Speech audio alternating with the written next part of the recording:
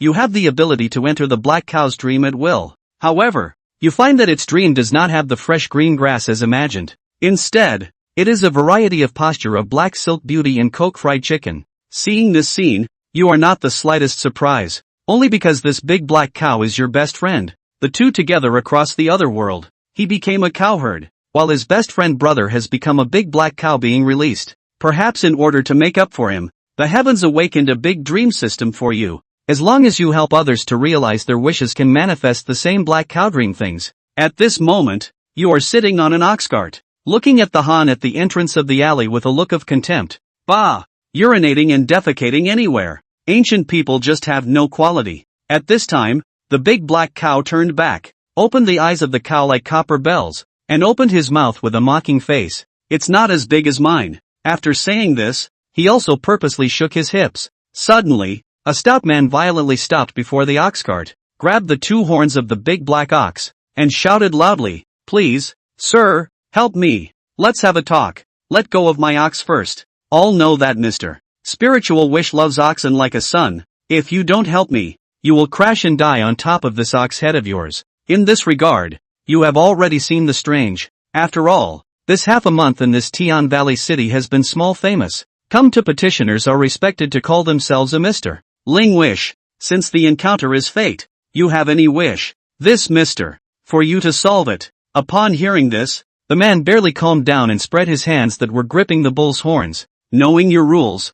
the man grinned and stood at the side of the ox cart, holding out his wide palm. After a bit of bone crunching, a white light flashes in your mind, and a line of white lettering is suddenly revealed. Name, Lu Tianfang. Lu Tianfang is a native of Tiangu City, and is the head constable of the county government office. 4 years ago, he was injured in the line of duty, but has not yet had any children. Wish, to revitalize his manhood and let his daughter-in-law, Zhou, conceive an heir. Solution, 1, a 10 full pill to completely cure Lu Tianfang. Consumption, 200 dream points. 2, a stretching leg staring pill solution. Lu Tianfang reincarnated as a man. Consumption, 50 dream points. 3, sacrifice himself to illuminate her. Sneak into the Zhou's bedroom in the middle of the night to turn the tide, and a hair into the soul to make it pregnant. No consumption. Lu Tianfang saw that you were silent, and couldn't help but speak somewhat nervously. Could it be that Mr. Spiritual Wish can't heal me either? There is no wish in the world that I,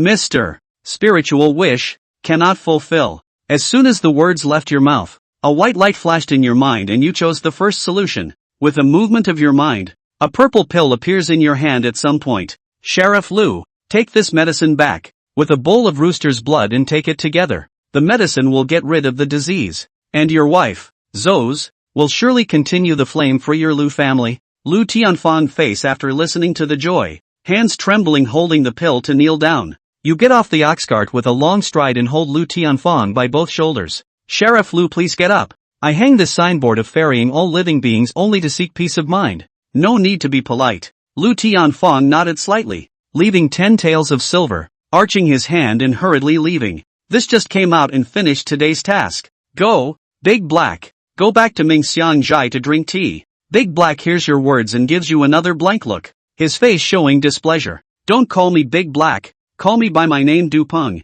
This is the human language spoken by the big black cow, but in the ears of the roadside pedestrians and vendors it is just the sound of an ordinary cow mooing. Call you by your name? I advise you to follow the customs. Have you forgotten the way that beef noodle shop owner looked at you before? Che, the promised big house is not there either. According to your speed of earning money, I guess I won't be able to live in it when I die of old age. Occasionally, pedestrians recognize you along the way, and you respond with a smile and a nod. Half a month ago he was reduced to a beggar on this street in general, picking up other people's vegetable leaves to feed his brother. Da He were chased out a few miles, and this Ming Xiangjai's boss lady Yiqiu is an exception. The boss lady is beautiful and kind-hearted, known as the tea house she sure. Last winter, Yiqiu see a man and a cow sleep on the street all day. They will be their own tea house next to the alley. Pack out. To you and Big Black a shelter. This is one of the few kindnesses that you and Dahe have felt since you came to this world. In the past half a month, you also have some savings through the system,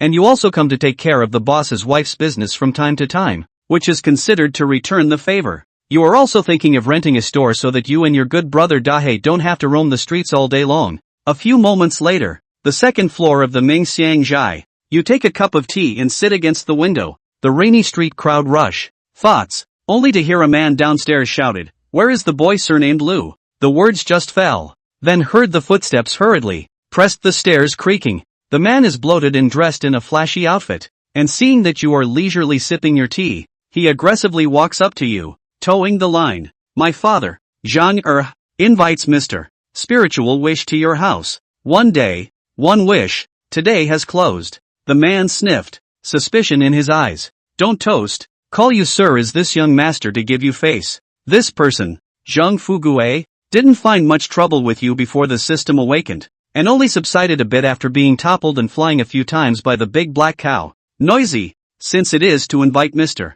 Ben. This attitude forgive Mr. Ben toasts and does not eat, drink tea on it. Your face shows displeasure, picking up the teacup and skimming the tea froth on it. "Without that old bull around, see if I don't give you some color." Zhang Fugue a wink. Behind the two family members will reach out to the left and right to buckle your shoulders. But the hand has not yet touched you but a flash to avoid the past. The speed of the fast crowd stared in disbelief. Dog-like things, give face not face, even dare to hide.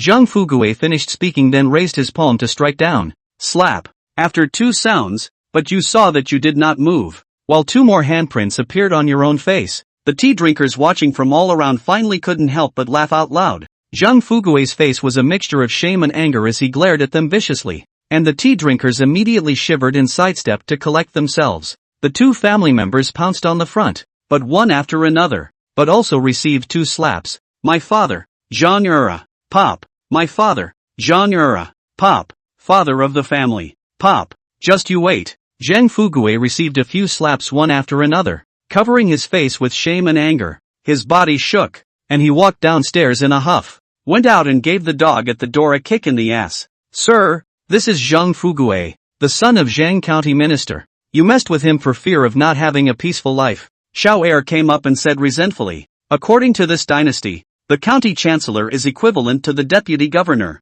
But Lu Ming not long ago in the big dream store drew a sword immortal kneeling. Confidence increased greatly. Also want to find a chance to try this sword godly Chungang famous stunts. With a great skill. I'd like to try standing and talking to these rich people. What am I afraid of?" The people worry not without reason. A few moments later only to see the long street above a team of constables and that Zhang Fugue embraced a middle-aged man toward the tea house surrounded over. "Run away, sir." "Humph, there's no rush. I'll meet them later." Lu Ming took out the long sword from the system space. The sword was named Aqua. It was an extra gift from the system lottery. 10 steps kills a man. 1,000 miles does not leave a man behind. Lu Ming, dressed in red, proudly stood by the window. The long sword in his hand was violently sheathed. Between the flashes of cold light, the tip of the sword was like a dragon's roar pointing straight downstairs. "One sword immortal kneel." I had thought that the sword she was stirring and that the sword would shake off the crowd. Unexpectedly, the downstairs constable,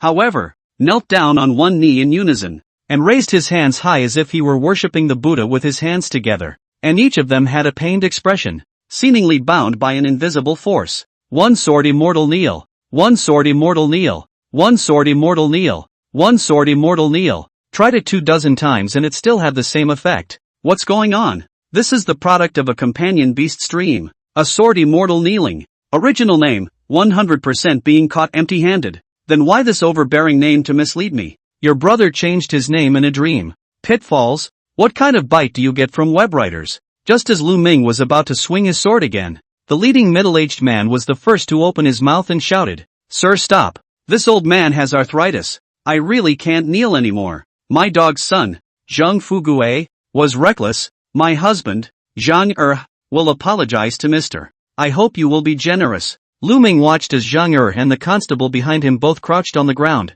rubbing their knees. The thinner constables had worn out their knees, and even more had blood oozing from them. "You're that Zhang?" Lu Ming put the aqua sword into its scabbard and looked downstairs. "My old husband has something to ask. Tomorrow at my residence to prepare a thin feast. In order to express my apologies, I hope that you do not excuse yourself." After saying that, Zhang turned around and gave Zhang Fugue, who was kneeling behind him, a slap in the face. Seeing squatting on the ground the Zhang expression, although painful, words are sincere. Lu Ming came to this world also hungry and afraid. When I heard that I could have a seat, I was heartened. Good. since County Minister Zhang kindly invited me, I will definitely come to the banquet tomorrow. When Zhang Er and Zhang Fugui heard this, they hurriedly fled with several constables as if they had seen a ghost. So this Mr. Spirit Wish knows demonic magic. Seeing that Zhang Er can only kneel down continuously even under Mr. is against the heavens, terrifying as hell. The crowd was talking. Zhang Er had just left when the boss's wife, Yi Chou, walked up quickly from downstairs. You dare to agree to this Zhang Er's meal? Are you a hungry ghost? Yi Chou took it in stride, sat down at Lu Ming's place, poured a cup of tea and drank it, wiped his mouth and continued. You hit his son and humiliated him in public. This meal is definitely not in good spirits. Lu Ming put his sword into the system and turned his head with an evil smile. He's the one who begged me to do something. So how can I be afraid of him? Chapter 3, His father, Zhang Er. The night was dark and cold. Deep in the alley, leaning against two walls, 4 wooden stakes, a simple small shack. Lu Ming yawned as he lay in the shed in boredom. Du Peng, can you sleep without spicing up your eyes? Have you ever seen a cow sleeping on all fours? Tilting his head over, he looked at Lu Ming. What do you care? I've been sleeping like this for 20 years. I'm used to it. After saying that, he tilted his head back and leaned against the wall to look at the sky, with a pair of bull's eyes showing deep melancholy. Does that system of yours grant cattle wishes? How many times have I tried? It won't work. The big black cow, a big mouth without incisors, slowly moved. I want to go home. There's no going back. We're dead in that world. Lu Ming lit a lacoon, inhaled vigorously, and exhaled a faint smoke ring. Give me a bite too. Lu Ming placed the cigarette in the mouth of the big black cow. The big black cow gently took a bite, and most of the lacoon was instantly turned into ashes, leaving only the butt of the cigarette. One more. Lu Ming put the only remaining less than half a box of lacoon into the system space and shook his head. There's not much left. Although it can be replenished, but you can't waste points on this. The big black bull nodded. It knew that Lu Ming wanted to excel in this world and by himself. Even if you are a cow, make yourself the best cow you can be. Today I used the one sword immortal in your dreams to kneel. I heard you. You yelled it over 20 times. Use it cool, right? I said, can you dream of something reliable? Either instant noodles or cigarettes or black silk and she 13 short skirts. It's not like the dream itself can control it. So be content. If you rely on the memories of cows, I'm afraid it'll all be grass and a herd of cows. A man and a cow, leaning against the wall. As the night wore on. What time is it? This damn cow is still mooing here. Believe it or not, I'll castrate it tomorrow. A half-dozen women's bodies poked out of the next upstairs window and shouted. Lu Ming hurriedly apologized. Excuse me, Sister Chen. I will manage. Now, this Sister Chen is the owner of the Chen Ki restaurant next door, with a knife's mouth and a tofu heart. To the big black mouth is either castrated or stew. But the hotel has leftover leaves, but also always let the guys to bring over. Go to sleep. I've got one more draw left. You need to have good dreams. Big Black's thick oxtail swept around on the ground, and he sidestepped and no longer paid attention to Lu Ming. Compared to the old Du Peng, the current Du Peng is much more withdrawn. At the dawn of the day, the sound of pedestrians and carts on the road woke up Lu Ming and De Hei. Lu Ming then simply washed up and turned into the Ming Xiang Zhai, dressed in a lime green dress. Simple and plain yet clean. Yi Chou was cleaning the counter. Seeing Lu Ming come in, Yi Chou gently raised his eyebrows and smiled, the corners of his thin, fey mouth rising slightly. Aren't you ashamed to dress so colorfully every day? Like a groom? Lu Ming giggled at Yi Chou, with a look of accommodation and indulgence. Raising his head and chest, a woman dies for her soulmate, and a man pleases himself. The red color is festive and conspicuous. Do you like it? Yi Chou was stunned for a moment, then snorted out a laugh. Don't be a stinker. There's white porridge they're willing to eat, you can have some. Not today. There's a big meal waiting. Save your stomach. Lu Ming waved his hand and leaned on the counter. A big meal? You have to be careful. That Zhang Er father and son have a belly full of bad water. There is no harm in inviting me, for I have asked for something, and I am afraid that he will treat me poorly if I fulfill his wish. You, who can feed yourself and your cows one day at a time. Lu Ming lifted the money bag and shook it. What do you think? The usual, a jug of West Mountain White Dew. When he finished, he came upstairs to his usual place. A light rain on the sky street is as moist as crispy, and the color of the grass looks distant but not near. It is the most favorable year of spring, the absolute victory of the smoke and willow full of the royal capital. That said, yesterday, Mr. Spiritual Wish, clad in silver armor and wearing a golden crown, holding a 9-foot sword, gallantly stood above this tea house. Sword she stirred up 9,000 miles off. Yes, I've also heard that. That Zhang are a father and son. What a domineering person. Also obediently kowtowed 20 or so times. He can't do it without kowtowing. I heard that Mr. Spirit Wish invited the heavenly generals to come up to him. The momentum, TSK. It's not that he invited a heavenly general, but that he is the reincarnation of a heavenly god. The rumor mill is abuzz. Catch-22s and exaggerations are common. Lu Ming became the latest topic of conversation for their tea and banter. The carriage is ready downstairs. County Minister Zhang, please sir. An old man dressed as a servant stood behind Lu Ming and said respectfully, okay, labor. Getting up, he followed the old man to the carriage. A few moments later, it stopped in front of a large compound. Zhang Er's father and son stood in front of the door, their faces full of smiles. Sir has worked hard. Please rest in the inner sanctum. County Minister Zhang is polite. Since the county minister is hosting a banquet, why don't we just start eating? Hearing this, Zhang Fugue mocked. You want to eat when you don't know if things will go as planned? As soon as the words fell, Zhang Er backhanded a slap on Zhang Fugue's face. How dare you? The dog still has a memory. It's only been one night and you're talking to Mr. like this? Turning his head and blushing, he smiled and narrowed his eyes. Mr. Move over. This is dinner. This is dinner. After saying that, he did not forget to glare at Zhang Fugue. Looking at the table full of chickens, ducks, fish and meat, Lu Ming had a big appetite. Zhang Er said politely, don't be polite. Sir, since you're hungry just let go and eat. As soon as the words left their mouths, Zhang Er's father and son saw images that shocked them for the rest of their lives, only to see Lu Ming pick up the bowl and start wolfing down the food. That speed was simply a humanoid food crusher. By the time he reacted, Lu Ming had already put down his chopsticks and started wiping his mouth. Lu Ming was truly hungry and scared after coming to this world. Sort of figured out what paper making, sugar making, gunpowder making, poetry and song are nothing in the face of hunger. It is only when one's eyes are green with hunger that one realizes that one's IQ is inferior to that of a cow after crossing over. As far as the physical quality of modern people was concerned, placed in this heavenly valley city, a farmer could hit himself with a random punch and vomit 3 tails of blood before the system is not awakened. If it is not relying on their own brother big black cow protection, hunger and cold and the death of many times. What's more, this great summer country was not a world Lu Ming was familiar with. Lu Ming looked at the surprised expressions of Zhang Er's father and son, grinned, burped and said, I'm full, so let's start talking about things. With a look from Zhang Er, Zhang Fugue went to the door with a displeased face and a bowl. Sir, save my whole family. After saying that, Zhang Er showed some fear under his shrewd face. Hands over here. After touching the bones, Lu Ming had a flash of white light in his head. Name, Zhang Er. Age, 52. Marital status, married. No children. Biography, Tiangu County Minister. Once the master of the bandit Wang Mazi, who killed countless people, burned and looted without doing any evil. 18 years ago, he participated in the robbery of official silver. And then he begged heavily for the post of county minister to start his own road to whitewashing. Half a month ago, his son Zhang Fugue raped and killed the maid Chuanxi and threw her body into a dry well in the backyard. Since then, there have been strange noises in the backyard at midnight, and there is no peace anymore. The wish of my heart, to quell the psychic noises and return peace to the Zhang family. Lu Ming was indignant in his heart, so he twisted his eyebrows up. Is there a difficulty, sir? Zhang Er had a flash of hostility in his eyes and came forward to ask. Lu Ming penetrated the color of pity, then returned to his senses. His face sank. This knot in your heart is in the backyard withered well. It can be solved. At those words, Zhang Er's pupils suddenly shrunk, and his eyebrows instantly turned a few points colder in shock. If you can do as you wish, I am prepared to reward you with 100 taels of silver to thank you. Chapter 4, there's a spiritual wish pavilion in the city.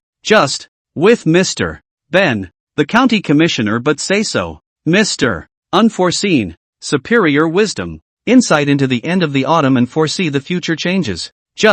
Still hope that Mr. Golden Man 3 reticence. After saying that, the icy coldness under Zhang Er's eyes flickered. If you want people to know, unless you don't do it, but don't worry, the county minister, this gentleman will certainly keep his mouth shut. So be it.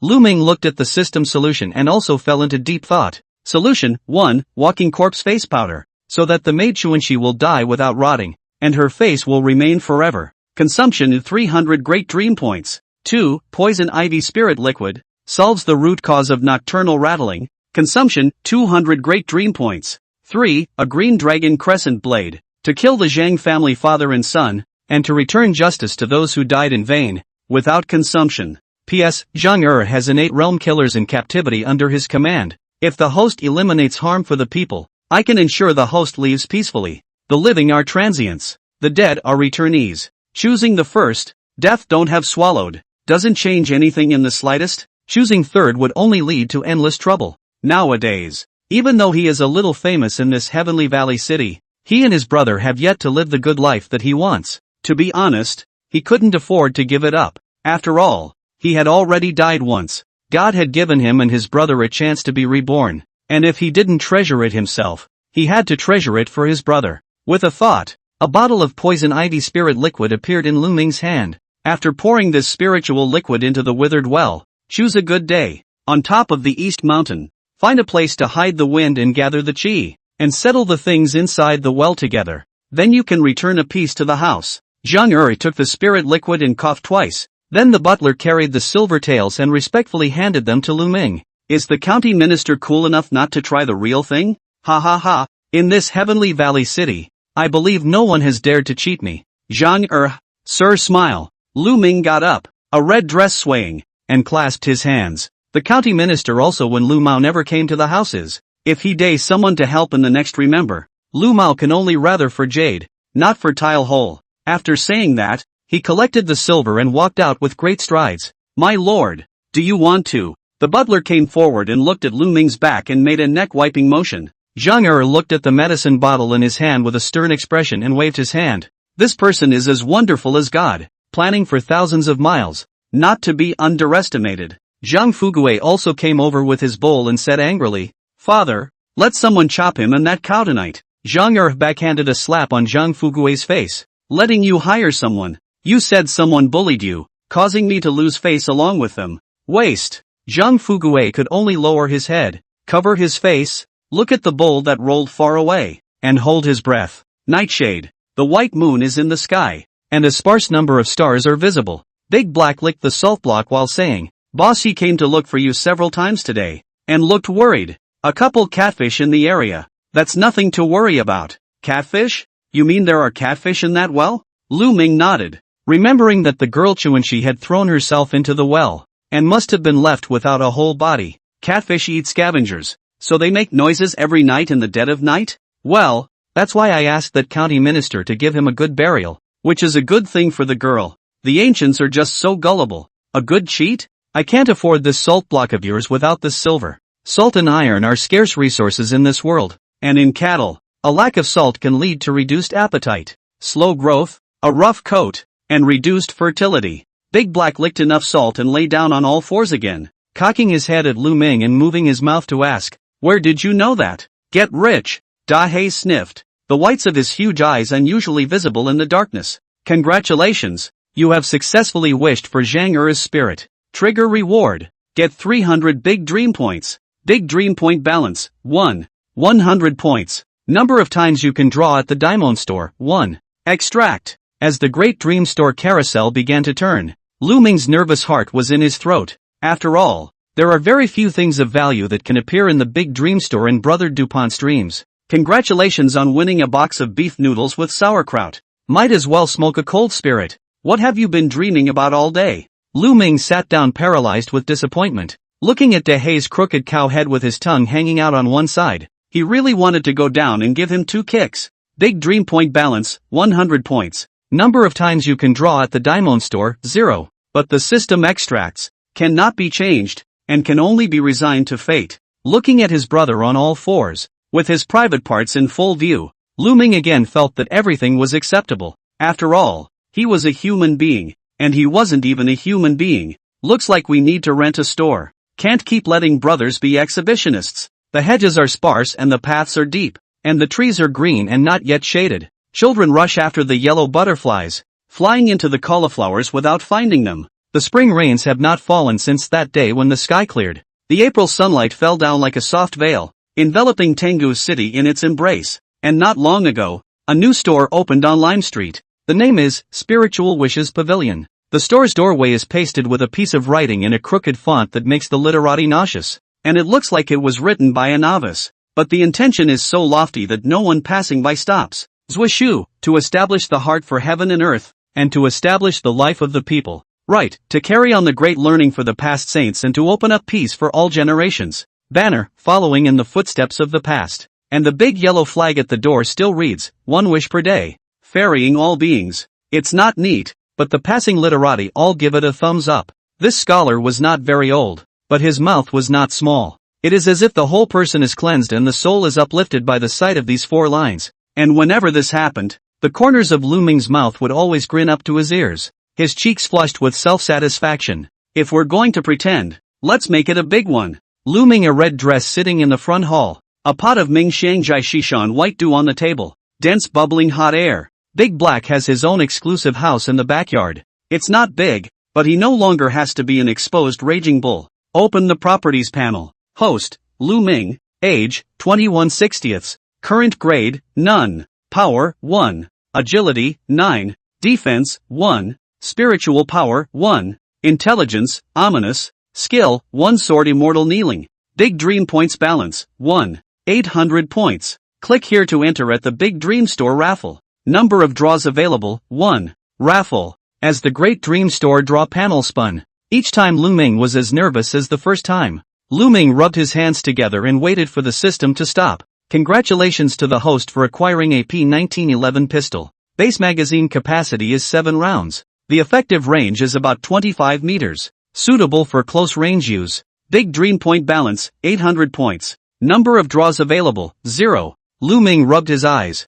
unable to believe that this was true. Having a pistol in this era of cold weapons meant that no one could harm Lu Ming at close range. Equivalent to melee invincibility. Of course, if one's hand is not fast enough and one can't aim well, one may still die. But even that's pretty impressive. The road is even more often to see armed men with knives and swords, with cold eyes and a fury. With this, Lu Ming at least didn't have to worry about being hacked to death. Besides, with his current agility points, I'm afraid there were none faster than himself. Man of honor. He gently lifted the teapot and flicked his wrist, and a clear tea was slowly injected into the cup like a fine silk, without seeing any splash. Whoosh! Suddenly, a black shadow swept across the threshold and headed straight for Lu Ming's face. Lu Ming was calm and collected himself, one hand gently resting on the tea light, the other hand probed out like lightning, and with only 2 fingers, he accurately clamped down on the flying object. Come in. Chapter 5 System Upgrades. I saw a little girl with a food box probing her head at Lu Ming.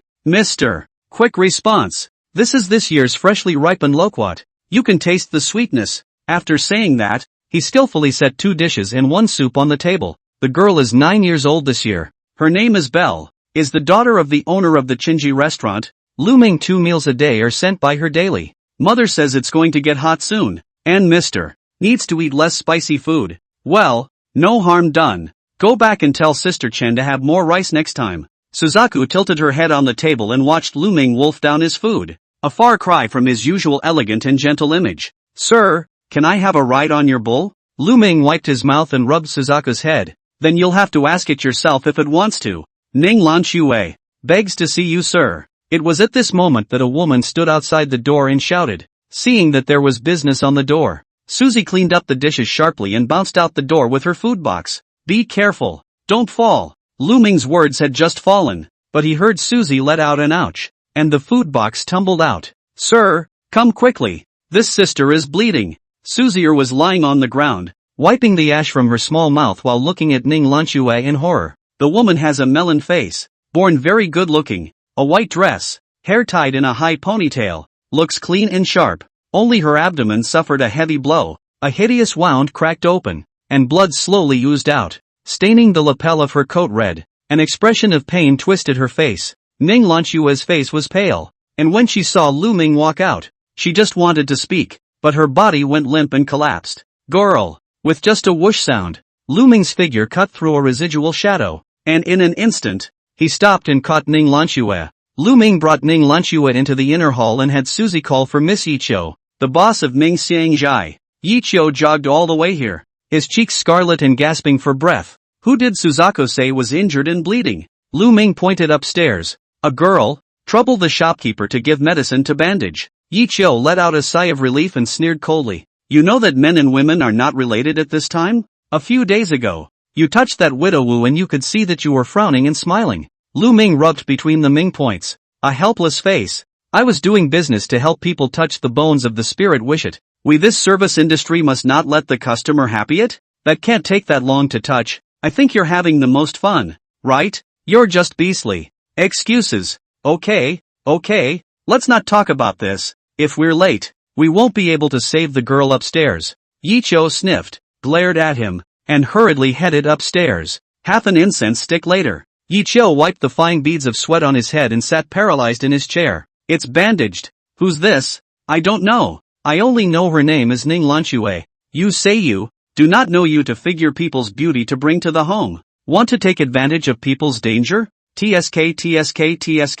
Beast. The more Yi Qiu talked, the more energetic he became. But Lu Ming was getting darker and darker. Seeing Ning Lanxue sleeping deeply and breathing steadily, no longer in fear of her life, she simply came to the backyard. Brother Big Black hadn't woken up yet, and there came the sound of ragged breathing. The little black dog in the yard, a new companion for Big Black to have, is called Lai Fu. Lai Fu wagged his tail and scurried around Lu Ming's feet, hiccuping from time to time. Lai Fu, you're eating cow again, aren't you? Lai Fu cocked his head and looked at Lu Ming as if he was being praised, his tail wagging even more happily. It even tried to leap up and lick Lu Ming's hand. Lu Ming kicked off Hifu and excitedly shared with Dahe that he had drawn a P1911 pistol. Big Black half smiled, not very surprised. I dreamed of playing chicken that night. You're lucky you didn't draw almond level 3 armor. There's no rush. Sooner or later. Big Black got up and rubbed his huge body against the wall while itching. How long has it been since we've gone out for a walk?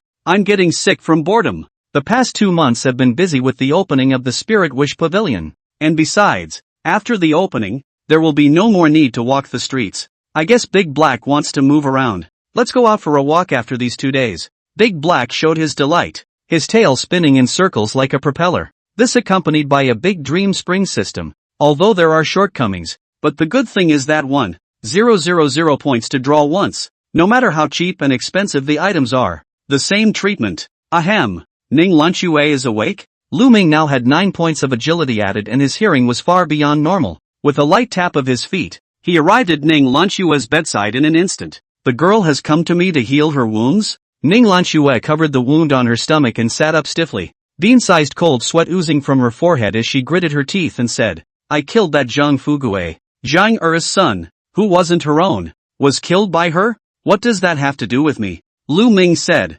Chuanxi is my sister. I know that, mister. Righteousness let that dog father and son bury her well, but she died in vain after all. Lu Ming stood his body a little straighter and his expression became serious, gazing into the other party's eyes and said solemnly, How did you know? Humph. That Zhang Fugue took his sword and pointed, and confessed everything. I see. Then what exactly is the girl's wish in seeking Mr. Ben? Ning Lanxue sidestepped out of bed, forcibly endured the severe pain and knelt in front of Lu Ming, arching her hand and saying, May Mr. accept me as his disciple. Lu Ming had wanted to develop obscenely and go out for a wave after being invincible. If the spirit of her wish, this in the future in the Sky Valley City, her enemy door, afraid of difficult to do people. Tick. Reminder, system upgrade limited time benefit countdown in progress. New companions can be added. A new companion. And this, what's the benefit? Does it increase the variety of big dream store items? Upon successful binding, the host can automatically obtain the companion's higher level skill.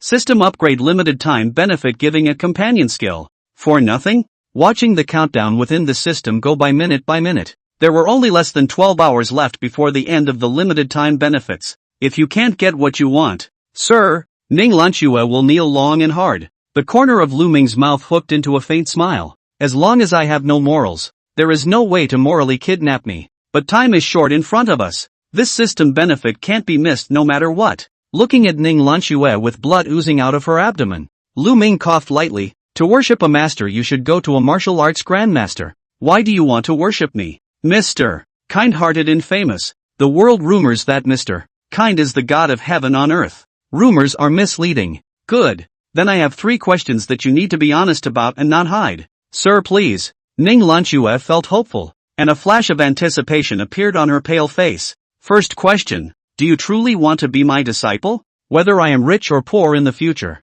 whether I am healthy or unwell in the future, are you willing to be my disciple forever? Without thinking, Ning Lanxue nodded her head and replied, I'm willing. Secondly, are you willing to care for your master with gentleness and patience, to honor and love him, to respect his brothers and friends, and to do your duty as a disciple to the end of your life? I do. Thirdly, are you willing to bear the burden of accepting me as your master, to live with me, and to be willing to spend your whole life, to love me, to comfort me, to honor me, to protect me, and not to betray your master, no matter what the circumstances? Ning Lanxue once again solemnly nodded.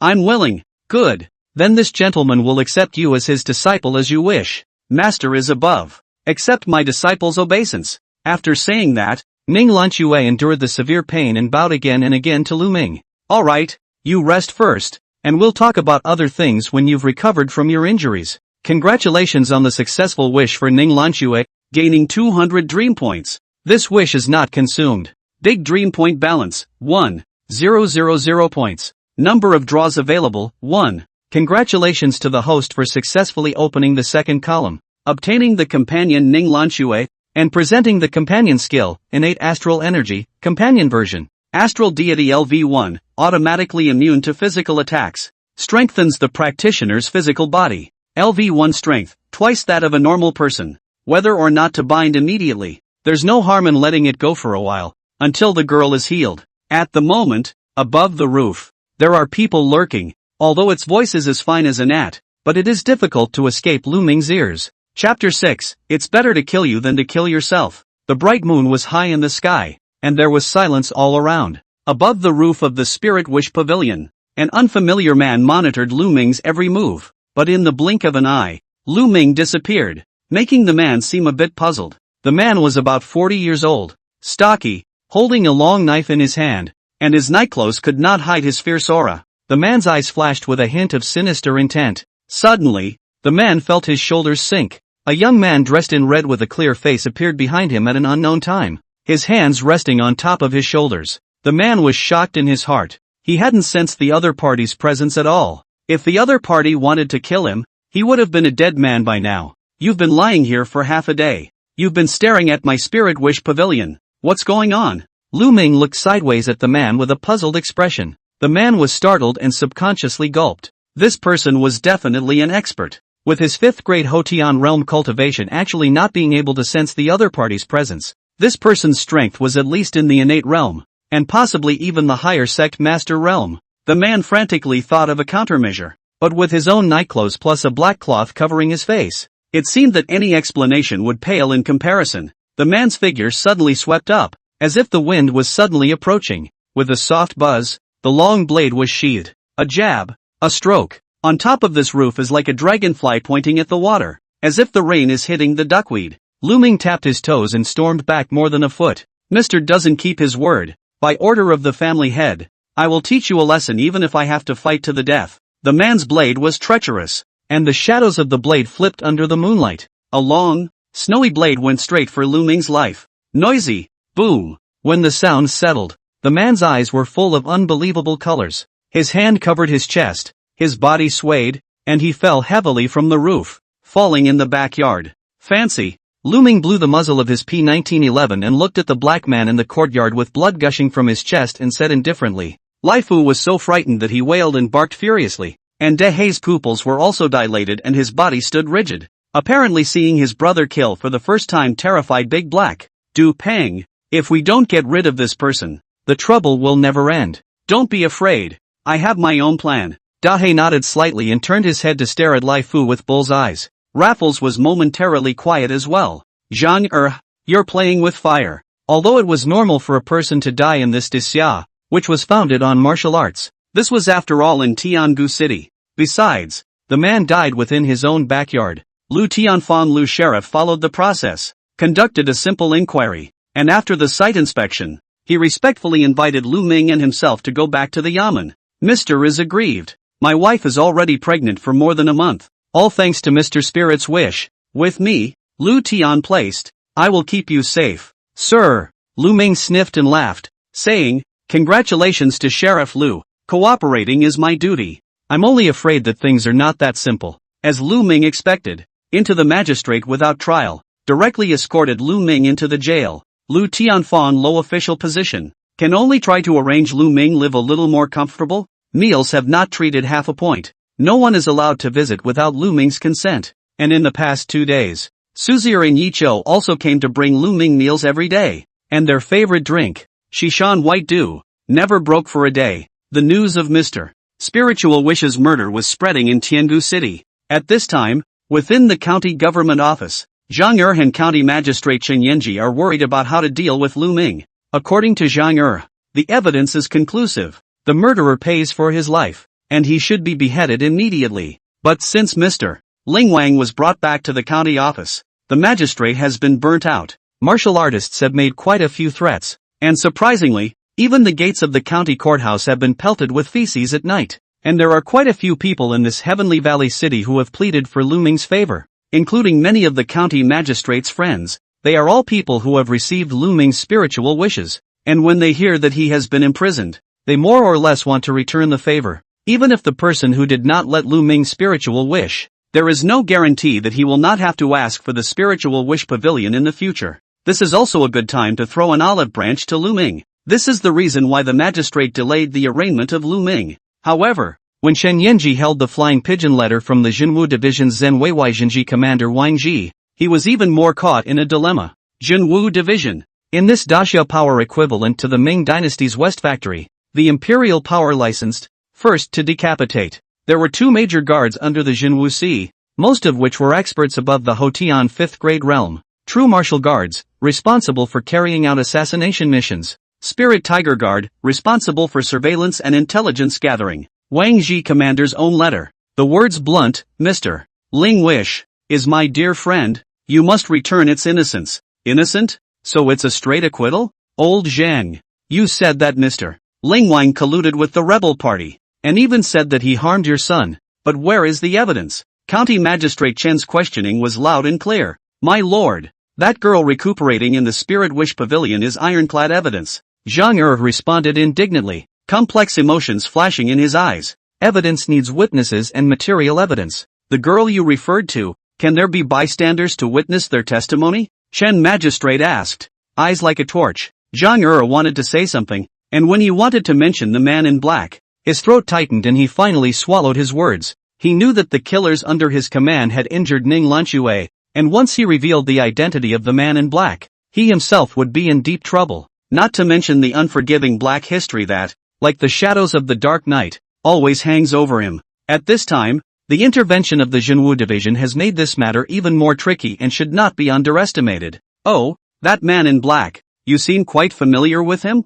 Magistrate Chen keenly captured Zhang Er's subtle change, and his tone held a few hints of playfulness. Your Excellency is joking. That man in black is a martial arts practitioner at first glance, and has absolutely nothing to do with me. Zhang Er hurriedly denied, his words filled with fear. Magistrate Chen sighed softly and slowly pushed the letters and petitions on the table aside. Standing with his hands behind his back, his gaze piercing through the doorway and looking into the distance. The might of the Jinwu Si is not something we can resist. If this matter is not handled properly, you and I will have a worrying future, and it will be difficult to protect our hats. After saying that, he decisively ordered, Old Zhang, I can't rely on you this time. Draft the paperwork immediately and release Mr. Ling Wang. Zhang Er's heart was burning with anger, but there was nothing he could do. He knew very well that his identity, which he had managed to clear with great difficulty, must not be ruined by a moment of impulse. Besides, a death is a small thing. If he knew that the Spirit Wish Pavilion had the Jinwu Si behind it,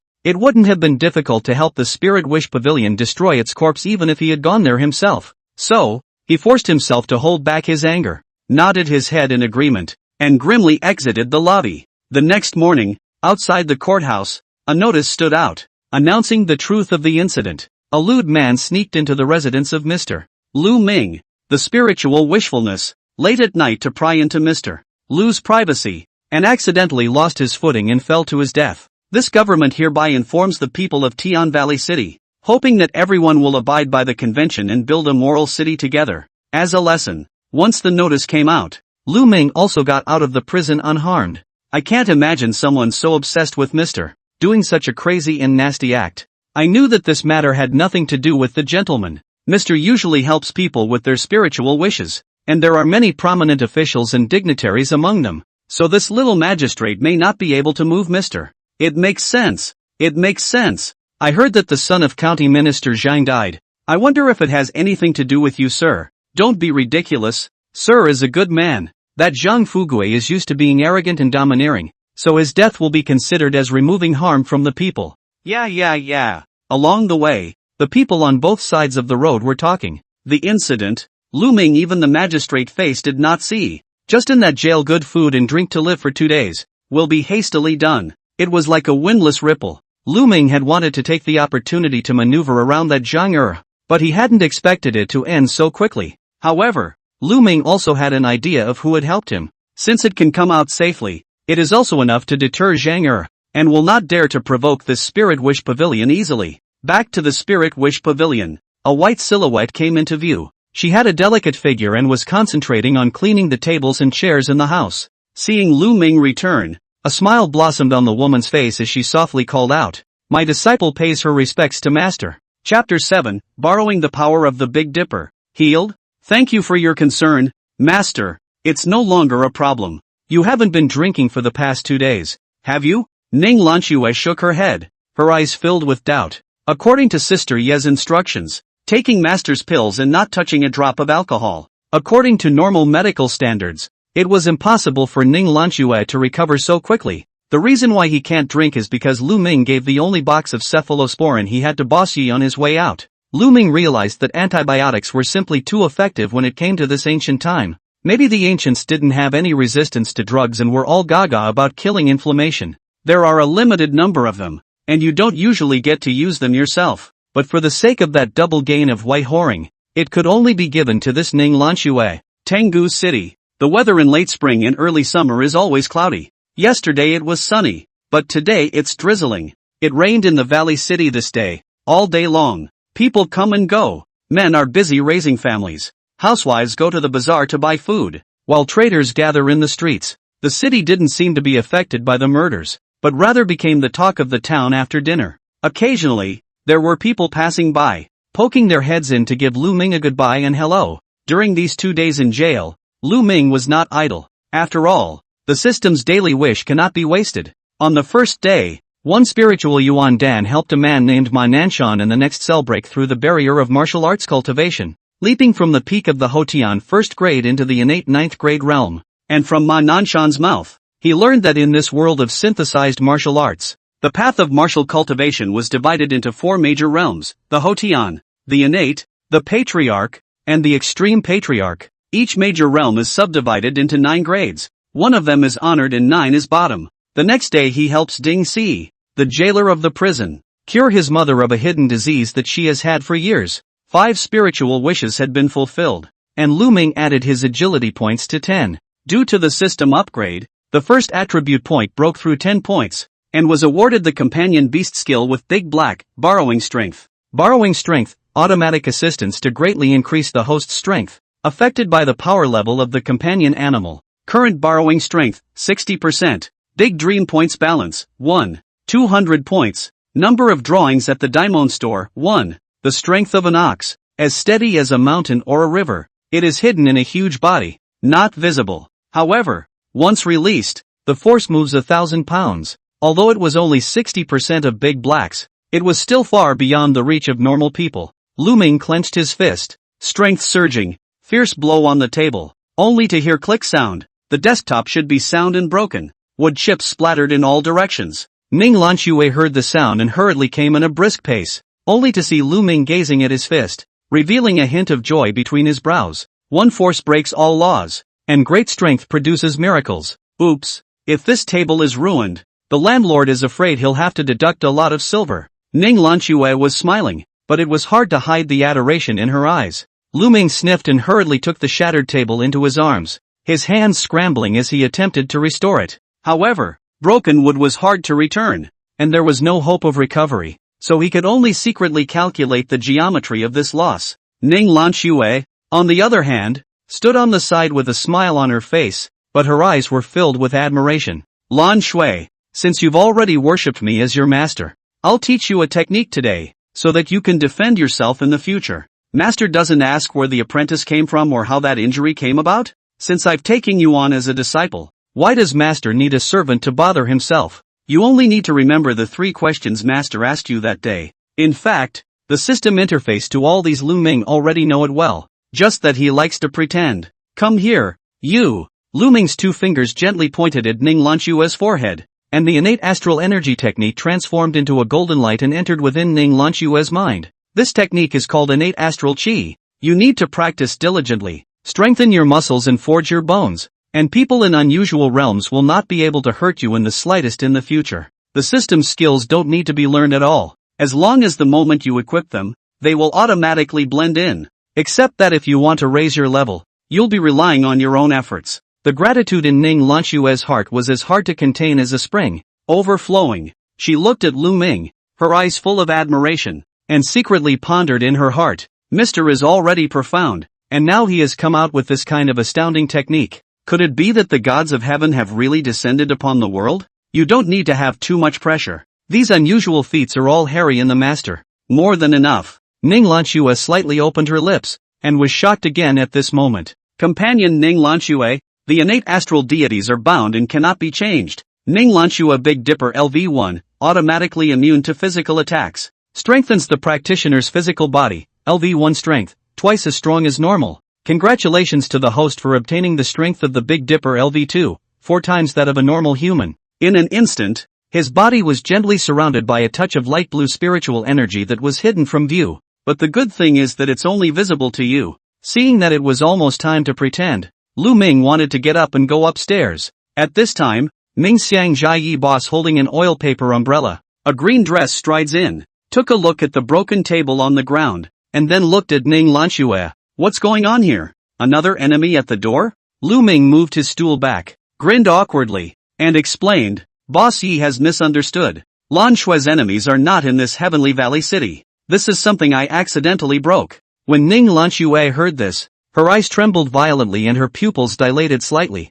as if they were instantly illuminated and then quickly dimmed again. Yo, say you're fat and you're still wheezing. Skinny as a chicken. Just you? Ning Lanxue smiled lightly and gave a slight nod of confirmation to each yo. For his part, Boss Yi had an incredulous look on his face and circled around Lu Ming 3 times, saying as he did so, you met the ancestor who sells power pills in jail? Just got back and you're taking it out on your apprentice? The injuries on Miss Ning's body have not yet healed. Lu Ming saw Boss Yi's brows furrowed slightly, misunderstanding again, and hurriedly explained. I'm just being casual. The table isn't sturdy. Doesn't Boss Yi have an extra table there? I'll have Big Black pull one some other time. There's a table, but you have to charge for it. Count your 3 taels of silver. Forget it then. How about I help Boss Yi spiritually wish for an exchange once? Yi Chou's contemptuous eyes swept Lu Ming up and down. Think beautiful, I won't let you touch it. Lu Ming was instantly somewhat speechless. Strange to say, this Yi Chou girl since Lu Ming awakened the system,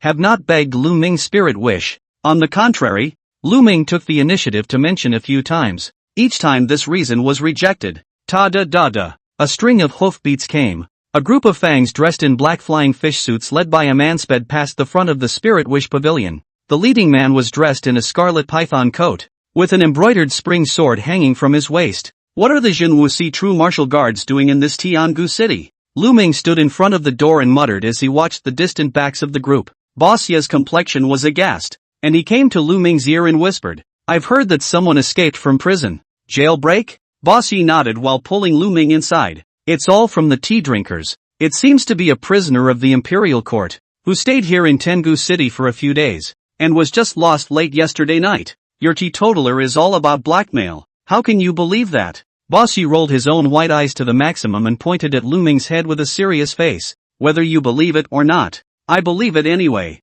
You don't want to follow blindly. I don't want to go to that stinky place with Suzaku again to bring you food. After saying that, Boss Yi took Ning Lanxue to change her medicine and headed upstairs. But did you hear who the man was who broke out of prison? Don't know. I heard it seemed like the last name was Ma, and he knocked out all the jailers. Without turning his head, Boss Yi replied, surnamed Ma? Could it be that Ma Nanshan who has just entered the 9th grade sovereign realm? Chapter 8 Beef Noodles with Sauerkraut. Spiritual Wishes Pavilion. There was a thumping sound at the door. An old man, dressed in a gray veiled robe and a straw raincoat, with white hair and holding a wooden stick, while probing the ground with it, stood outside the door. The nose was high and straight. The lips were slightly thin but not half mean, and the eyebrows were covered with a strip of black cloth. "Sir, I wonder if it's possible to heal my old blind eyes." Lu Ming saw that it was a blind man, so he got up and helped the old man into the house. The table was smashed by himself and he could only sit face to face with the old man.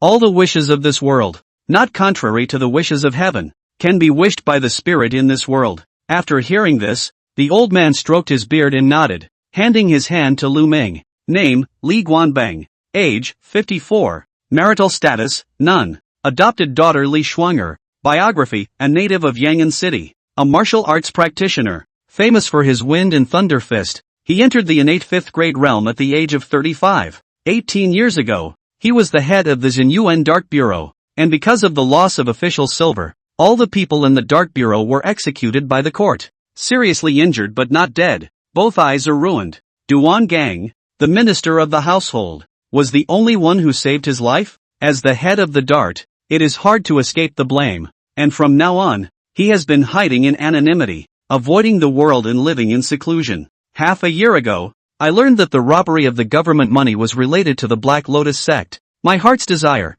to see the light of day and avenge my brothers in the dartboard. Solution: 1. Bright Eyes Retrospective Elixir. Li Guanfeng acquires 1 year's eyesight. Consumption, 200 Great Dream Points. 2. A heavenly thunderbolt takes the life of Li Guanfeng, completely ending the grudge, once and for all, consuming 50 Daimeng points. 3. Giving his eyes to Li Guanbang. No consumption. P.S. Complimentary binoculars? The system provides free transplantation programs to ensure success. After knowing this system for so long, Lu Ming sort of understood. The first is the most effective but not very rewarding. The second is a slash and burn. The third is to pick yourself. The old dream of the Jianghu. The old man is in his old age, but he still carries a great ambition. When Li Guanfeng heard this, his eyebrows jerked up and his eye sockets involuntarily quivered. Li Guanbang removed the black cloth in front of his eyes, revealing 2 deep-set eye sockets. Grabbing Lu Ming's hand, his voice trembled. 18 years have passed,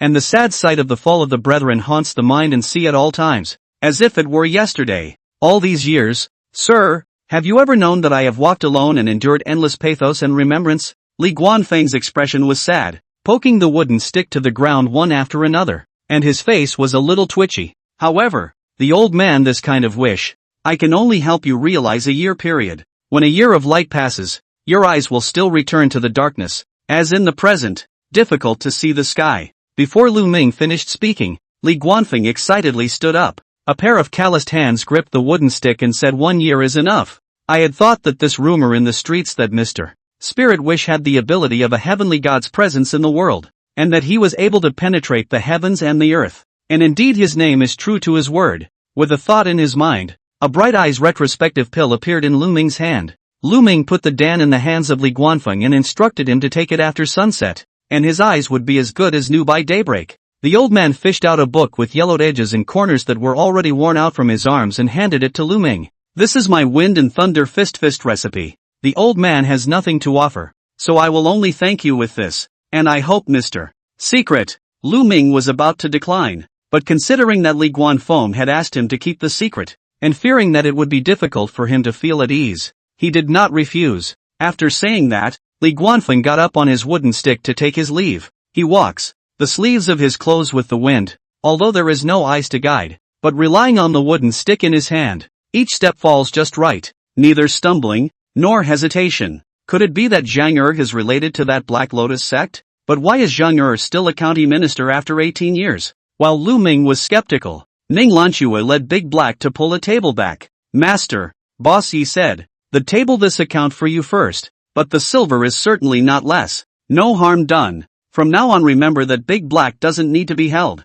It knows its own way, and you can't scold it. Treat him as you would master. Understand? Ning Lanxue nodded. The rumor that Lu Ming loved cows like sons seemed to be true. Under the blessing of the innate astral chi, Ning Lanxue's injuries had recovered as good as new. Listening to the sound of Ning Lanxue cooking in the kitchen, Lu Ming felt for the first time in this world that the earth's fireworks were the most caressing to the hearts of mortals. Lanxue, cook less. Master will show you a hand. Master can still cook? Your master. My spirit wish skills are considered second-rate. It's the cooking that can be called first-rate. Ning Lanxue was shocked again, but expressed her conviction in this. After all, there were too many things in Lu Ming that could not be explained. Lu Ming asked Ning Lanxue to boil water and then shut himself in the kitchen. Ning Lanxue tried to take a look through the doorway, but she was blocked to death. All she saw was her master taking out a purple round box from nowhere. A few moments later, a fugitive aura rose into the air. It is as gentle as the morning mist of the mountains that surrounds it.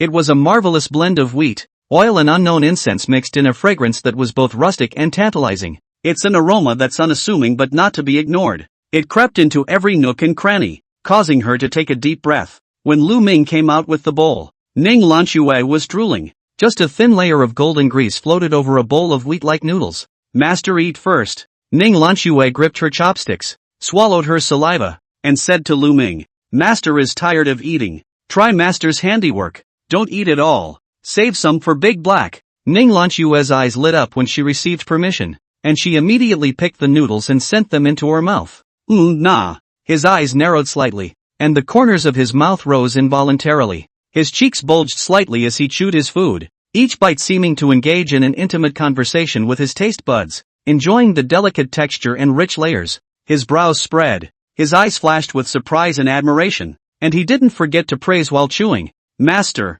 this is too tasty, isn't it? Lu Ming also did not expect that a bowl of beef noodles with sauerkraut from the old altar could make Ning Lanxue eat out of a 3-star Michelin. But what Lu Ming didn't expect was that there were actually people in front of the spiritual wish pavilion looking for the scent and surrounding it. Sir, this flavor is truly mind-capturing. Could you let us have a small taste? Just one. A young man in the lead, egged on by the crowd, plucked up the courage to shout into the room. I don't even have enough to eat. Ning Lanxue hurriedly responded by protecting the noodles in her arms. I only heard a man shout. I would like to offer 10 taels of silver. I'll give 15 taels. I'll give you 20 taels. I'll give you 22 taels. A thick and loud voice shouted.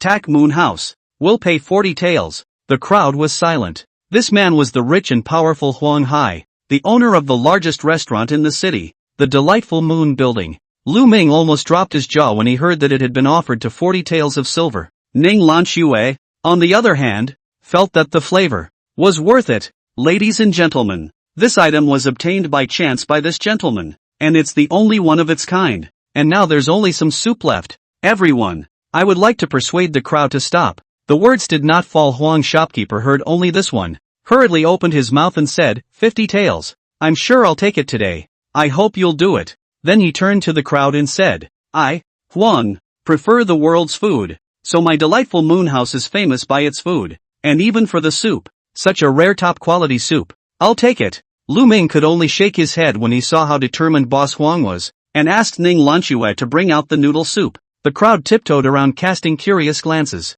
Boss Huang hurriedly had his 2 attendants come forward and carefully protected the bowl in his arms. Here's 50 taels of silver. Sir. After saying that, he was as happy as if he had been given a treasure, and he happily took off. Instead, the crowd looked envious. It's good to be rich, the crowd sighed inside, and only dispersed when they saw Boss Huang walking away. Lu Ming also sighs that money is arbitrary. Turning her head but seeing Ning Lanxue, puffing out her cheeks, she huffed. It's really cheap for that surname Huang. Chapter 9, a little heavy-handed. Early summer rainy nights are a little cooler. On the eaves of the house, there were still drops of water dripping down. The wind, the leaves rustle, the raindrops fall, point into a painting. In the water surface stirred up layers of waves. Congratulations, you have successfully wished for the spirit of Liguan foam. Trigger reward. Get 300 big dream points. Big dream points balance, 1. 300 points. Number of times you can draw at the diamond store, 1. The world is like a new game of chess. Lu Ming was half recumbent on his bed flipping through the Wind and Thunder Fist manual. Wind and Thunder Fist. 16 stances. 48 variations. Winning by dexterity. Although it is not the top boxing, but practiced to the point of realization, with their own agility, strength and implementation, is not lost for the current Lu Ming the best choice. However, Lu Ming was not very interested in this. He preferred feats where he did not have to move himself. As the first rays of the morning sun caressed the sky, the sun slowly rose in Sky Valley City. The towers, eaves, and streets of the city were tinted with a faint golden color by the soft glow. The Spirit Wish Pavilion was also open early, but there's a wooden sign in front of the door that says, closed today. Laifu also wagged his tail happily in front of the door and ran around Big Black. Big Black also lightly wagged the cow's tail, with a gentle and excited glint in his eyes, and occasionally let out one or two low and pleasant moo sounds. Alright, don't rush it. It's coming. Lu Ming hurried downstairs while straightening his clothes. Master, I didn't rush it? Lu Ming took a sip of water and rinsed his mouth while pointing at Big Black. Didn't say you said it. Master understands cow language? I know. Alright, get in the car. Let's go. Ning Lanxue was shocked again. Lu Ming and Ning Lanxue rode on top of the ox cart pulled by the Big Black, while Laifu followed around the wagon, sometimes moving forward and sometimes following behind. Mr. is free today. Go out of town. That's a fine-looking apprentice. Sir, does Miss Schwer have a family to whom she is promised? Along the way, there were constantly vendors and pedestrians who greeted Lu Ming warmly. At the same time, there were also women who had come forward with the intention of proposing marriage and matchmaking for Ning Lanxue. Ning Lanxue was also considered a Jianghu woman, and was not shy, repeating again and again, I'm only 18 years old, unmarried, and have no such plans yet, but also quietly came to Lu Ming's ear and whispered, Master, let Big Black run faster. They are too enthusiastic. Can't stand it. Without waiting for Lu Ming to say anything, Big Black accelerated his pace, and in a few moments, he was out of the city along the eastern gate of Heavenly Valley City. Zhang's house. My lord, that kid left the city. The people all saw it with their own eyes. A middle-aged man with thieving eyebrows said to Zhang with a fawning face, Good. Immediately let Sun Hai move out of this city. Let the kid surnamed Lu and that woman pay in blood. After saying that, Zhang revealed a wry smile. Xuanhai, the strongest assassin in Zhang mansion, an expert of the innate ninth realm. In Zhang mind, with this man out of the way, Lu Ming was already destined to become a dead man. This was Zhang last trump card. Outside the city, the Valley River. The grass is lush along the river, and you wander up the riverside avenue until you meet a wooded area. In the early summer, the green of the forest is not yet strong enough to melt away, and there is a fresh flavor. Da He grazed lazily by the river, occasionally spreading a trot with Rai Fu for a while. Lu Ming and Ning Lanxue sat on the grass under the tree quietly blowing the river breeze. It's been a long time since I've been out and about, and I'm as bored as Big Black. Ning Lanxue's figure spread out and simply laid down on the grass, looking up at the sky, and suddenly said, Master, rumor has it that you're a godly immortal that came down from the sky. Do you believe there are immortals in this world? Looking at her eyes reflecting the azure color of the sky, Lu Ming also simply lay down on the grass as well, his gaze cast towards the sky. I didn't believe it before, but now I might. At this moment, a group of Longchamp guards sped past from the main road, and in the middle of them was a carriage, which was carved with extraordinary grandeur. This Heavenly Valley city has been really lively lately. First there were the true martial guards, and this Longchamp guards have come to join in the fun. Ning Lanxue put her hands behind her head, crossed her legs, and said as she looked at the far-away group of people, Longchamp guards, the guards of the Great Xia State who are mainly responsible for the security of the royal palace and preventing Jianghu assassins from sneaking into the palace. The sun was high in the sky and the sky was white. Da He and Rai Fu were also tired of running and curled up in the grass, dozing. The dry food he carried had already been eaten, but Lu Ming still felt hungry. Just rare out. Also do not want to spoil the fun of the group. Looking for a piece of stone lying on the side of the top of the snooze, Ning Lanxue, on the other hand, carried a basket and picked watercress along the river. At this moment, the sound of subtle footsteps quietly approached Lu Ming's ears, with a faster rhythm, like a cheetah in the dark night. Lu Ming was about to turn his head, when a long sword was already wrapped in biting cold air and slashed down. Humph, it's fast, but you're not fast enough. With a twist of his body, he tumbled out from the edge of the stone and stood firmly on top of the grass. The man missed with a single blow, and his body shape skyrocketed, like an arrow off the string, spinning in the air and sticking close to Lu Ming's circumference. However, Lu Ming's figure flickered, leaving only a residual shadow in place, and in an instant he was already standing behind the man. The man backhanded to stab, but was still a hair too slow. Master, let me help you. Ning Lanxue rushed in at the sound of his voice and joined in before his words fell. Seeing that he couldn't make a quick decision here at Lu Ming, the man smiled shadily and turned to attack Ning Lanxue. The sword's light was like a weaving, unpredictable, pointing straight at her throat. However, Ning Lanxue's body was surrounded by innate astral energy, and the man's sword tip bounced when touched, unable to advance an inch. Stunned, the man fought with all his might, and his sword became even more violent. Look out! In the nick of time, Lu Ming blocked in front of Ning Lanxue like a ghost. His fingers lightly clamped on the sword, and with a forceful spin, the long sword came out of his hand. Before the man could react, Lu Ming blasted out with a punch that was concise and violent. Bang! This punch, with both speed and power, was like a discharged cannonball. Although the man's hands resisted, it was accompanied by the sound of bones breaking. The force passed through the palms of his hands and hardened, smashing a crater in the man's chest as he flew out backwards. The man was beginning to understand the reason why his own senior brother hadn't gotten his hands on the roof of the Spirit Wish Pavilion. At that moment, he forced himself to endure the severe pain, stood up, clenched both fists, leaped on his feet, and attacked Lu Ming again in the air. Humph! The end of a strong crossbow. Lu Ming snorted coldly, and the aqua sword gently pointed. The man fell violently and vertically to the ground from the air, kneeling on one knee and folding his hands, instantly unable to move. Immediately after that, Lu Ming made a turn and took out the P1911, pulled the trigger, and the bullet was discharged. Boom! Right in the center of the man's brow. The man also fell to the ground like a broken kite, completely losing his fighting strength.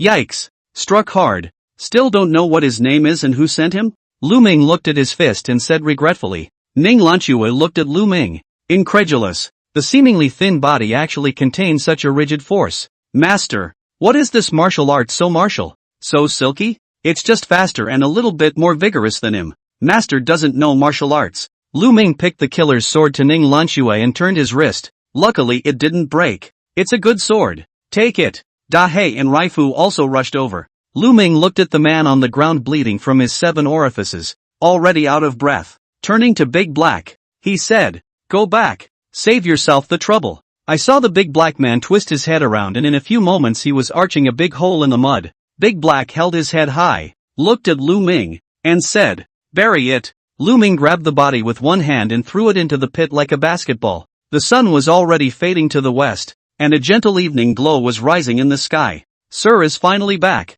Hurry back and take a look." Just as he entered the city, a passerby said to Lu Ming. Big Black also rushed to speed up his pace, only to see the door of the Spiritual Wish Pavilion, but it was surrounded by the people. Seeing Lu Ming return, the people all slowly backed up to make way, only to see the Longchamp guards in the crowd escorting a carriage, standing in front of the door of the Spiritual Wish Pavilion. And this carriage was the same one Lu Ming had seen at the riverside. Could it be that the man who sneaked up on the man in the field was from the royal palace? Hey, heavy-handed. However, we don't cause trouble, and we are never afraid of trouble. If you dare to sneak attack, you deserve to die. Chapter 10. The eunuch's world is unrivaled. In front of the carriage stood Chu Mo, the newly appointed county magistrate of Tiangu City. Ma Nanshan's jailbreak. Chen magistrate has been removed from his post and handed over to the Jinwu division to investigate. County Magistrate Chu leaned forward slightly and placed his hands respectfully in front of him. Seeing Lu Ming coming in the ox cart,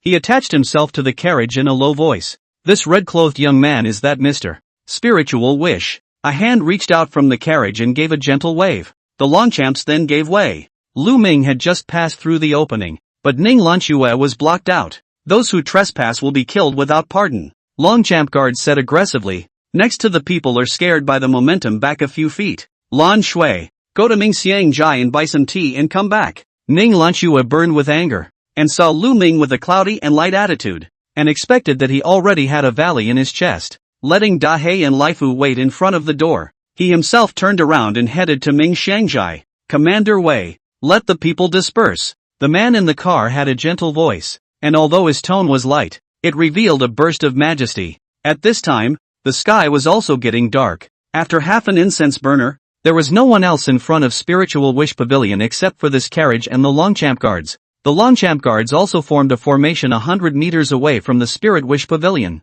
To be exact, there was no one to be seen on the entire street either. Only then did the man in the car slowly step out of the carriage, froze in front of the door looking at the couplet, entered the Spiritual Wish Pavilion, and sat across from Lu Ming. The man wore a yellow robe and held a folding fan in his hand. "Rumor has it that they all respect you as a sir. So when you enter the country, my lord will also call you a sir." According to the late man said, "Mr. Great talent, have foresight planning thousands of miles of ability. I do not know whether it is true." Lu Ming steeped the herbal tea on the table in a cup, tilted his head back and drank it all. raised his hand and said, "Whether it is true or not, we will know once we try it. Please bring your hand to me." A flash of surprise flashed in the man's eyes. That's it? Since ancient times, charlatans divining gua gua, or probe the birth date to peep into the sky, or ask the heart of the request to point out the confusion, or ask the name of the practitioner to determine the fate. And this Mr. Spirit Wish,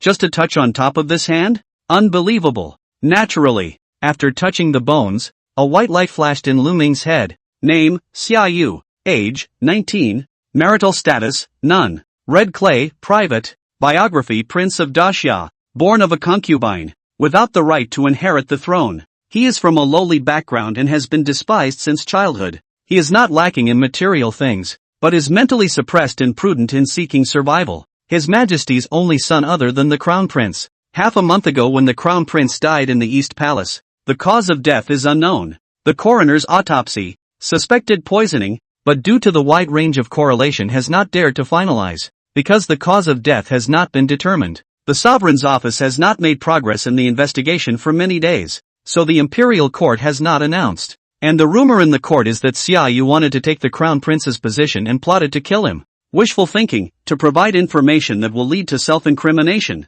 Solution: 1. One direct clue to this case, which will help him solve the case within 10 days and return his own innocence. Consumption: 300 great dream points. 2. A bowl of hemlock wine to help Xiaoyu to die to prove his innocence and clear his name. Consume of 50 great dream points. 3. Traveled to the capital by himself and investigated it personally, without consumption. P.S. The current saint is already high. This son has 50% of the future to ascend the throne. The body of the 9 to 5.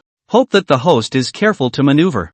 50%? And who's the other half chance? No comment. Lu Ming repeatedly reviewed the system panel in his mind, examined the situation for a moment, and hurriedly squeezed out a smile. While smiling, he poured a cup of tea for Zhao. It's better to be wrong than wrong. The first method remains the most direct and effective, and can consume 300 to gain 300, out of the blue. The second is obviously bull asterisk asterisk asterisk asterisk. The third imperial power struggle is originally a mountain of swords and fire. Lu Ming is not stupid, naturally will not easily jump into it. A white light flashed in Lu Ming's brain and he chose the first one. Mr. Xia has a distinguished life, although the road of growth is wasted since childhood, in the future or have the opportunity to ascend to a high position. But the wish of the prince may not be the original wish of the prince. Lu Ming's eyes were deep and meaningful as he looked at Xiaoyu. When Xiaoyu sniffed, his eyes instantly opened round. The corners of his mouth involuntarily opened slightly, but then pursed tightly due to shock. So he got up and praised. Mr. Really is a great talent. At the touch of a button, he is like an immortal. Although Lu Ming did not point out the identity of Xiaoyu, but also its past, present and future one by one to mention. And what does this gentleman ask for? Sir? Lu Ming swept his gaze up and down, solemnly gazing at Xiaoyu. This matter is not trivial. Mr. Xia really wants me to say it out loud without fear of that wall having ears? Listening to Lu Ming's words, Xiaoyu was stunned, his expression a little stiff, subconsciously looking at the cup of herbal tea that Lu Ming had poured for him. Lu Ming uncovered the tea cover, one finger dipped in the tea, then wrote the word red mud on the table. Xiaoyu gazed at the two words, the body shook violently, but could not help but slowly sit down, back leaning on the bench, above the face, all the disheveled color. After a few breaths, Xiaoyu Fang came back to his senses, his expression tormented, yet full of doubts. Is that true, sir? There is no such thing as a falsehood. As I have said, the wish that you ask for is not what you would have wished for. But the Duke didn't kill Boren, but Boren died because of you. Does it really matter so much whether it's the truth or not? Xiaoyu had a miserable expression, sometimes sneering, sometimes silent. When he raised his eyes to Lu Ming, a hint of killing intent flashed in his eyes. Why did the gentleman tell the truth when he knew my identity? Mr. is not afraid. Lu Ming also knows the power of this. Since the awakening of the system, this time the spirit wishes he also made a mistake. The truth of the matter is now known only to me and this prince,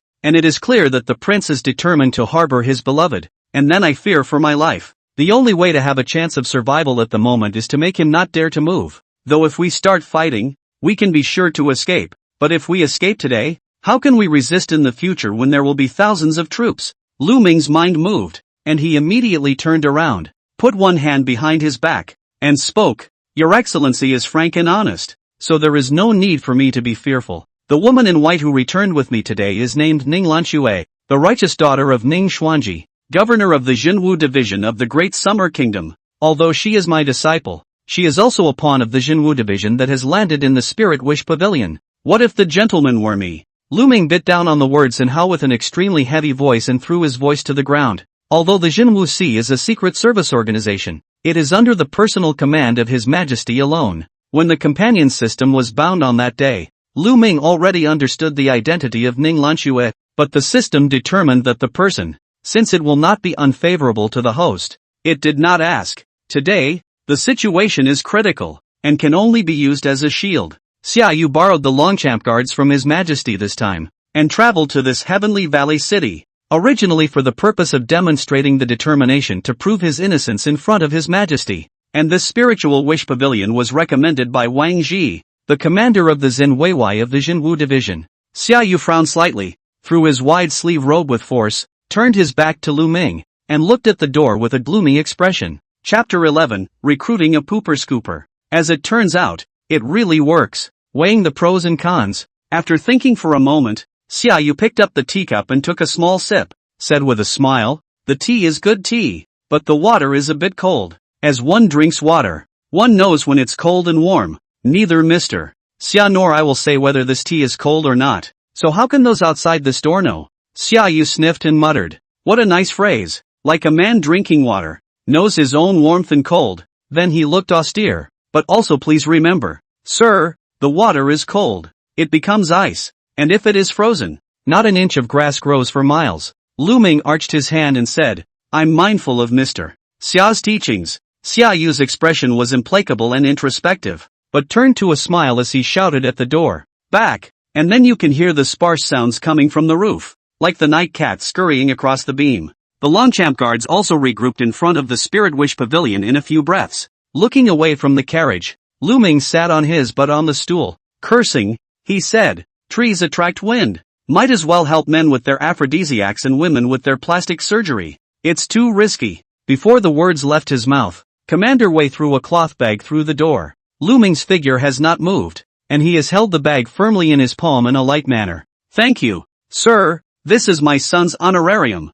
Lu Ming instantly got up and arched his hand in thanks. When I opened it, it was 10 taels of gold. Lu Ming suddenly fatigued, but also a lot of spirit. Although the system rewards were not earned, this gold is still the first time to earn. No loss, no loss. With the departure of the Longchamp guards, the street began to be filled with pedestrians one after another again. The front of the Spirit Wish Pavilion was surrounded by a crowd of gourmets for a moment. "Master, who is this? Such a big rack?" Ning Lanxue carried tea and buns in her hand and squeezed in from the crowd, her mouth stuffed with food. It's natural for a rich family to act a bit more high profile, and the crowd of eaters outside the door burst into commotion and chatter. Lu Ming stood in front of the door of Spiritual Wish Pavilion and said to the crowd, "Tomorrow I will recruit a handyman for my Spiritual Wish Pavilion, mainly responsible for taking care of my big black cow.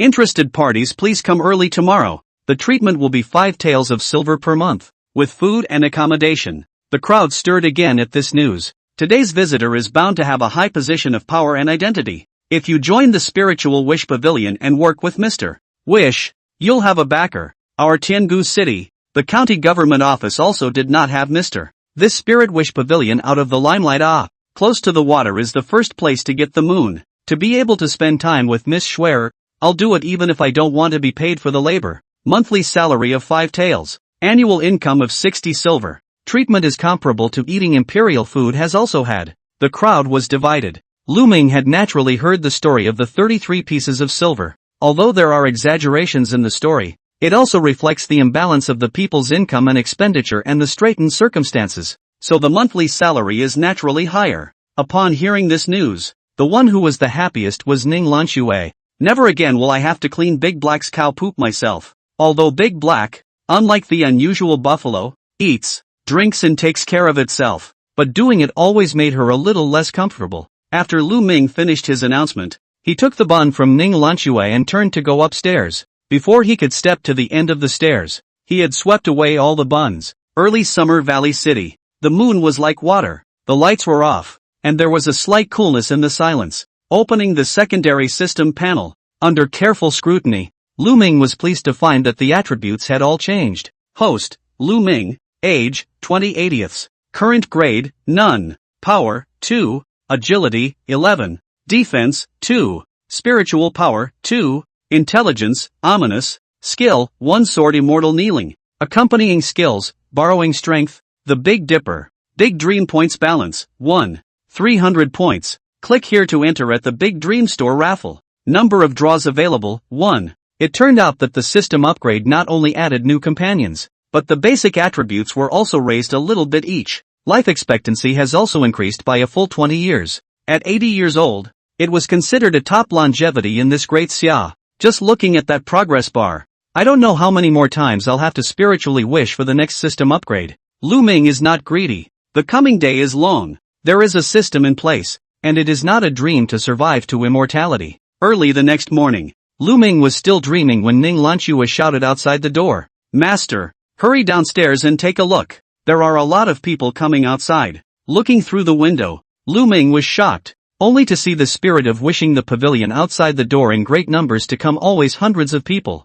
All of them are here to apply for the Spirit Wish Pavilion handyman. From 50 to 60-year-olds, down to 10-year-olds. There were also a number of wonderful women and flamboyant men. And of course, middle-aged women and grannies. As for that, Big Black's pooper scooper is just. Did I not make myself clear enough? It was at this point that Lu Ming realized that there was no restriction on age and gender. Since the last time Prince Xiaoyu came to the Spirit Wish Pavilion, now this Spirit Wish Pavilion is a momentary sensation. In this Heavenly Valley city, if there was a chance to enter the Spiritual Wish Pavilion, they all chipped their heads in. Lu Ming opened the door and everyone rushed to get up. 2 old men with only 3 teeth combined came to this door at some unknown time last night and got to the front of the line. When he saw Lu Ming, he rushed to introduce himself excitedly. I started working with cattle when I was 6 years old, and it's been 50 years now. And isn't that the kind of talent you need, sir? Another old uncle sniffed, a face of defiance, hands folded hastily retorted.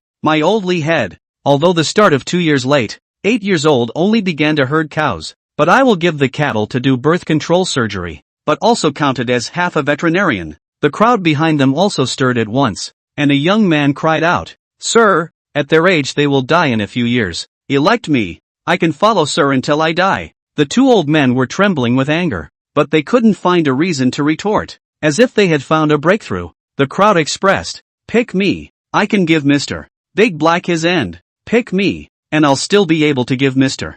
Death. Pick me, pick me. Lu Ming rubbed his temples, a headache coming on. Everyone be quiet for a moment. First of all, thank you all for your support. This Spirit Wish Pavilion of mine has always been about a destiny. I'll only emphasize 3 things for this handyman selection. The first one is fair. The second one is still fair. The third piece is still TMD fair. Therefore, this gentleman has decided that this time, the Spirit Wish Pavilion handyman will adopt a lottery to decide whether to stay or go. After saying that, he asked Ning Lanxue to bring a pen and ink, and put it in the wooden box after writing the numbers from 1 to 200. When the numbers are taken, a number will be assigned, and the person holding the number will be the only candidate for the Spiritual Wishes Pavilion handyman. After an incense burned, Ning Lanxue came upstairs and knocked on the door while saying, Master, a total of 200 numbers were snapped up in one go, and the boxes are all rotten. Master casually give a number. This matter of recruiting handymen should be closed quickly. Obviously, with such a large group of people making a mess, Ning Lanxue also felt a headache. Then it's 88, to get the hair not to leave 8. Although Ning Lanxue didn't understand the meaning, she happily led the order to go downstairs. Ning Lanxue stood in the doorway and shouted, No, 88, please come up if you got this number. Chapter 12, Little Beggar of the Immortals Beyond the Dust. The crowd looked at the numbers in their hands. Oops. I'm 89, just a little bit closer. I'm 188. No, 87. Woo-hoo-hoo. A child with a dark face, about 7 or 8 years old, raised the note in his hand. Me, 88. The numbered paper rubbed black in the child's hands. Ha, what's with the kid? Whose kid? Dirty and smelly. It's a little beggar for food, isn't it? You can't even tell if it's a boy or a girl. It's so dirty. I think it's a boy. The crowd was pointing at the child, with much dislike in their eyes, mixed with some envy and jealousy. The little beggar always lowered his head, coy, and a thin ragged shirt on his body was also tattered and torn. and looked a little wide and ill-fitting. The hair was also knotted in strands, so long that it almost covered his palm-sized face. Unshod feet, black as the bottom of a pot. The little beggar passed through the crowd, but was tripped. His body lost balance and fell heavily on the verdant stone ground. All of a sudden, the two ruffled and gangly teenagers pounced on him like hungry wolves, pressing the little beggar tightly underneath him, wanting to break his small hand that was holding the note tightly. If you say it's yours, it's yours? Joke. You're the one who stole it from me. One of the teenagers shouted gruffly, his face full of disdain and greed. The little beggar twisted his body and tried to break free, but in the end, he was suppressed and could not move. One could only grit one's teeth, eyes wide open, staring dead at the note clutched in one's hand. But how hard the two teenagers tried. They couldn't break it in half. Seeing no one to stop him, a bearded middle-aged man also rushed up. Son, let me help you. After saying that, he stepped on the head of the little beggar with one foot, and went to break the little beggar's hand at the same time. The three drowned out the thin figure of the little beggar, revealing only half of his dusty face and a small hand that clutched the note. Ning Lanxue rebuked loudly, but the three of them turned a deaf ear. The little beggar's head rubbed mercilessly against the ground. Bright red blood gradually oozed from his forehead, intertwining with the dust. Right at this moment, the little beggar's eyes violently flashed a flash of blood red. Suddenly yelled, "Roll ah!" The voice is young, but everyone present feels deafening. The three of them were also flung away in an instant. The three crashed into the crowd, and at once the crowd panicked and fled in all directions. Murder! Murder! And still there were good people gathered around. The little beggar trembled, stumbled and stood up, blood in his eyes. The corners of his eyes even showed a small crescent-shaped red birthmark, full of murderous intent scanning the crowd. But the tiny body fell again in a flash.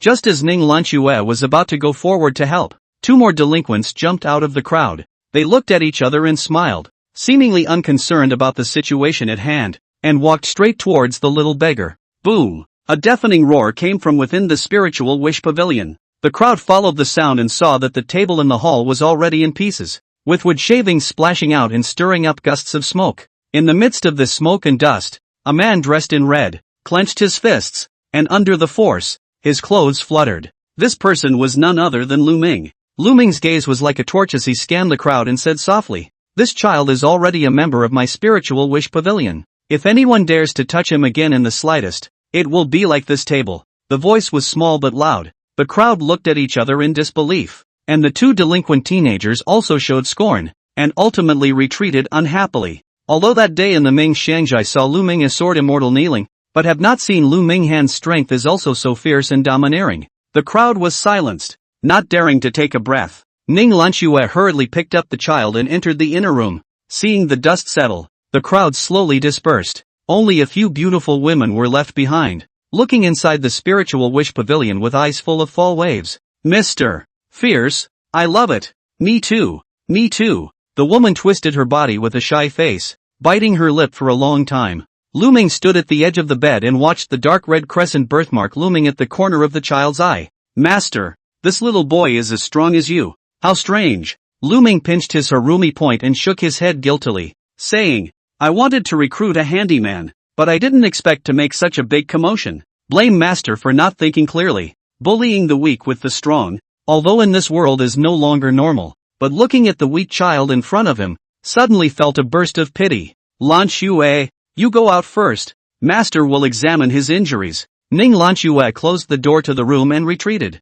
Lu Ming also felt that such a skinny body could shock three adults to fly more than 10 meters. This matter is strange. Looks like the only thing left to do is to turn to the system. As he held the child's hand, a white light flashed in his head. Name, none, little beggar. Age, 7 years old. Marital status, none. Realm, immortal beyond the dust. Biography, a small beggar in Tiangu City. Wandered to Tiangu City 2 years ago, begging for a living, fatherless and motherless. The desire of the heart, 3 meals, 4 seasons, and enough to eat every day. Solution, 1, find a good person to adopt. The system can screen those who meet the requirements among those who have already made a spiritual wish, consuming 300 dream points. 2, let them remain on the streets, giving daily alms without consumption. 3, the host adopts the son as a godfather and feeds him without consumption. P.S. If the host adopts the son, the system will automatically infuse him with consciousness, and you will automatically become his godfather when he wakes up. Lu Ming's expression was cloudy. First of all, because the system knows your family's background, how much money you have on hand, and annoys you with no privacy. Before the system awakens, he had also lived with Big Black in this city with no clothes, no food. He still feels so difficult, so young to think about how miserable it is to survive. Furthermore, the realm of this little beggar was unheard of. Previously, in the Heavenly Valley City Jail, he had heard Ma Nanshan say that the martial realm was divided into Hotian, innate, Zongshi, and extreme Zongshi, but he had never heard of the dusty immortal exaltation realm. What is the immortal exalted realm beyond the dust? Why haven't I heard anyone talk about it? No one has said does not mean there is no. This realm is far beyond the current world in the extreme Taoist master's realm. Can be called the land immortal? With such a high cultivation realm. Why are you so down and out? No comment. He has no father or mother, so how did he get here? No comment. What's with the birthmark that comes and goes out of the corner of his eye?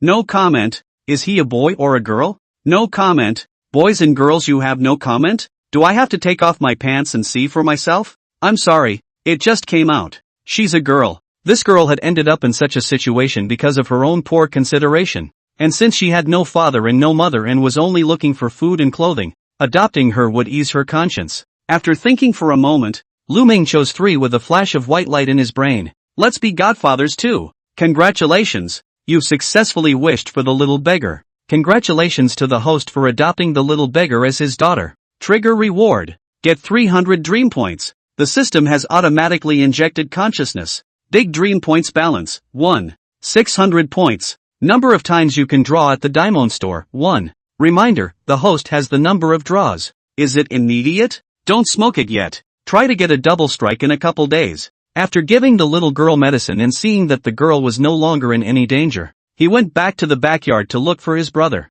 Da hey, brother, you will be served tomorrow. Big Black grinned widely at the words, slapped his bull hoof on his own chest, and said to Lu Ming, be a brother. In the heart. Enough righteousness. That's for sure. I told you that even if you became a cow, I'd make you a one-man cow. Big Black sniffed, tears glistening in his eyes as he walked towards Lu Ming, prancing up. Lu Ming stepped backward, surprisingly leaning against the wall, looking at himself standing in the midst of 2 cow forelegs, and looking down he could see his brother's massive private parts, and thought the image was once bizarre and obscene. Lu Ming's body flashed and hurriedly drilled out. Raising his eyes to see Lai Fu eating cow dung again, he pointed at Lai Fu and turned his head to Dahei. Let's stew it after winter. I really feel sick. Big Black, on the other hand, protected in front of Lai Fu. We're all brothers. It's not fair to say that. Brothers? And dogs? Lu Ming felt a dilemma and could only stand there frozen, alone in the wind. Master, he's awake.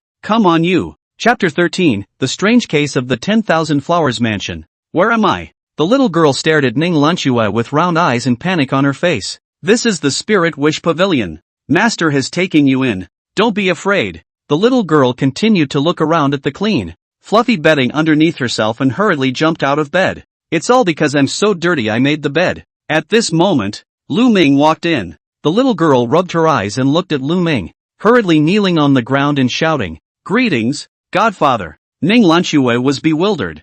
A moment's effort in examining her injuries, and Master had become her godfather? Lu Ming nodded and said to the girl full of compassion, from now on you will be called Spirit Moon. Spirit is the spirit of Spirit Wish Pavilion, and Moon is the moon of Crescent Moon. Can you like this name? The little girl nodded solemnly. Love it. Well, from now on, your home will be the Spirit Wish Pavilion. Your Auntie Lanxue. It's Sister Lanxue. Ning Lanxue interrupted with a sidelong glance. Aha! Your sister Lanxue will be your family from now on too. And, of course, there's the big black bull in the backyard. Treat him like a godfather. Little Moon Spirit nodded her head and kept biting her lips lightly, as if this was all a dream. He himself had been lying asleep in the alley when he heard that the Spirit Wish Pavilion was recruiting handymen, from toddlers down to old men over half 100 years old. She knew about the Spirit Wish Pavilion, and thought to come and try it out in order to have enough to eat. But he had not grabbed a number and could only sit on the side of the road and watch the Spirit Wish Pavilion, and her own 88 was gifted to her by an old man. As for what the old man's name was, she didn't know. She only remembered that the old man was carrying a wine gourd around his waist. Lanxue, take her to wash up and lead her to Sister Wu's place to pick out 2 outfits for her. Sister Wu? Which Sister Wu? At this moment, Tihao Shishiye's voice sounded outside the door. It's that widow Wu that your master likes. Who else could it be? Lu Ming's head went big when he heard this yin and yang tone. Subconsciously touching the tip of his nose, he hurriedly got up and headed for the door. I have something else to go out for, so you guys hurry up too. Speaks to your heart, doesn't it? Don't you be vain. You haven't paid for the last table? Why is this table rotten again? Yi Chou's voice came from behind. That shopkeeper Wu of the tailor store indeed possessed an extraordinary appearance that one could not help but notice a few more points. On the occasion of that spiritual wish, Lu Ming, due to a momentary lapse of concentration, not only looked at her a few more times, but also could not help but gently hold her hand for a while. In order to diffuse the awkward atmosphere at that moment, Lu Ming had the bright idea to tell a humorous joke to shopkeeper Wu. I didn't realize that the joke had caused her to laugh so hard that her body swayed and rippled. And this scene happened to be bumped into by Yi Chou, who came to deliver the tea. Since then, Yi Chou always brought up this matter whenever he found an opportunity. Lu Ming secretly thought in his heart, what happened to me being a commoner by being greedy for money and sex? Could it be that she is jealous? The night is dark and the lights reflect the shadows of the people. Along the way, there were always people giving Lu Ming greetings, and Lu Ming nodded in response. Unconsciously, he came to the front of the delightful Moon Building, the biggest restaurant in Tiangu City. Taku Lu lived up to its name. At the moment it was still full of guests and people were coming and going in front of the door. Through the window, I saw the diners inside eating with red faces in joy, and that burst of fragrance wafted out. Isn't that the flavor of that old pickled beef noodle? Sure enough, it's still someone else. Mr. Huang. The instant noodle soup that was bought from Lu Ming with 50 taels of silver that day was hard-fired into a supreme dragon saliva soup. What's more, the price of dishes made with this soup doubled to 3 taels of silver per serving. One serving is still only enough for one person. It's also beautifully named, Things Are Rare. Seeing Lu Ming stopping in front of the delightful Moon Building, the pharmacy's shopkeeper Du rushed forward to greet him. If it isn't Mr. Spirit Wish. Mr. Spirit Wish has also come to taste the Supreme Dragon's ambergris soup? Lu Ming waved his hands and said, no, just passing through. This yellow shopkeeper that day from the gentleman that a mere 50 taels will get such a good product on earth. Really worth it. Lu Ming held himself back from laughing out loud, thinking, my disciple's leftover soup is actually treated as a treasure. The vermilion door stinks of wine and meat, and the road is frozen with dead bones. Turning 2 streets, he saw a crowd of people in front of him, all gathered in front of the 10,000 Flowers building. The 10,000 Flowers house was a famous greenhouse in this heavenly valley city. Lu Ming walked up to the door and stopped to look at it as well. I only saw the constable of the government office standing on the door, so I think there must be some kind of case. Just as he was about to turn around and leave, he only heard Lu Tianfang, Lu's arresting officer, shouting through the window on that 10,000 Flowers building. Since you're here, sir, this matter has taken a turn for the better. The onlookers all turned their heads at the sound and looked at Lu Ming. The women on the 10,000 Flowers building even let out a burst of screams.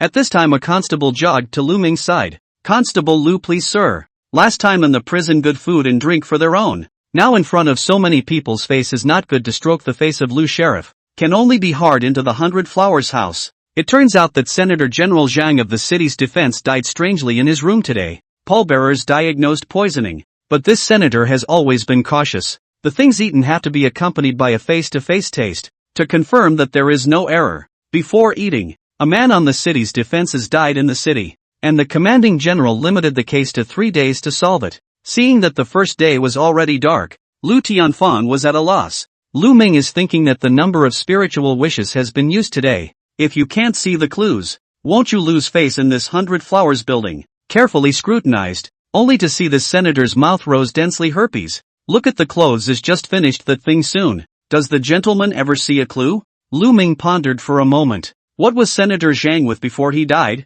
Miss Ni Shang, the flower girl of the 10,000 Flowers house, woke up this noon to find that Senator Zhang was dead, and she was the one who reported it to the authorities, who have taken her under control. Please ask Sheriff Lu to bring her up. This gentleman has a few words to ask her. After that everything will be settled. Since ancient times, a woman's head down and not seeing her toes is the best. But this Nishine girl is even better than the best. The simmering figure looked even more tantalizing under the ropes. Looking at that delicate face, the look was bleak, but it made all the men present swallow their mouths. It also included Lu Ming. Lu Ming circled around Nishang and carefully scrutinized Nishang's face before asking, "You and this Senator General? Well, that. Come to bed." This gentleman stammers, so I'll say it for you, Nishang said while throwing a wink at Lu Ming. Right. Is there anything different after that? Nishang's charming eyes flowed and she made a reminiscent expression, disdainfully replying, different? Senator Shang's play can be flowery. What can be different?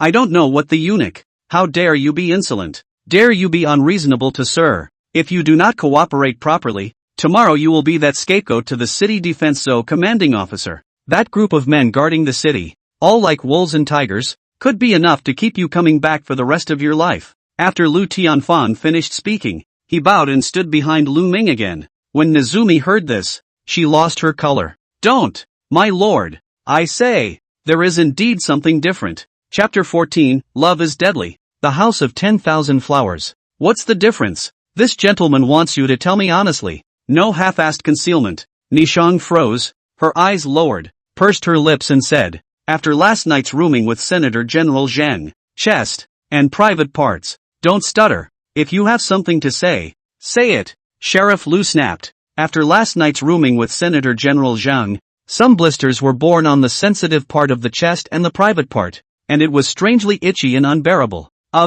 No more unusual. Even though Nishang was a greenhouse girl, her cheeks couldn't stop reddening after saying this and she lowered her head. Sure enough, it's poisoned, Lu Ming said as he turned his back to Nishang and looked at Sheriff Lu. Sheriff Lu was puzzled. But where did this poison come from?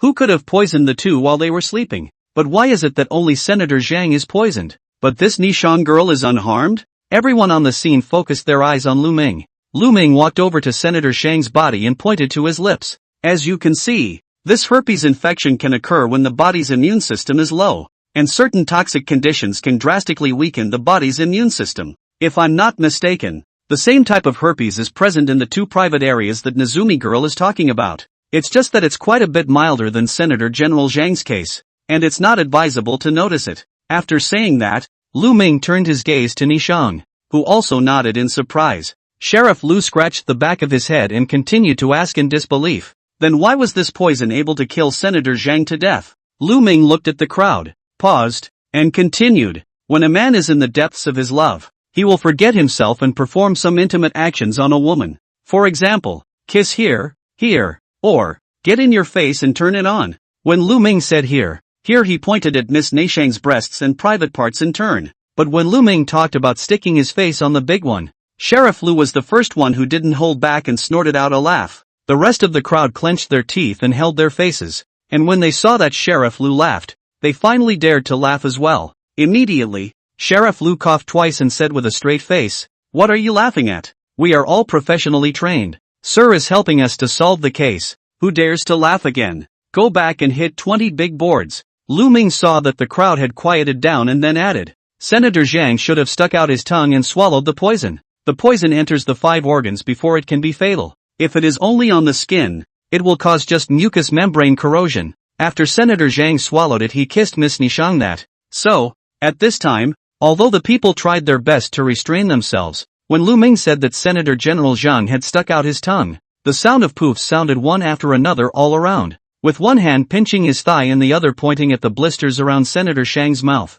Sheriff Lu asked with an effort of restraint, "Doesn't Mr. mean these blisters by herpes?" Lu Ming nodded and continued. "So, Sheriff Lu only needs to find this Nishang girl's last guest before she receives Senator Zhang, and we'll know as soon as we check." When Nishang heard this, she sat down on her butt, her eyes dull and gently shaking her head. No, he won't. Nishang has a lover. Is the city of a gentleman surnamed Zhou? One after another. The gentleman fell in love with this Nishang girl. This Nishang also heart love. This Zhou Gongzi would like to give Nishang ransom. But this 10,000 flower building pimp rely on Nishang to earn money. You can come to eat, even pot and a way that is certainly not promised. The ransom rose again and again, and this Zhou Gongzi was unable to afford it, so he gradually also cut off his hope. Nishang also often snuggled into the arms of that Mr. Zhou to tell of her misery in picking up clients. And as this senator was notorious for playing with flowers, Nezumi could only scream in agony. Every time Nezumi was played with, she was covered in bruises and her voice was muffled from shouting. I see. In that case, this Mr. Zhou is the biggest suspect. Lu Tianfan slapped his head and came to a realization. Nishang, however, sat on the ground in disheveled silence. Muttering, he said that the medicine was to help him with the pain. so that he should never touch it, so how could it be poison? Lu Ming looked at Nishang before he left. It is also considered a pitiful person. So he said to Sheriff Lu, this woman is also a pitiful person. If the facts are found out, I hope that Sheriff Lu will not make things too difficult for her. Lu Tianfang nodded his head one after another. Don't worry, sir, after the matter comes to light, I will return her innocence. Walking out of the 10,000 Flowers building, Lu Tianfang personally opened the door for him. Looking at Lu Ming's back, Lu Tianfang bowed and said, thank you for your guidance. Sir, take care. Sir, it looks like Mr. has helped the Yamen solve another case. Sir is too godly. It's a pity I wasn't drawn for this handyman today. Hey, how can this girl be in the eyes of Mr. Lu Ming? On the other hand, did not return his head and whisked his sleeve away amidst the crowd's praise. As the saying goes, when the matter is over, the deep hiding of merit and fame is what Lu Ming is feeling at this time. Lu Ming was already scared, and after turning around, he would always encounter acquaintances, so he quickly walked back to the spiritual wish pavilion. It was almost midnight. Boss Yi had already left, and Ning Lanxue and Ling Yu had also gone to sleep. When he heard that there were still sounds in the backyard, he came to talk to Big Black. The moonlight is like ink, lightly sprinkling the sky. The evening breeze brushed by leisurely with a hint of coolness. Lu Ming lit a laccoon and gave Big Black one as well. One person and one cow leaned against the wall, while Lai Fu lay beside Da He, raising his eyes to look at Lu Ming from time to time. Brother, what do you think would have been the outcome that day by the river if I hadn't defeated the assassin? Lu Ming counted the few Lichuan in the box and looked at Big Black and asked, Lu Ming, you don't want to go and practice martial arts, do you? Big Black smacked a mouthful, exhaled a thick smoke ring, and looked at Lu Ming with big copper bell eyes. I just want to be greedy and lustful and mundane. And let's brother live well. Better yet, live forever. Big Black nodded and, this world can kill at the drop of a hat. If you are not strong enough, my proud bullwhip will be taken away to make wine. Not to mention your spirit wish pavilion, and this Ning girl, the new kid, and our brother Lai Fu. What to do? The greater the capacity, the greater the responsibility. Lu Ming also nodded thoughtfully. Sometimes I kinda miss the days when I first came to this Heavenly Valley city. When Big Black heard this, he instantly stood up and put his bull's head almost on Lu Ming's face, narrowing his eyes and asking, really? You think so too? Back then, it was all up to you. How many hoodlums did you take on through the streets and alleys? Big Black spat the cigarette out a foot away, squinted and said, if we don't top it, we won't live to see this. At this time, the Zhang Mansion, County Superintendent, Xuanhai has been found, but it's dead. Zhang Er's eyes snapped open at the words, as if he was being tightly choked by the invisible hand of fear, his pupils flickering with panic and helplessness. Dead? Xuanhai the strength is dead? Zhang Er fell down on the stool and kept repeating it in his eyes. In less than a short month, Zhang Er had lost almost all of his experts under him, and this Sunhai is also the most comfortable. In this Tiangu city has never been out of hand. A moment later, Zhang Er waved his hand and greeted the butler to come forward. Full of killing intent, coldly said, tomorrow at dawn, arrange for someone to make a trip to Yangon City. Chapter 15, How Dare You Touch My Daughter? Tanggu City. The dawn was light and misty. A fast horse sped out from Zhang Er's residence and headed towards the Yangon City. Inside the Spirit Wish Pavilion, Little Spirit Moon had already woken up early and started to clean up Big Black's yard. A frail body, yet as sophisticated in its movements as an adult. When Lu Ming arrived at the backyard, the cluttered backyard had already been cleaned up to be cleaner and tidier than his own bedroom. Little Lingyu squatted down and teased Raifu alone, watching Raifu jump up and down and let out giggles. Seeing Lu Ming coming, Little Spirit Moon jumped and ran to Lu Ming's side, hugging Lu Ming's hand, her eyes like curved crescent moons. Godfather. Lu Ming saw that this Little Spirit Moon was also wearing a short red coat and stood together with himself, rather like a father and daughter. Lingyu looks so good in this dress. Lu Ming stroked Little Spirit Moon's head and complimented. Auntie Wu says it looks best with the same clothes as daddy's. After Lu Ming heard this, he had a black line and felt that this widow Wu was not normal and was always giving himself secret glances. Master, the food is ready. Ning Lanxue had made 2 extra hard dishes to welcome little Lingyu, but Little Spirit Moon was constrained and stood on the side, looking at the rice on the table and swallowing, not daring to go forward. Lu Ming could see her thoughts, so he took her small hand and said, Lingyu, we are all family from now on. Don't be afraid.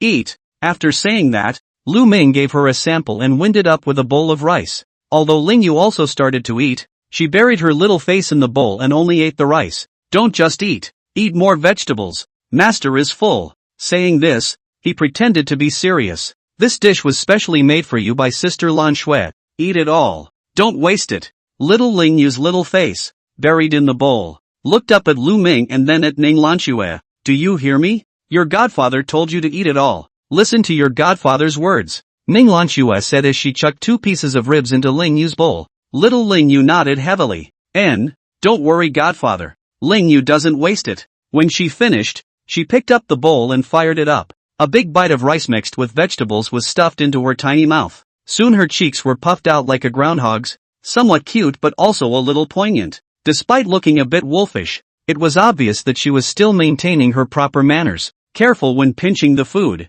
Careful when picking up the food. Trying to refrain from making noise. Lu Ming looked on, but his heart was flooded with a burst of sourness. This small body does not know how much human suffering and injustice it has endured.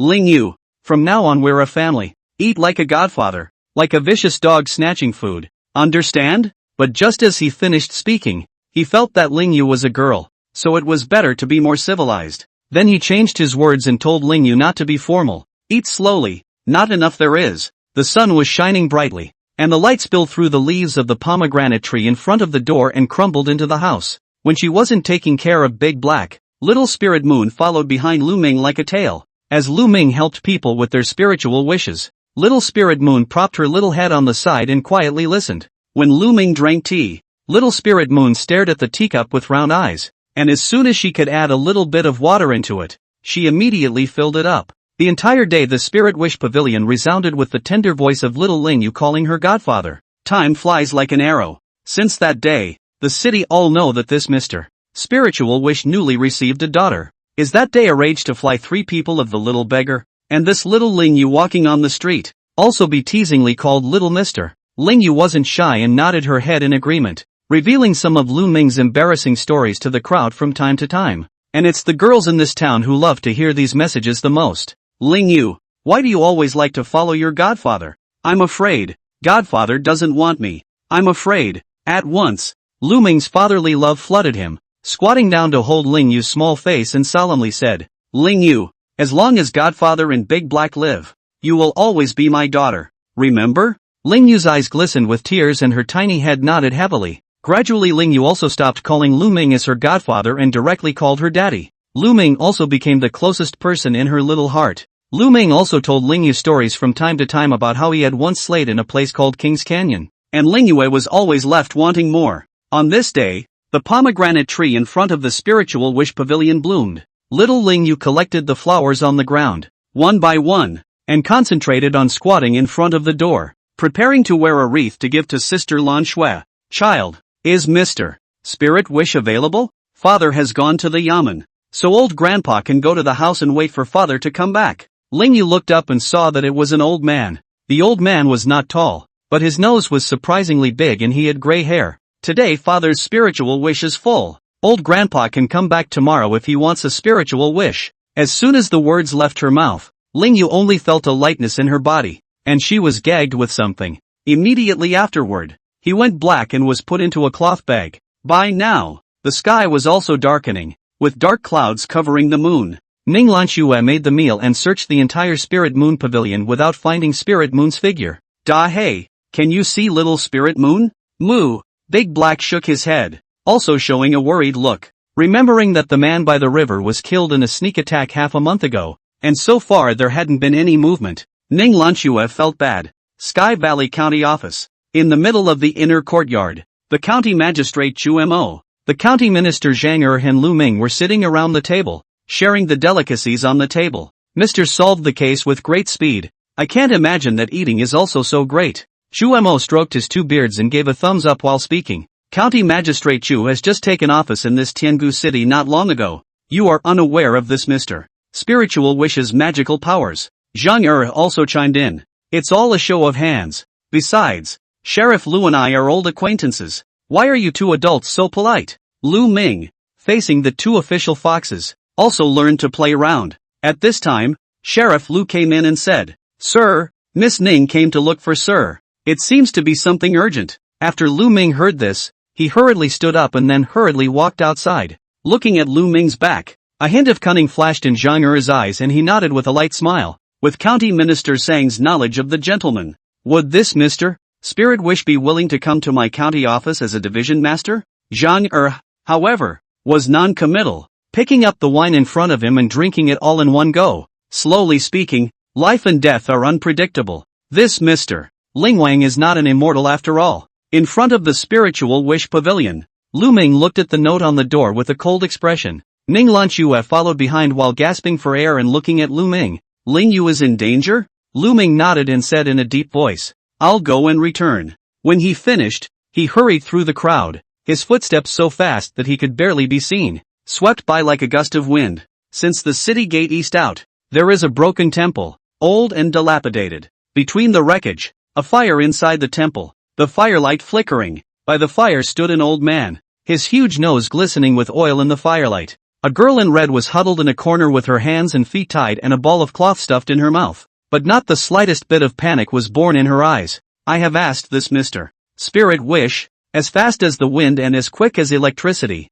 and today I have seen that his name is indeed true. The old man squinted at the red-clothed teenager beyond the broken wall, a slight color of surprise flashing under his eyes. Let the girl go. Lu Ming stood outside the temple door, a touch of coolness crossing the bottom of his eyes. Chapter 16, Fire from Beyond the Sky. Ha ha ha, it hurts. Since we have already honored our promise, this little doll will be returned to you. Before the old man's words fell, his hand was like a falcon, and with a fierce throw, Ling Yu flew over like a kite with broken strings. However, it was steadily caught by Lu Ming. Almost at the same instant, the old man's palm wind followed like a shadow, whistling from behind little Ling Yu. Lu Ming violently turned around and protected Ling Yu tightly in front of his chest. But the harsh palm wind blasted at his back without mercy. Even though he had the innate astral deities protecting his physical body, the mountainous force still made his chi and blood toss and turn. A mouthful of blood sprinkled down like a red plum on little Ling Yu's tender cheeks, blossoming into a blood-colored flower. Lu Ming forced himself to endure the severe pain and placed Ling Yu to the side. And before he could stand firmly, the strong wind behind him rose again. He sidestepped his figure as if he were a swimming dragon playing in the water, avoiding its sharpness. At the same time P-1911 both guns fired. All were dodged one by the old man with an incredible stance. Scary as hell. A concealed weapon? I, cloud crippling hands Sun AC, am not a vain person. Between Sun AC's cold smiles, his palm winds were like a tidal wave, transforming into thousands of phantom shadows that came at Lu Ming in an overwhelming manner. Powerful pressure poured out. Flying sand and stones. Lu Ming pressed one hand tightly on his chest, and his body maneuvered, narrowly dodging them one by one. Lu Ming saw a break and fiercely struck out, locking Sun AC's wrist like an iron vice. Using his strength, he threw him like a cannonball towards the stone wall behind him. With a roar, the stone wall collapsed, sending dust flying. At this time, two more black shadows quietly approached from Lu Ming's left and right. When he dodged, he was shocked to find that Sun AC had already held Ling Yu in his hands at some point, and laughed grimly. Kid, if you dare to act rashly again, will your precious daughter be able to withstand a few slaps from me? Sun AC had blood hanging from the corner of his mouth. Obviously Lu Ming's full force strike had also injured him a bit, but it was not heavy and did not show the slightest sign of defeat. When little Spirit Moon witnessed Lu Ming's injury, her eyes were bloodshot and glistening with tears, and the crescent moon birthmark at the corner of her eyes was hidden. This person's strength is extraordinary. If it weren't for the protection of the innate astral deities, I would have already lost my life to him. If this palm force falls on Ling Yu, Lu Ming secretly pondered in his heart, and his eyes instantly turned ice cold. He stood still, teeth clenched, gaze like a knife, coldly staring at Sun AC. You dare? The two men behind him saw that Lu Ming appeared to have tied up his hands, and unanimously swung their swords to slash. Just in the nick of time, the blood in the eyes of the little Ling Yu is actually more and more dense. A horrible power seems to be awakened in her body. You killed my brother Xuanhai and buried him in the wilderness. See if I dare? As soon as Sunashi's words left his mouth, he fiercely looked at the spirit moon in his hand. He also felt this terrifying power and couldn't help but shiver, only to hear a bang sound. Xiao Lingyu's body ropes were violently broken free, and Sun AC grasped Xiao Lingyu's big hand. A breath of time, but also was counter-captured in Xiao Lingyu's hands. The knives of the two black-clothed men slashing at Lu Ming broke into two pieces after two crisp sounds. Little Lingyu's weak body unexpectedly threw Sun AC up in the air, not waiting for Sun AC to make any movements. She only felt an empty space in front of her chest, and a small hand unexpectedly penetrated Sinexi's body. Little Ling Yu's eyes were bloodshot at the moment, and the crescent moon birthmark in the corner of her eyes had fully appeared. She held Sunesi up in one hand, covered in blood and looking sideways at the two people behind Lu Ming. The two had already trembling legs and chattering teeth in fear at this point, wanting to escape, but their bodies were stiffly standing there without listening to their commands. Lu Ming held the P1911 in his hand. 2 shots rang out, and the 2 men fell to the ground. At this moment, Xiao Lingyu threw Sinei out with one hand, but she herself fainted as her body went limp. The next day at the Spiritual Wish Pavilion, the sign of today's rest was hanging in front of the door. Lu Ming was no longer in any serious trouble at this point, while Little Spirit Moon still hadn't woken up. Lanxue, have you ever heard of Sunei? Remnant Cloud Hand's Sunei? Ning Lanxue showed her surprise and continued. I heard about it. This person has more than 10 years in the innate first grade realm, only half a step away from the master realm, but his cultivation hasn't been improved in the slightest, and he specializes in the business of receiving money from people and eliminating disasters on behalf of them as an assassin. After this, there will be no such person in the Jianghu. Master killed him? Lu Ming shook his head and looked at the little Ling Yu lying on the bed and said softly, It's not me, it's Ling Yu. Her, a 7-year-old girl, killing a Pekinate realm martial artist? Lu Ming nodded. Ning Lanxue was currently looking at Little Spirit Moon with wide eyes, her mouth slightly open, but she did not make any sound. A child with no cultivation, looking skinny and weak, actually punched and shattered a strong person of the innate first grade realm's chi with a single punch, piercing through his flesh, and completely abusing him. Lu Ming similarly found it unbelievable and subverted his own perceptions. Lu Ming gave Ning Lanxue the letter he had seized from Sunei and stood up. The peaks of the mountain range are even higher. The clouds and waves rolled over, one realm more distant than the other. If Spirit Moon hadn't stepped in this time, he feared that he might not have a few chances of winning. This Zhang has tried to take my life 3 times, and now he's making a move on Lingyu. He can't keep this life. Into the night, Lu Ming came to the roof of the Spiritual Wish Pavilion and took out the FGM-148 Javelin auto-targeting missile from the system space, locked on Zhang and pulled the trigger. The missile was seen whistling out, its tail jetting with blazing flames, cutting through the sky and leaving a dazzling wake. In a fraction of a second, it accelerates to incredible speeds and heads straight for its intended target. As the distance continued to shorten, the precision guidance system on the missile quickly locked onto the target for final trajectory adjustments. Immediately afterward, a deafening explosion rang through the sky as the missile struck its target with precision, releasing a tremendous amount of energy. Zhang Er's mansion was instantly surrounded by flames and debris, accompanied by roars and smoke, and was completely destroyed. A few days ago Lu Ming saved up enough 2,000 Great Dream Points, so he had a 2 consecutive draw and obtained a FGM-148 Javelin auto-targeting missile. When I was involved in the robbery of the Imperial Court official Silver, I was also considered to help Li Guanfeng the Jinyuan Dart Bureau in vain a little account of the people. This Zhang captive killer. How many hurtful things have he done in this Heavenly Valley city? However, this Zhang is also quite shrewd, and has been a county minister for so many years, not venturing forward, not greedy for credit. Naturally, the magistrate took the blame for everything, and was either dismissed and investigated, or his life was in jeopardy. This Sky Valley City's watery magistrate and ironclad county minister came to a complete end with this one missile, only seeing the smoke rolling in the direction of Zhang mansion in the distance. Lu Ming was also relieved. The next day, the news that Zhang had been struck by the heavenly streaming fire and had died spread like the wind throughout the entire Heavenly Valley City. The people of the city clapped their hands. This matter had naturally become the talk of the people of Heavenly Valley City after tea. Have you heard? Zhang was blown up by a fireball flying from the sky. It's a real godsend. I heard even his rampaging fat wife blew up. Yeah, the Yaman went to collect the body. It's blown into pieces. TSK.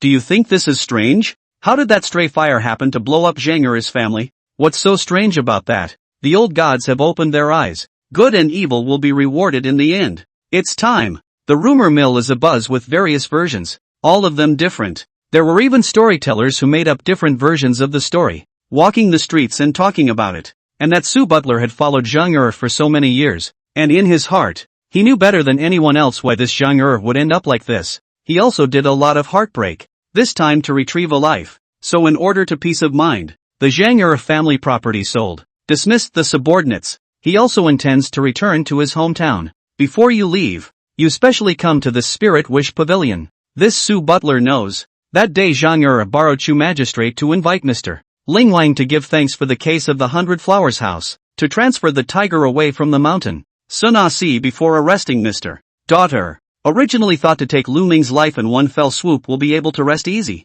But this Sun Si has not yet returned. The Zhang house has suffered the extinction of the fire from the sky. Must have a lot to do with this Mr. Spiritual wish. And when this butler Su came, passers-by expressed their disbelief. What does this Zhang Er, who was smashed to death by a stray fire, have to do with this spirit wish pavilion? Could it be that the fire flowing out of the sky is Mr. Appearance of divine power? At this time, Butler Su no longer has the usual domineering color, trembling like a mouse seeing a cat. Seeing Lu Ming out hurriedly stood up and cried bitterly. I am the Zhang Er housekeeper. Before he was forced to do some things that hurt the people's feelings. But I hope that Mr. Generous, let me off. Lu Ming closed the door behind him and sat down across from Butler Su, snapping his nails as he said disdainfully, I'm not as grown up as you say I am. Butler Su hurriedly knelt down at the words, kowtowing while saying, Mr. Spare my life. I know that Mr. God is great, and the villain can make up for it. Make amends? Chapter 17, Internal and External Troubles. Butler Su finished, shaking his hands from his arms to take out a stack of silver bills. These are Zhang Er's family property. I have sold and distributed some to the subordinates. These will pay tribute to Mr. I hope that Mr. Spare his life. Lu Ming took a look and instantly became interested as well. Money is good, let alone Zhang Er's ill-gotten gains. It's not impossible to spare your life. Just that this money of yours is only enough to keep you alive. How can you guarantee that you won't continue to do evil in the future? Lu Ming asked sternly as he flipped through the silver bills in his hands. I swear that since today I will return to my old home, serve my old mother, and never leave the village again in this life. If I break my promise, I will be struck by lightning. Butler Su finished and laid his head on the ground. As soon as Lu Ming heard that there was still an old mother alive, looking at this housekeeper, Zhang Er's death really made him fearful and abnormal, and he washed his hands of it. Good. You know my divine ability. I will not hide it from you anymore. This flowing fire is indeed this gentleman from outside the sky to attract. In the future, if you break the oath, Zhang Er is your downfall. After hearing this, Butler Su was as timid as a frightened street rat, kowtowing while thanking. Thank you, sir. Thank you, sir. The heavens have spared no one. Lu Ming's shot not only dispersed Zhang Er, but also acted as a warning bell to all those who wanted to commit injustice. After a light rain, the small lotus is turned over, and the durian blossoms are ready to bloom. Lu Ming stood under the pomegranate tree, looked at little Spirit Moon's still unfinished wreath on the ground, and squatted down. Daddy! Only to see Lingyu running out from the house with a smile on her face and hugging Lu Ming's arm tightly. Daddy! Are you hurt? Lu Ming gently put the pomegranate wreath on Lingyu's head and stroked Lingyu's little head. It's okay, Daddy, I'm awesome. Apparently, Spirit Moon fainted after each outburst because her body couldn't withstand the tremendous impact. Waking up is always just a matter of remembering what happened before the outbreak. 2. The bad man has been fought off by Daddy. Lingyu, on the other hand, fluttered her eyes and looked at Lu Ming, nodding her head. Lingyu, do you feel uncomfortable anywhere? Lu Ming looked at the thin body and said with care, I'm fine. I can't be cured. Spirit Moon, however, was unimpressed and waved her little hand. Sick? Yeah, they call my disease insanity, so they call me little crazy too. And do you remember the last time it was like this? Don't remember. Just that someone robbed me of my buns and I woke up to them but they were all dead. Spirit Moon scratched her head and tried to recall the lost memories, but she couldn't recall them. Congratulations, you have successfully wished for Xia Yuling. Trigger reward. Get 300 dream points. Big dream point balance, 200 points. Number of times you can draw at the Daimon store, 0. Still the system's silky voice without the slightest bit of emotion resounded within Lu Ming's mind. More than half a month has passed since the prince returned to the capital, and it is thought that the matter of the prince's murder has been satisfactorily resolved. At this time, Lingyu had already gone to the backyard to give Big Black a bath. Lingyu always remembered Lu Ming's words, as if she would only be able to take care of Dehei if she didn't seem superfluous. Daxia Palace, the imperial study. An old man over 100 years old was concentrating on reviewing the Zhengbiao. With a head full of white hair and a haggard face, it was hard to believe that this old man was His Majesty, Emperor Wu Chang. Prince's Death Xinwu Division Governor Ning Xuanji and Zhongren Fu Yin Kuanyan. The two jointly investigated, and ultimately died of illness to notify the world. Ministers in the court have written to His Majesty, requesting that Xiaoyu be quickly installed as the crown prince to solidify the people's hearts. But this His Majesty has always dismissed it, and today is the third time that a group of ministers have submitted a petition, and still no reply has been received. Third princess, His Majesty has commanded that no one is to hit. How dare you? Is this princess anyone? Get out of the way. Before seeing the person, already heard his voice. This person is Yongning Princess Xiaodongjin. A moment later, a delicate-looking, gorgeously dressed young girl walked in. My son greets my father. Get up. Thank you, father. The third princess finished her speech while walking towards Emperor Wuchang and said angrily, "Humph, father, this prime minister Pei spent 30,000 taels of silver on a hairpin for his own daughter this month, and you don't care?" Emperor Wuchang heard, but also did not surprised, but calmly looked at the three princess, helplessly said, "The Ministry of Households is now financially empty. The border said that there is no food and grass in the war. Talented cold eyes, talentless waiting to fish for some oil and water. Then arrest them all and plagiarize them. There won't be any money left." The third princess said angrily as she sat directly beside Emperor Wuchang. Now the group of ministers advising, "Want me to newly establish the crown prince? Just this matter is not peaceful. This crown prince but also these people's chess piece. Copying the family? How easy is it to talk about?" After saying that, Emperor Wuchang shook his head, put the zhang fold in his hand on one side, his brows knit tightly, and then said, "In this engagement, although my daxia was defeated, but my leopard hidden past General Ding Zeno killed 20,000 enemies, and the Qin kingdom was also a disastrous victory. If no one from the obstruction, the military pay is not followed, my daxia generals may be able to accomplish things."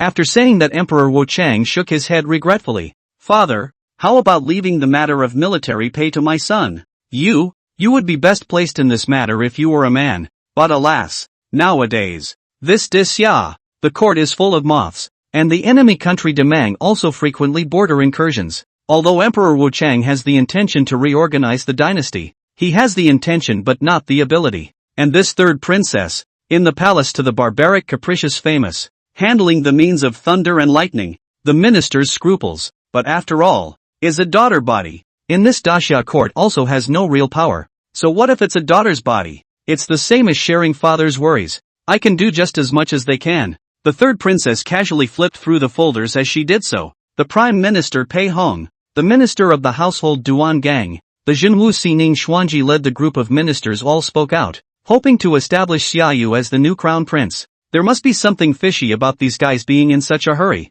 Emperor Wuchang stood up, slightly tired, and then wrote down a few words to cover the jade seal and handed it over to the third princess Xiaobing. "The Longchamp guards will assist you in this matter, and if you encounter any obstacles, remember, safety first." "Thank you, father. My son will do his best to share his father's worries." After reading it, the third princess revealed a cautious expression and nodded and bowed as she retreated. "The sun is like blood, falling from the west, in the boundless mountains, like a burning fire." At this time, Lu Ming's story was telling Lingyu about his own battle against Su Daji as the mage Xiao Qiao in the center line back then. Lingyu listened to the frozen god. "Always feel that dad, this is not a story, but personal experience, generally real."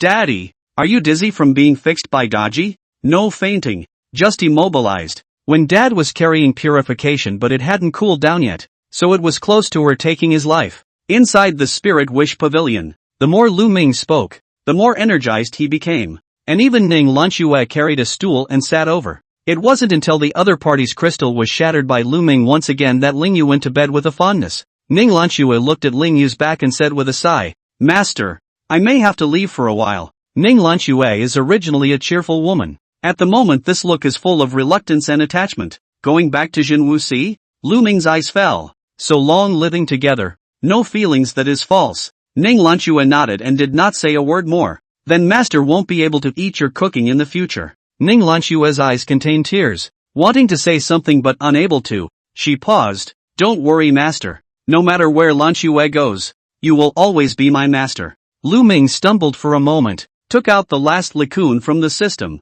smoked 2 puffs and then carefully wrapped it up and put it into his arms. "Lanxue, why do you think you had to worship me that day?" Ning Lanxue's lips moved, but she finally swallowed her words back. "Whatever the reason for entering this spiritual wish pavilion, but Lanxue has never regretted it and will never do anything against master. Please don't worry, Master. Well, if I don't trust you then I won't pass on your techniques. Remember to practice hard in the future. Come back anytime you have something to do. This Spirit Wish Pavilion is also your home. Ning Lanxue froze at his words. The next day before dawn, Ning Lanxue had prepared breakfast. A group of people came to the Spiritual Wish Pavilion. And Ning Lanxue had since left the Spiritual Wish Pavilion. Chapter 18, Farewell. I don't know that spring is over when it rains, but I realize the depth of summer when it clears. The flow of light easily throws people away. Red cherries, green bananas. The height of summer is creeping up on us. After Ning Lanxue left, Lu Ming resumed his days of ordering food from Chunji restaurant. Just occasionally will call Ning Lanxue's name in passing. No one responded to the party stunned awake. Over time, Suzaku, the daughter of the owner of the Chunji restaurant, and Ling Yu also became best friends. Lu Ming handed Ling Yu the Wind and Thunder Fist recipe that Li Guanfeng had gifted him. It was also because of this Wind and Thunder Fist that Lu Ming realized that Ling Yu's talent in martial arts could be described as terrifying. A set of Wind and Thunder Fist, 16 stances, 48 changes. In Spirit Moon's hands within 3 days he was able to deduce the breaks in the stances. During the time when she wasn't taking care of Dahei, Ling Yu was almost always indulging in boxing practice, as if the path of martial arts was something she was born to follow. The sun was rising, and the golden sunlight sprinkled on the green stone road, reflecting the dappled shadows of the trees. Last time Lu Ming drew FGM-148 Javelin auto-targeting missile and a box of RMB in 2 consecutive draws. One shot of the missile has already sent Zhang Ura to the Western Paradise, and the box of RMB is not useful in this dasha in the slightest. I wanted to ask the system to give exchange silver of equal value, but the system did not respond in any way. Father, this fist technique is broken too much. Spirit Moon pouted and huffed as she walked over. It had only been half a month, and this Wind and Thunder Fist had already been increased to 32 styles, which was more than double what it had been before. Lu Ming even suspected that Ling Yu was also a traveler, but had used Palace Jade Liquor to test it a few times and never got the second half of 181 cups. Ling Yu, have you seen this object? Lu Ming took out $100 bill and waved it in front of Ling Yu's eyes. Ling Yu curiously held it and looked left and right, shaking her head. Ling Yu has never seen it before, but it's a beautiful painting Daddy made. At this moment, a carriage slowly approached the Spiritual Wish Pavilion. Lu Ming recognized Chu Mo, the county magistrate of Tiangu. At a glance, Ling Yue, you know what to do, right? Lu Ming gave Ling Yu a wink as he headed upstairs. Master Gu entered the Spiritual Wish Pavilion along with County Magistrate Chu, and saw that again. Only little Spirit Moon was sitting in the hall. Young sir, is your father available today? It's a bad time for Uncle Chu Gu to come. My father had to go out for something. No harm done. Then is it okay if I wait here for your father? After saying that, County Magistrate Chu sat down on his butt in the middle of the hall, rather with the attitude of not dying until the Yellow River. Uncle Chu drink tea. Ling Yu still has to go bathe Big Black, so she won't accompany the two Uncle Chu. After saying that, Ling Yu bounced off to the backyard. Master Gu's face showed his displeasure and said softly, My lord, this has come for the 4th time, and this Mr. Spirit Wish always avoids seeing him, so why don't we just forget about this matter? County Magistrate Chu put down the teacup in his hand and made a gesture of silence. Foolishness, the Crown Prince died of illness. And the prince who came to the Spiritual Wish Pavilion on that day is His Majesty in the future. If Mr. agreed to be the county magistrate of this office, this future. When Master Gu heard this, his eyes lifted up and realized the powerful relationship, and he also sat down quietly. And what the two said, Lu Ming knew all about it upstairs. The prince fell ill and died. Border defeat. Today, His Majesty wishes to install His Majesty's son Xiaoyu as the crown prince in order to stabilize the hearts of the people. These 3 things have become the hottest talking points of the day. As Master Gu had said, this was the 4th time that County Magistrate Chu had come to implore Lu Ming to take up the position of County Chancellor. And before that, the governor of Yangzhou had also sent people to hope that Lu Ming as a master. The concubine prince, after the death of the crown prince, has now become the meat and potatoes in the eyes of the 100 officials. They all hope that one person can achieve the goal, and they all hope that they are the dogs and chickens. But Lu Ming didn't want to. Nowadays, in this Heavenly Valley city, the Spiritual Wish Pavilion was already unknown to everyone. The people who wanted to find Lu Ming's spiritual wish were lined up by hundreds of people daily. However, when the demand exceeded the supply of 1 wish per day, there were officials and dignitaries who set up barricades at the road junctions around the area to stop them. Lu Ming knew all of these tricks and wanted to draw lots to decide. but it still didn't change anything. Put up 100 sticks and these people pay for 200 people to draw them. Lu Ming, although he knows, but can only accept, after all, there is no absolute fairness in this world. Just as the first incense of the new year at Hongfa Temple, it has never been the turn of the common people. Although Lu Ming is not a god, he is a living god who wishes for everything. The only way to transform all sentient beings is to transform those who have the elements. There is no lack of 3 incense sticks in front of God, and life is full of sorrows. It is a solution to one's sorrows, but not to one's own. As the saying goes, if you're looking for water in the gutter, don't mind the dirt if you're full. Although Lu Ming also earned enough money, but the heart is also loaded with countless secrets, or plotting to kill, or adultery, or even the power. He himself has become the most convenient stepping stone along the way. Open the attribute panel. Host, Lu Ming. Age, 20/80ths. Current grade, none. Power, 2. Agility, 19. Defense, 2. Spiritual power, 2. Intelligence, ominous. Skill, 1 sword immortal kneeling.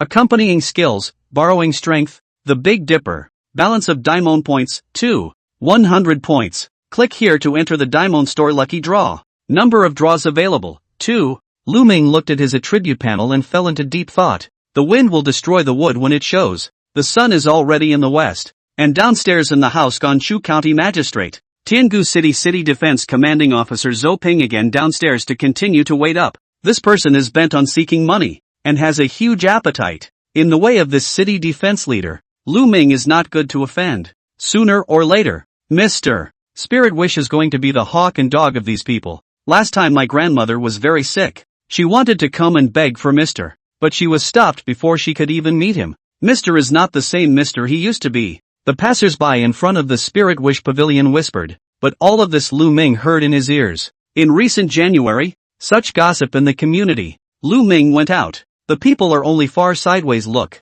Lu Ming tried to get along with everyone as an ordinary person. And in return, he was alienated. Although the meal sent by Susie was placed in the kitchen by Lingyu, Lu Ming could only endure his rumbling stomach in order not to reveal his footsteps. Daddy, they're all gone. You can come down now. Spirit Moon called out to Lu Ming in a low voice from outside the door. Lu Ming finally breathed a sigh of relief. And when he arrived downstairs, he went straight to the kitchen and ate 3 bowls of rice in a windy manner. Lu Ming rubbed his stomach and stared at Lingyu and asked, Lingyu, do you want to leave Heavenly Valley City? When Daddy wants Lingyue, Lingyue wants. Wherever Daddy goes Lingyue goes. Good. Let's go ask Big Black. When Big Black heard this news, his cow's tail stood up and he ran back and forth in the backyard for 30 laps without stopping. Big Black held the Spirit Moon over his head and looked at Lu Ming, a glittering light in his eyes. Lu Ming, to be honest, I've been thinking this for a long time. Now that we are eating and drinking, we just want to be free.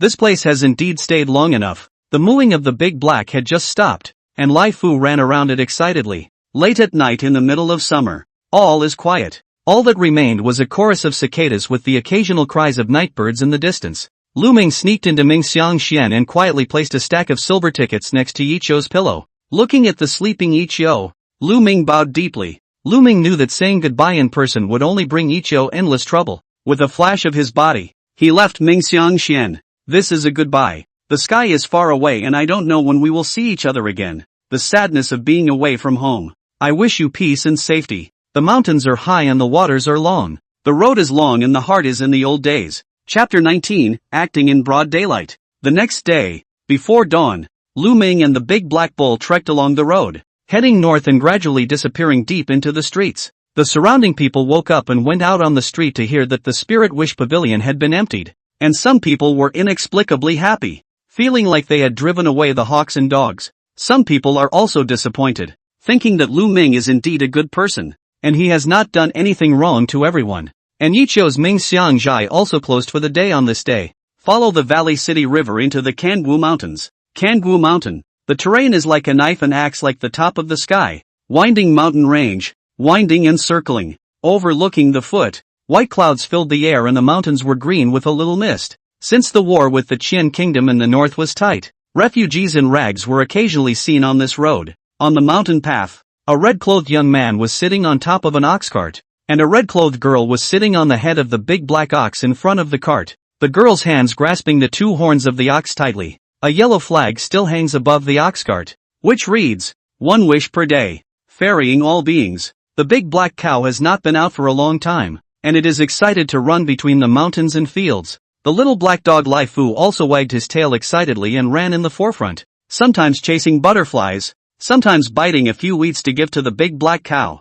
Moo moo. Lu Ming, why are we going north? Isn't there a war going on over there? The big black bull asked in disbelief as he walked. The border is not peaceful. Many people have been displaced. Now we are not worried about silver. If we can help, one is one. The big black cow nodded. Since entering the Heavenly Valley City until today, it is also considered to have tasted the warmth and coldness of human feelings. Now Lu Ming is no longer worried about the livelihood. As the saying goes, poor people are treacherous. Rich people grow a conscience, but also think of doing more good deeds. There was certainly no lack of selfishness in this. On the one hand, one could extract things from the Great Dream Store, and on the other hand, one could get the system upgraded early and increase its lifespan. A miserable cry came from the jungle, startling countless birds in the woods. It sounded like a woman. Lu Ming subconsciously stood up and pulled Lingyu from the bull's head behind him. The big black bull's feet lurched as they locked eyes. Lu Ming searched for the sound and entered the forest, only to hear the sound of a group of Hans laughing and joking in the middle of the mountain forest.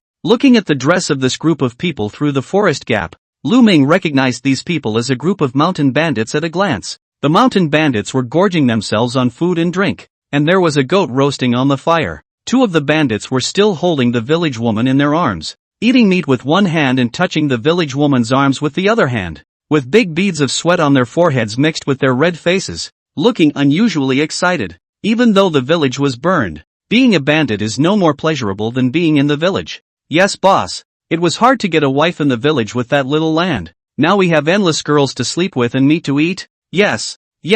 Now we're the groom night after night, the bride after day. How comfortable. Listening to the bandits' fluttering conversation, Lu Ming's fists crunched. Do good. And start today. At that moment, the bandit was seen to start tearing the village woman's clothes. In the middle of summer, the clothes were thin, and when the bandit pulled them, the village woman's chest was exposed in the air. The village woman was trembling and kept yelling no, but as the yells got louder, the more excited the bandits got, drinking and eating and thinking of lust. In public, that bandit even pressed the village woman on the ground, ready to do things. Only, just as he was about to undo his belt, he realized that not far away at some point came to a young man dressed in red. Instantly, the crowd alertly all grabbed the weapons in their hands. The bandit also pushed the village woman under him away, holding an axe and shouting at Lu Ming, "Master is on business. If you know what's good for you, get out of here." After all, the other party was outnumbered, and Lu Ming didn't dare to be careless.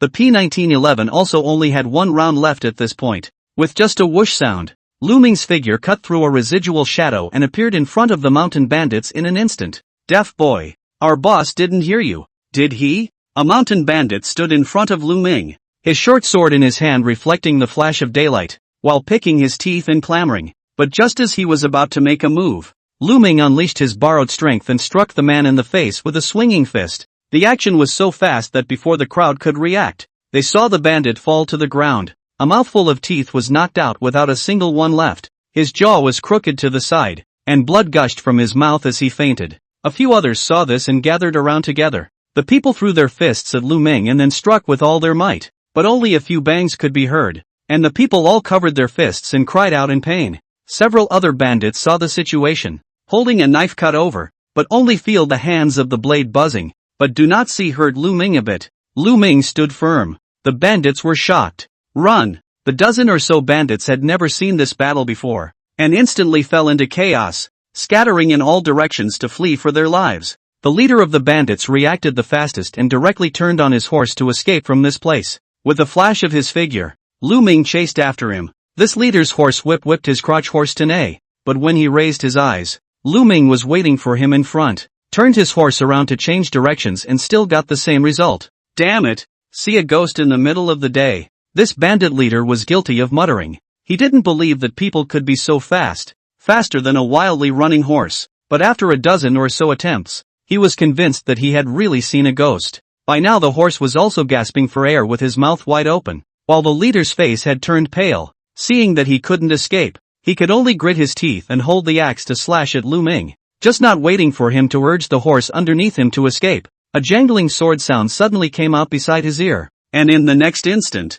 a brilliant sword light flashed, and his huge head was thrown up. Along with it, the horse beneath him was also decapitated, half of its body breaking off and spraying blood, staining a large area of the dirt floor red. Lu Ming looked at the aqua sword in his hand. His heart was also amazed. This basic chopping with borrowed power, coupled with his unrivaled speed, had such power. Seeing this, the three bandits who could not escape in time immediately knelt on the ground and pressed their bodies low, begging Lu Ming to spare their lives. "What's the use of begging me? It's them you're asking for." Lu Ming pointed at the two village women not far away, his voice cold. The two village women huddled and hid behind a tree and poked their heads out, seeing the leader of the bandits kneeling on the ground before they dared to straighten their clothes and walk out. "Young warrior, please kill them," the two village women said with tears of humiliation and gritted their teeth full of hatred. "You heard it too?" After saying that, another brilliant sword flash. The two mountain bandits only felt a coolness in their necks, but they saw their heads on the ground looking at them.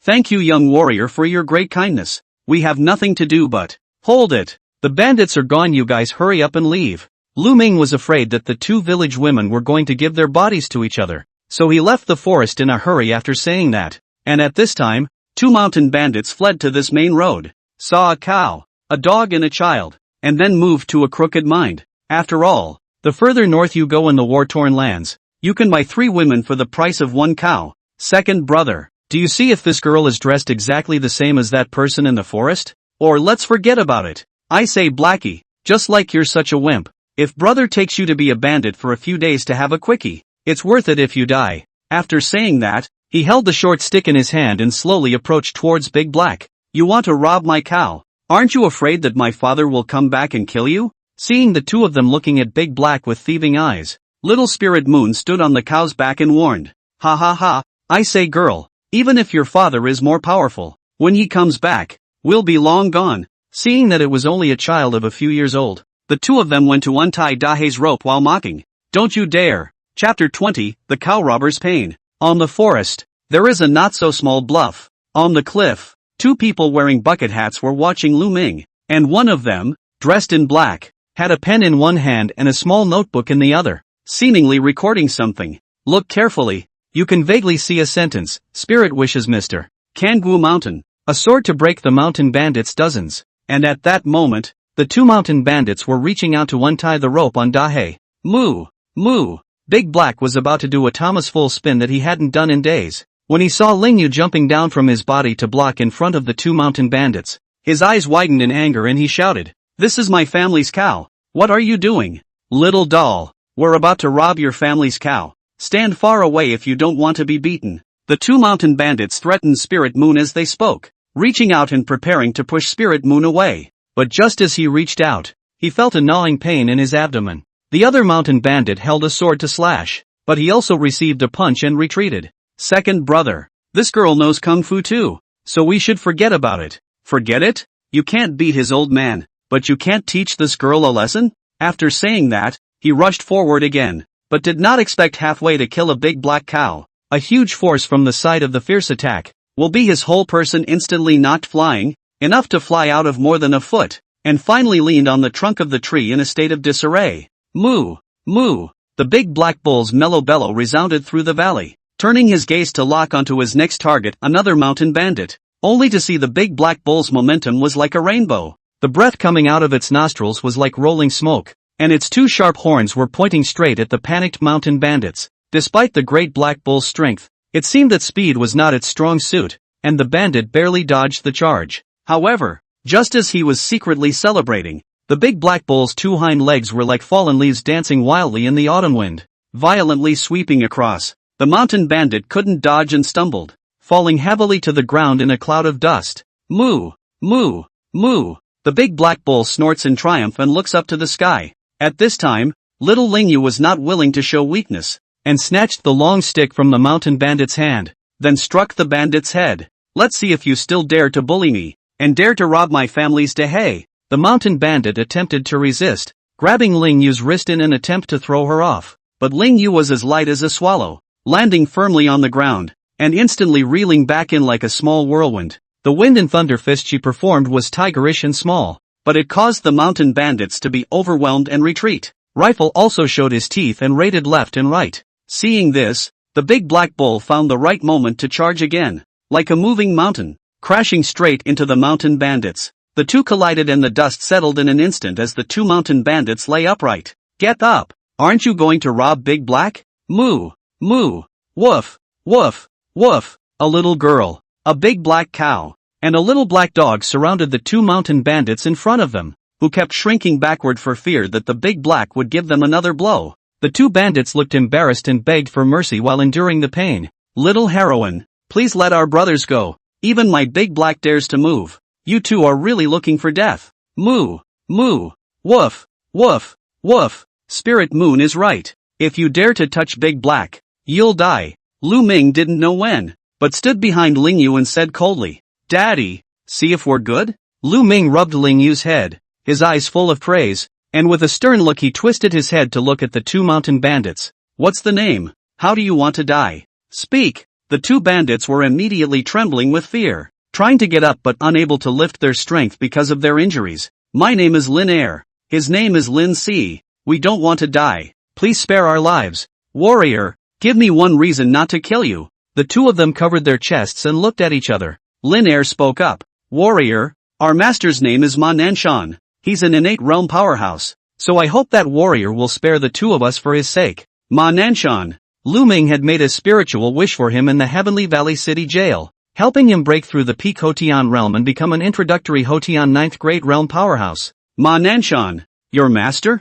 Joke. If the warrior doesn't believe me, he can inquire at the little Tsang village at the bottom of this mountain. It turned out that after Man Nanshan escaped from prison, Jinwu guards intercepted for several days in a row, and fell on this Kangwu mountain with serious injuries. Lin Air Lin San hunts in the mountains and saves him. Seeing that Ma Nanshan's kung fu was excellent, the two of them insisted on worshipping him as their master. Man Nanshan agreed to do so in return for saving his life. But when the true martial arts guards entered the village that night to search, Man Nanshan disappeared ever since. This Ma Nanshan was originally a general soldier under General Ding Zeno at the border, and had been persecuted and imprisoned for corruption. So I think he has escaped by now. Lu Ming's mind turned and his face sank. A good hunter doesn't want to be a mountain bandit. Very promising? Lin Air shook his head, looking sad. Mountain bandits often come down the mountain to rob. There are no longer a few families in the village. The four brothers are only the two of us left. We are also trying to live. It's not far from Tiangu City.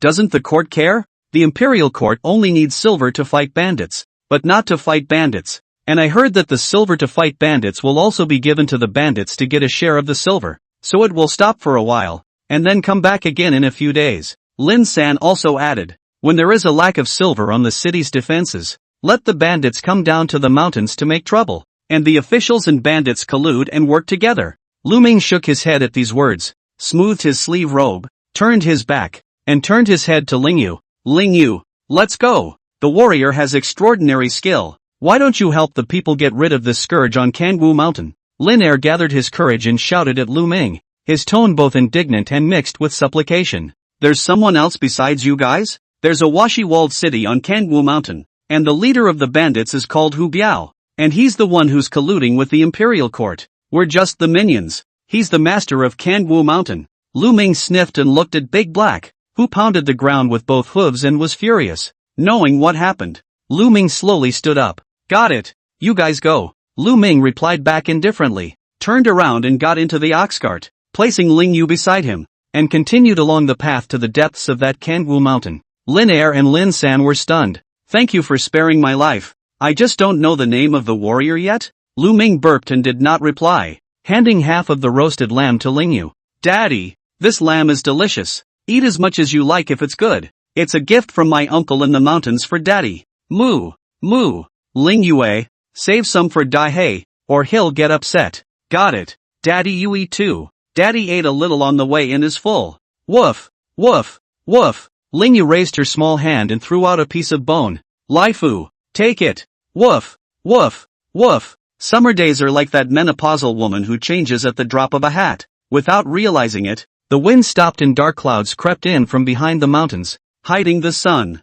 Daddy, it's a new day. Where are we going? There's a lot of rain on the mountain. How about taking shelter from the rain at that washy-walled city? Wherever Daddy goes Ling Yue goes. Moo, moo. Chapter 21, A Quick Sword is Not Quick. Kangwu Mountain. Washi Zhai. One person beat you all so badly. What a bunch of losers. Inside the gathering hall, a burly man said angrily. And after that, he slammed his wine bowl down hard on the ground. Master Bill. He's too fast. Really too fast. The bandit who came back to report the news pressed his head tightly to the ground and half raised his head to speak resentfully. The mouth of Master Biao is this Kangwu Mountain Washi walled city big boss Hu Biao. Only to see Hu Biao wearing a short black shirt, chest exposed breasts, face red sitting on the steps of the animal skin. The second pawn said in a cloudy voice, Master Biao, you are drunk. The little ones don't know any better. Let me go and meet that kid. Let's see if he can outrun the sword in my hand. The second pawn Tianyu is famous for his family's Tian family fast sword. Tall and thin, holding the sword with both hands. His tone is feminine. Not like a bandit. More like a scholar. That's right. Bring along a few handy brothers. Let's show that kid some color. The second leader, Tianyu, led the order, bowed his hand and retreated. Master Biao, should we go inform our righteous father, Lord Zhou? A woman said with a delicate smile, a gleam of cold light flashing in her eyes. Hu Biao waved his hand. No need. A brat. Won't you let your righteous father laugh at my fortress? Immediately after that, he wrapped the woman into his arms, one big hand traveling up and down in the woman's clothes. Beauty. With the second leader on the scene. That boy is dead. On the path in the Kangwu Mountains, Lu Ming was coming towards that washi-walled city. 2 miles away in the dense forest, more than a dozen mountain bandits were waiting anxiously. The trees whimpered in the wind, swaying from side to side. A large fallen tree blocked Lu Ming's ox cart. Don't come out to disgrace yourself with this kind of trick, Lu Ming said indifferently. Daddy, are there bad people ahead? Spirit Moon is scared? Lingyu is not afraid. With Big Black and Daddy around, Lingyu is not afraid of anyone. Clatter. There was a shaking sound of grass and trees, and a dozen or so bandits appeared on both sides of the road. Kid, dare to kill my washi-walled city's people. You are really tired of living. The second leader Tianyu stood on top of a big tree and said in a frozen voice, You're that thief leader Hu Biao. Ha ha ha, yellow-haired kid. Do you need Master Biao to make a move? I have a fast sword in my hand to take your life in a moment. Tianyu sneered, and with a flash of his body, he flew from the top of a tree branch to stand in front of the ox cart. With a gesture, the bandits in the bushes instantly surrounded them. Kill! At Tianyu's command, several cold arrows instantly flew out from the bushes, shooting straight towards Lu Ming and Lingyu. Lu Ming stood up and casually grabbed it. The cold arrow was flicked into his hand as if it were a bag. With a jolt of force, several cold arrows shot straight into the bushes again from Lu Ming's hands. Instantly several screams rang out. The others saw this, although their faces showed chills, but they were in the way of the intimidation of the second leader, Tianyu, and they all jumped up and chopped towards Lu Ming. Lu Ming's eyes turned cold, shielding Lingyu behind him, drawing out his bisui sword and casually throwing the scabbard, which directly penetrated through one person's shoulder, nailing it to a large tree in the distance. Then toward the flying bandits, a burst of swordlight flashed across the place, blood flying across the place. The body fell. Lu Ming unsteadily landed on top of the ox cart. Seeing that the scene was a bit bloody, Lu Ming turned his head and asked Lingyu behind him, Are you afraid? Daddy is so powerful. Lingyu is not afraid. It must be that Lingyu had been wandering the city for a long time and had naturally seen a lot of blood and violent scenes, or at least was tougher than Lu Ming had imagined. Tianyu looked on. His heart was shocked. He simply did not expect Lu Ming's seemingly unstructured sword art, just randomly chopping and slashing, with his terrifying speed, to have such power. Sure enough, it was quick. Kill the little girl. A mountain bandit carrying a long sword shouted as if he had discovered Lu Ming's brokenness. Just before the words were shouted, he saw his headless body. The remaining bandits saw this and retreated backwards. The second leader, Tianyu, however, had already retreated more than 3 feet, and although he was shocked, his inner pride filled him with wariness, only to see him draw the long sword in his hand, and with a single jump he arrived in front of Lu Ming and said sternly, You sure are fast and qualified for me to take you seriously. But as soon as the words left his mouth, he only saw the big black bull in front of him riveted to himself. Tianyu dodged, and the mountain bandits behind him couldn't dodge, and were slammed straight into the mountain rocks by Dehei. Big Black, good job. Lingyu stood behind Lu Ming and poked her head out to give Big Black a thumbs up. Moo, moo. Tianyu flew at this time to pounce, the long sword in his hand like a poisonous tongue spitting out letters, sword shadow heavy, straight toward Lu Ming attack. It's a killing move right off the bat. It's just a shame you're too slow. Lu Ming responded coldly and hid Spirit Moon behind him, while at that moment turning back Tian Yu's sword was still half a meter away from him. Lu Ming narrowed his eyes slightly, made a sidestep, and with his left hand storing power, he struck towards Tian Yu's chest with a punch. This Tian Yu felt the punch and hurriedly rolled over, blocking with his long sword and retreated to the side in a smooth manner. Tian Yu tiger mouth trembled. Surprised. This kid good big strength. Shot although no rules. At a glance there is no martial arts in the body, but so fast and accurate. In the world of martial arts, there is no firmness but speed. Lu Ming at this time agility points have been added to 19. If you run at full speed, ordinary people can only see a little shadow. As for this Tian Yu, it wasn't that the fast sword wasn't strong. It was just that in front of Lu Ming, it was still too slow. The big black bull was about to go forward to help. A mountain bandit scurried out from behind. A knife slash. Only the big black bull kept fleeing. Hard not to hurt a little. Dare to touch my cow. Die. Lu Ming held Lingyu in one hand, and with a single movement of his body, he instantly slashed towards the mountain bandit. In a breath, this mountain bandit's blood splattered. His head shot up into the sky, and his body flopped and planted down. And that residual shadow hadn't stopped yet. Tian Yu was stunned. His eyes kept rolling, and he squeezed the long sword in his hand to death. Tian Yu hurriedly retreated in a violent manner, leaving himself an opening to counterattack with his sword. Tinker bell, tinker bell. The ear-piercing sound of metal clashing kept ringing out. Lu Ming relied on his agile speed and sharp judgment to fight fast and defend himself against the wind. Daddy, put me down first. It hurts from all your scratches. Lu Ming heard Lingyu cry out before his body retreated and placed Lingyu by Big Black's side. Big Black, protect Lingyu. After saying that, his figure moved and attacked straight towards Tian Yu again. Tian Yu was appalled, but there was nothing he could do with just one hand himself. Seeing that the sword light was coming towards him again, he saw that the situation was not good and immediately fled by performing a light skill. Want to run? Come back here. Before Lu Ming's words fell, Tian Yu only felt that he was firmly stuck by a hand on his calf. Looking down, a hint of a smile appeared at the corner of Lu Ming's mouth. Tian Yu was about to use his long sword to get rid of the bondage, but before the sword fell, a powerful force actually threw himself out. Brother Big Black. Follow. Moo. Big Black sniffed and hurriedly spread his forelegs slightly, facing his forehead squarely to the flying of Tian Yu. Boo! Tian Yu fell hard on top of the bushes, and his long sword came out of his hand, cloaked and in a sorry state. And at this moment, 2 more cold arrows flew out of the bushes with 2 whooshing sounds towards Lu Ming. Lu Ming casually flicked his hand, and an arrow flew straight into the bushes, hitting the bowman squarely in the center of his brow. Backhandedly, he shot another arrow at Tian Yu. Ah! With a scream, Tian Yu looked at his chest, which had been pierced by a cold arrow, and was red with blood. Lu Ming surveyed the circle. Only the second leader, Tian Yu, was left alive. A soft voice said, I do not know light skill yet. It would be a pity if you ran away. Kid, who are you? Tian Yu asked while covering his chest. You don't deserve to know who I am. Keep your little life for now. Go and bring a message to that Hu Biao. Come and worship the mountain tomorrow.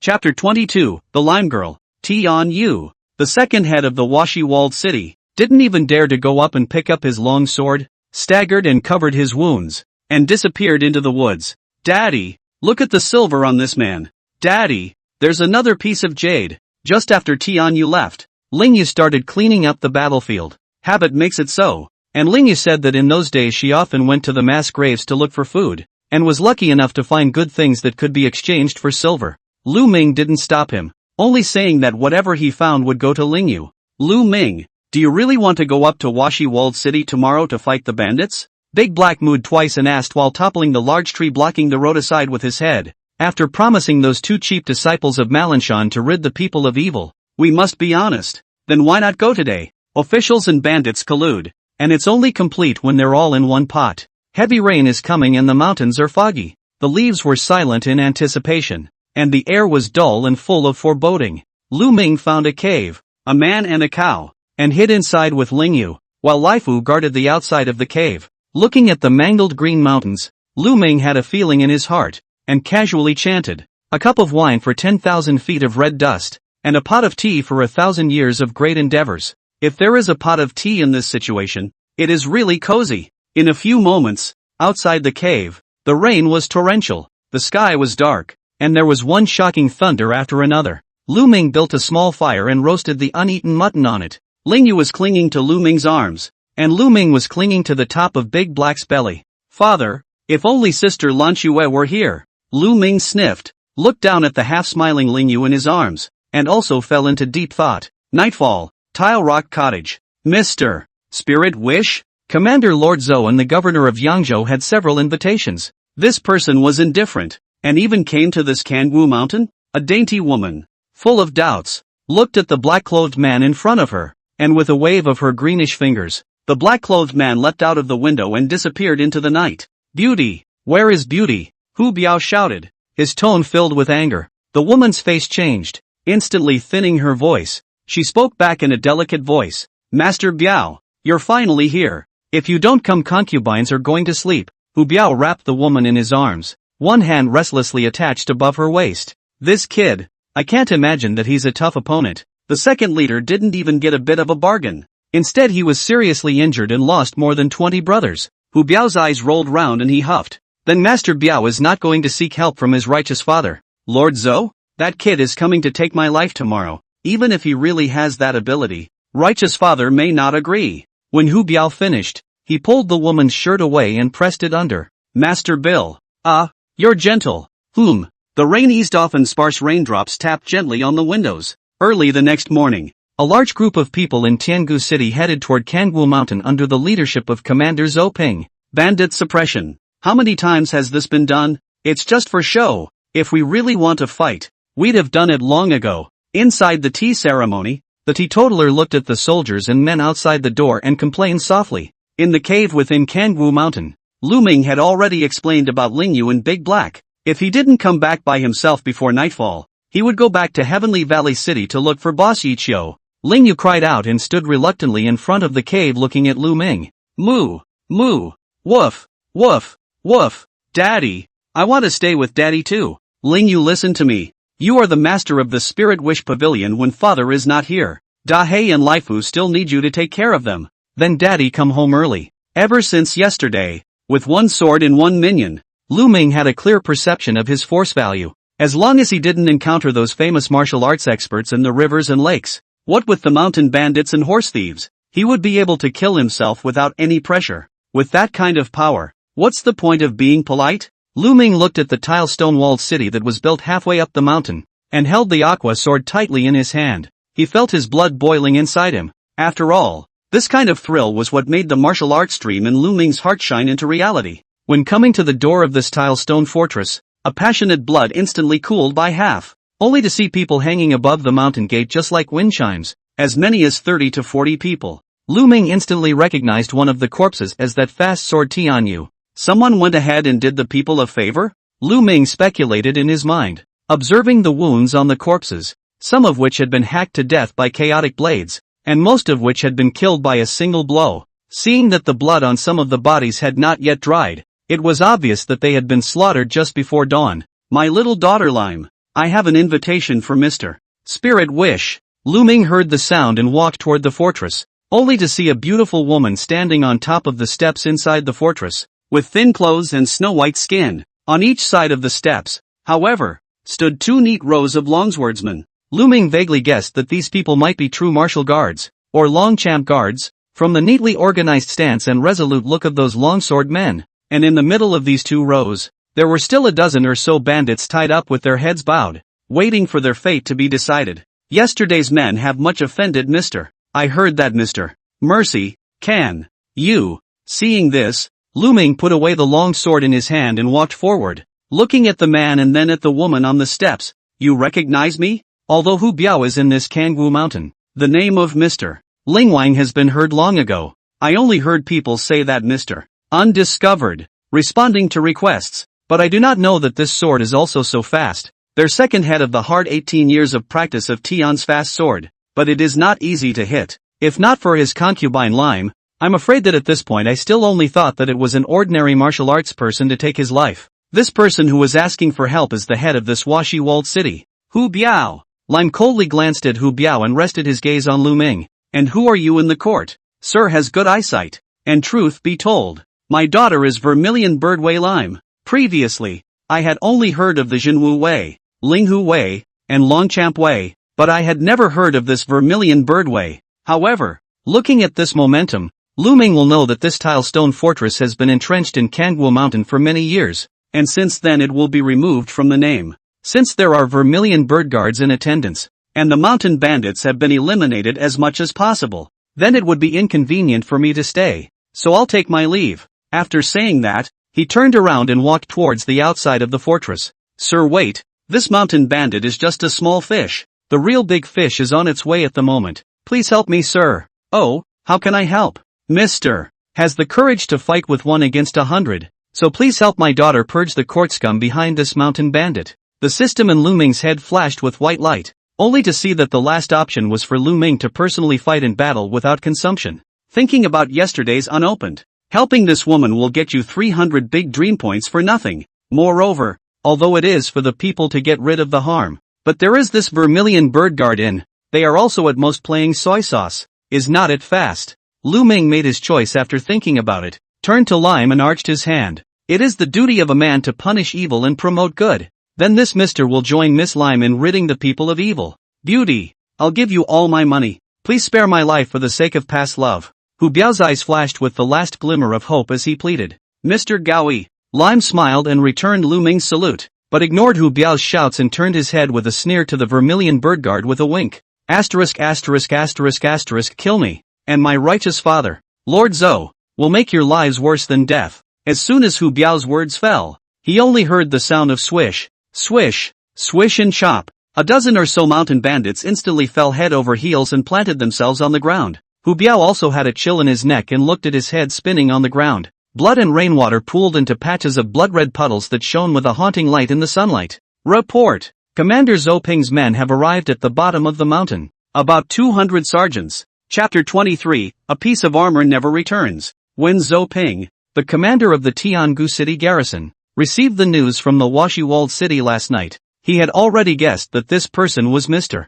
Lu Ming, the spiritual wishfulness. This tilestone fortress was originally his own money tree. The loss of dozens of people in one day, coupled with the fact that Mr. Spiritual Wish himself had dealt with it twice, and was not a stranger to it, he could only come in person. He even tried vainly to convince Lu Ming face to face again, hoping that he would join him. Zhou Ping, with a big belly, rode on a horse, with 2 other soldiers holding shaking fans beside him. Even though he was only an official from the 4th rank, he was as fast as a land emperor in this heavenly valley city. A group of people, 4 green-clothed men traveled in the forefront. Their bodies were strong and sturdy, and the fury between their brows and eyes was compelling. All 4 of them wore double swords on their belts and looked around vigilantly from time to time. When they came to the mountain gate of the tilestone-walled city, all of them instantly sucked in a breath of cool air. That big boss Hu Biao also hung above the mountain gate at this time, but only a head. A bloody gash on the necks of the 2nd and 3rd leaders. The gash flared out and was still bubbling at the moment.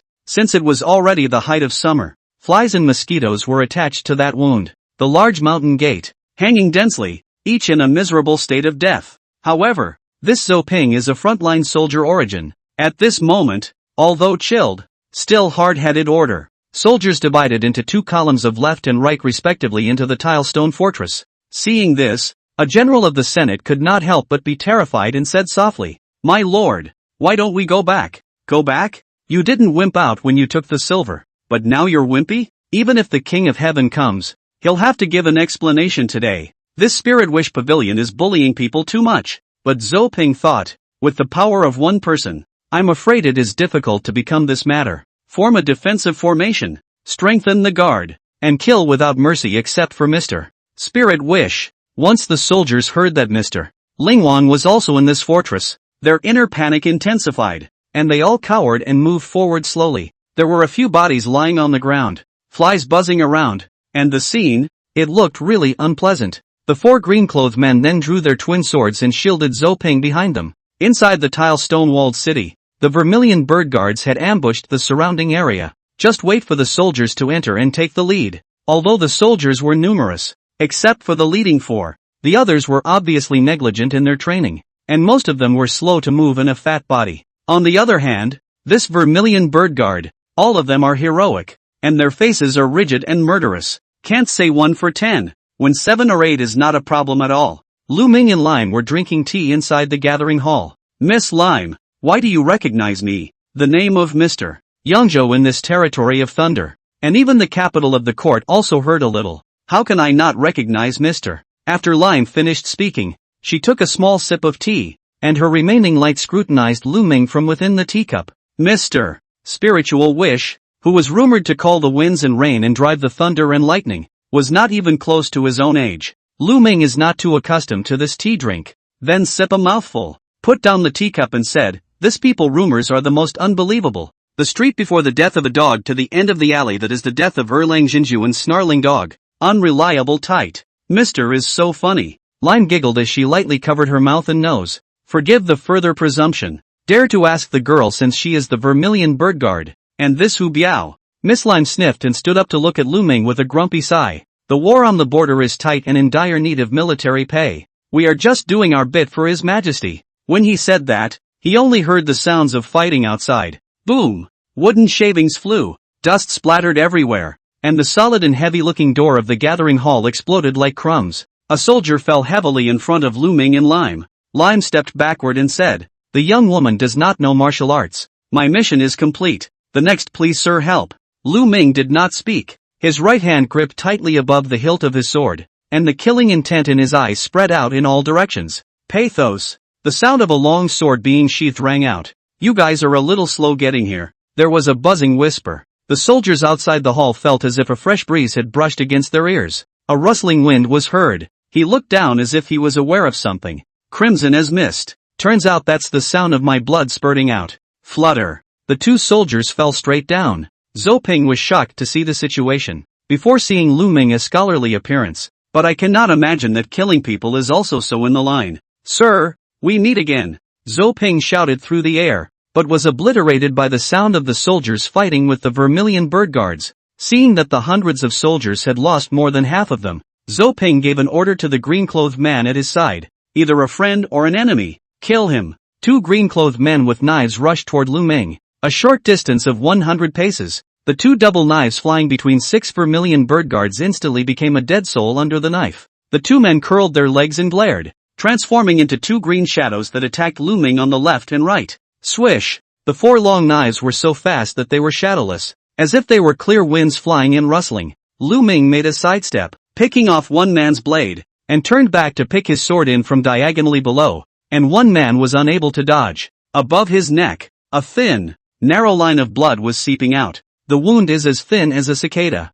The other green-clothed man was alarmed at the sight, and with a swing of his long sword he pulled out a few body lengths with Lu Ming. What a fast sword! Lu Ming, holding the aqua sword, stepped on his feet and leaped into the crowd in the courtyard. The fast and seemingly shadowless swordlight was like a slanting wind and rain, fluttering and falling amongst the crowd. It swept across the throats of the crowd, bringing up beads of splattered blood. It's like flying flowers in the springtime. The sky is full of them. It was only the soldiers' terrified screams that added a bit of poignancy and creepiness to this picture of writing. The speed of these ordinary soldiers, in the eyes of Lu Ming as a slow-motion general, without thinking can always easily find a break, a sword to take their lives. The instantaneous death of the green-clothed man was seen by Zhou Ping with trepidation, looking at Lu Ming as if he was in no man's land. The disparity in strength was nothing short of a massacre. All four of his own guards were experts of the 7th rank of the innate, and his twin swords were refined to the state of realization. But only one move.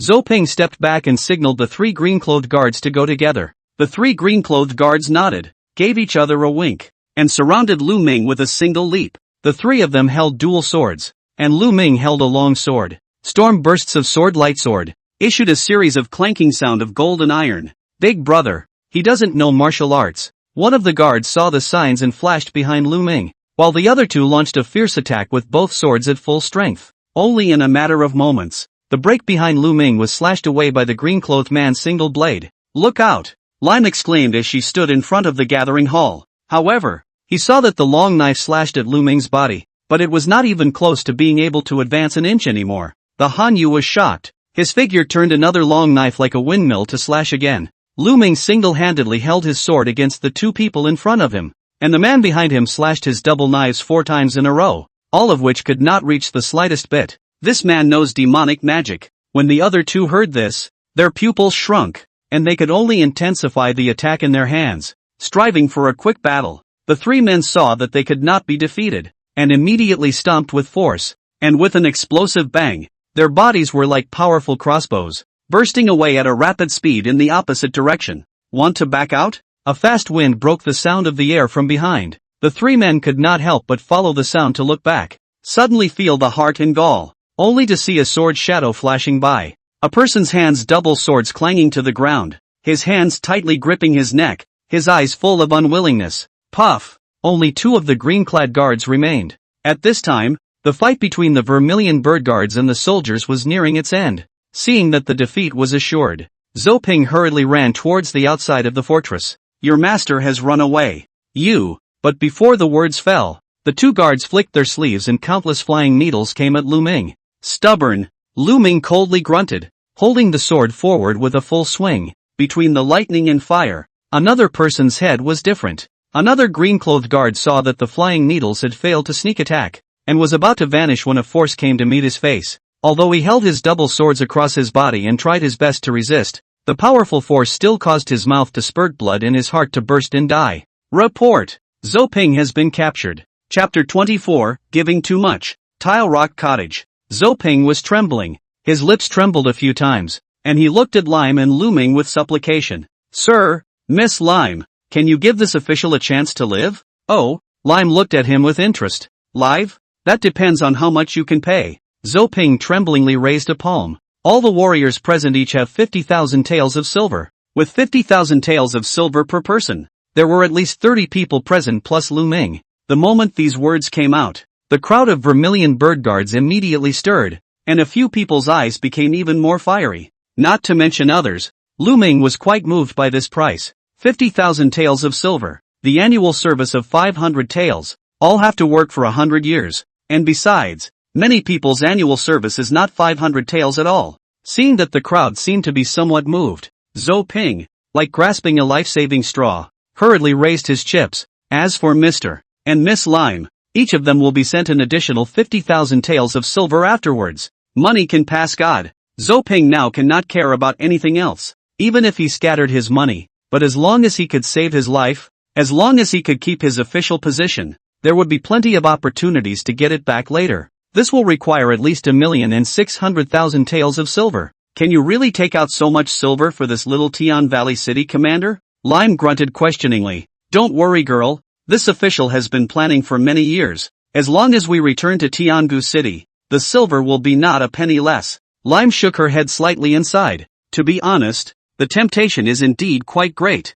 After all, what you're giving is just too much. But alas, Lord Zhou, your silver is too hot for me to take this money. Not waiting for Zhou Ping to open his mouth, Lime lifted his hand and waved. In the cellar of the washy walled city, all the belongings are counted, and each of them is registered and confiscated. Confiscation? Zhou Ping sniffed, looked around at the vermilion bird guards in civilian clothes, and came to a realization. As if seeing hope, Zhou Ping stood up and said, the girl is working for someone in the dynasty. This official also knows some noble people. If you are seeking money, then everything is fine. My little daughter is working for the world's people. As for those people's fat and cream in your hands, someone will come to the door to count them tomorrow. When Zhou Ping heard this, he instantly went limp, turning his head to Lu Ming. Sir, save me. Much ado about nothing, and this gentleman can't help it. Lime sacrificed himself, under cover for many days, according to the deployment. On the one hand,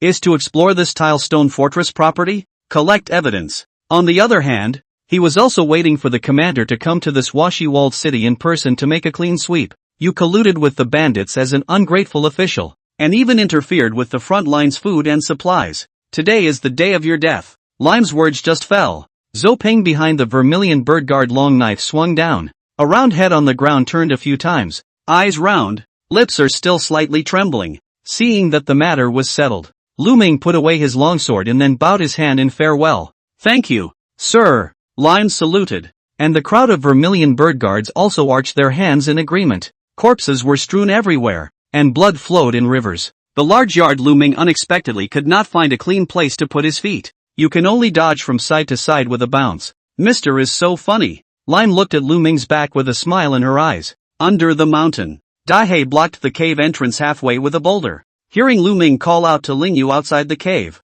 She instantly poked her head out in delight. "Daddy, you're finally back." Lingyu flung herself into Lu Ming's arms, her eyes filled with worry. The twilight was getting thicker and the last sunset in the sky was quietly hidden behind the mountains. Lai Fu actually caught a hare, which made Lingyu happy. As cute as the hare was, it couldn't hold up to the hunger in its belly. When night fell, Lingyu complained that Lu Ming shouldn't have killed the rabbit, but she gnawed on the rabbit leg and kept saying that it smelled really good. "Congratulations, you have successfully wished for Lime Spirit. Trigger reward. Get 300 dream points. Big dream points balance, 2,400 points. Number of times you can draw at the daimyo store, 2. Whether or not to draw a prize immediately. Draw. As the lottery screen rotated within the system, Lu Ming's eyes widened and his hands fisted. Congratulations to the host for obtaining a high-level skill enhancement book. Congratulations to the host for obtaining an 8x lens. Big dream point balance, 400 points. Number of times you can draw at the daimon store, 0.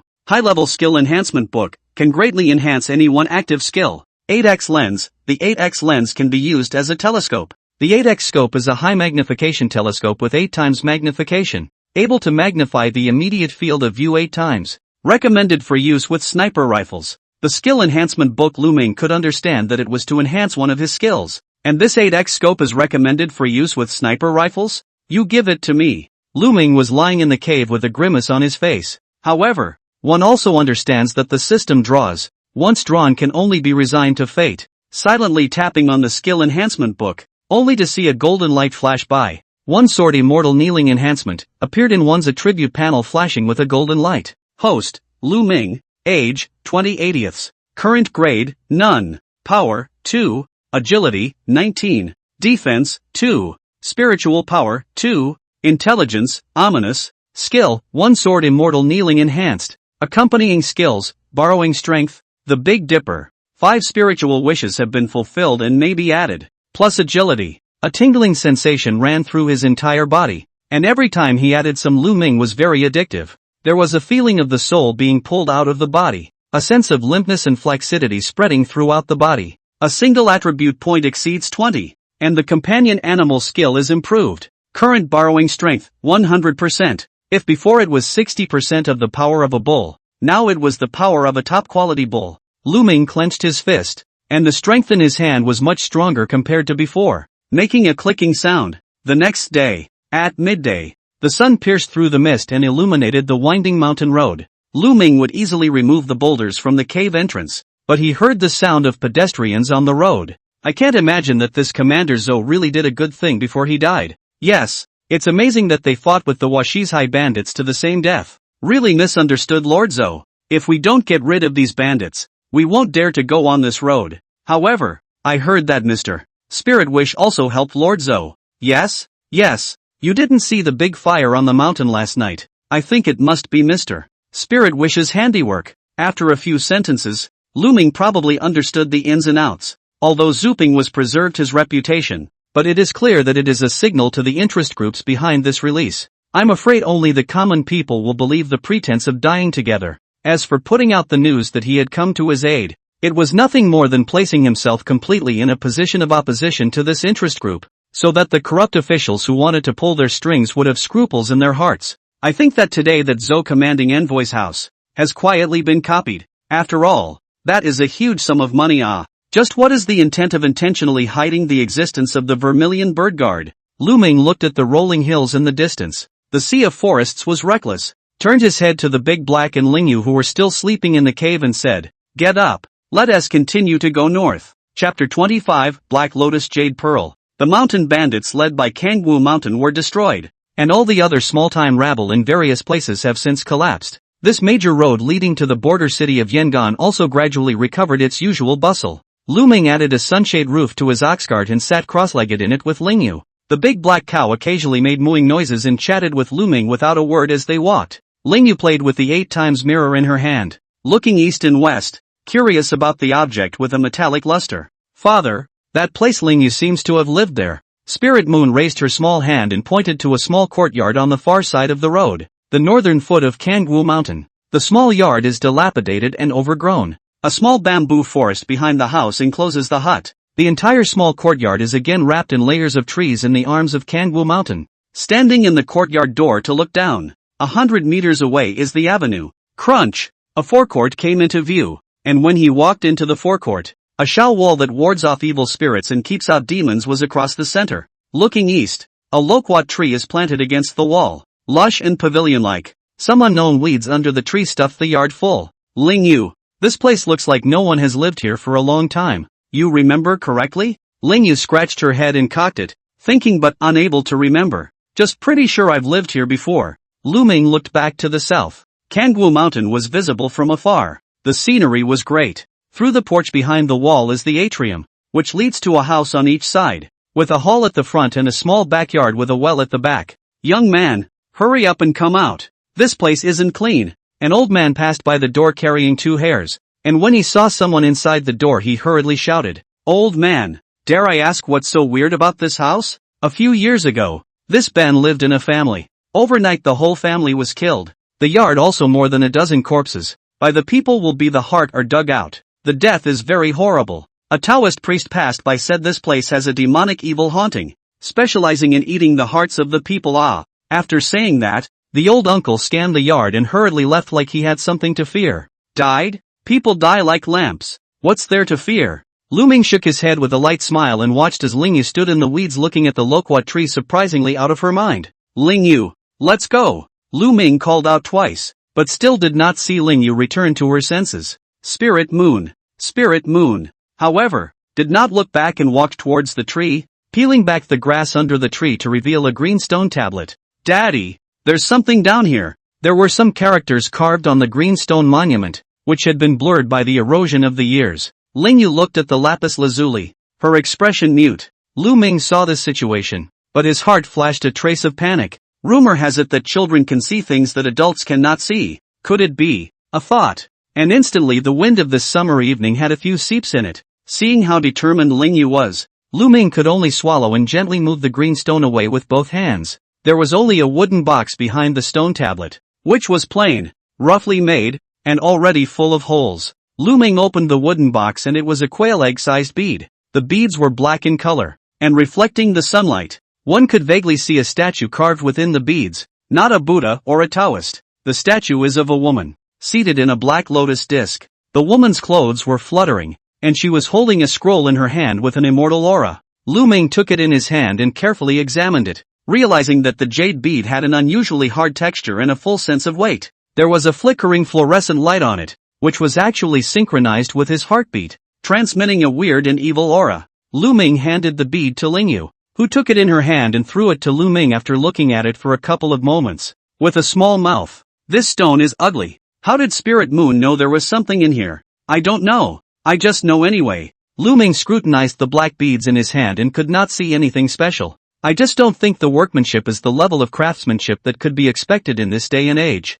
Maybe it had something to do with Spirit Moon's birth. Woof! Woof! At that moment, Lai Fu fiercely barked furiously at the house alertly. Anyone? The wooden door of the side house was hidden and covered with moss. Look at the weed tracks in front of the door as if something had entered. Lu Ming's face sank and he said in a cold voice, "Come out." But there was not the slightest movement. Crunch! Lu Ming lightly pushed open the door. The room was dark, but at a glance, he saw the subtle blood stains on the threshold. Inside the house a wooden bed. The wooden bed away from the wall in the crevice, but lying a man. Look at the age of about 40 or so. The man was dressed in black. His face was pale, and the blood at the corner of his mouth had not dried, looking like he had suffered internal injuries. Suddenly, phew! The sound of sharp arrows breaking through the air sounded from behind Lu Ming. Lu Ming reacted in time and dodged sideways. A thin arrow scratched his sleeve and pierced into the wall of the wooden house. With that, a soft eep sounded. Ha! Lu Ming looked for the sound.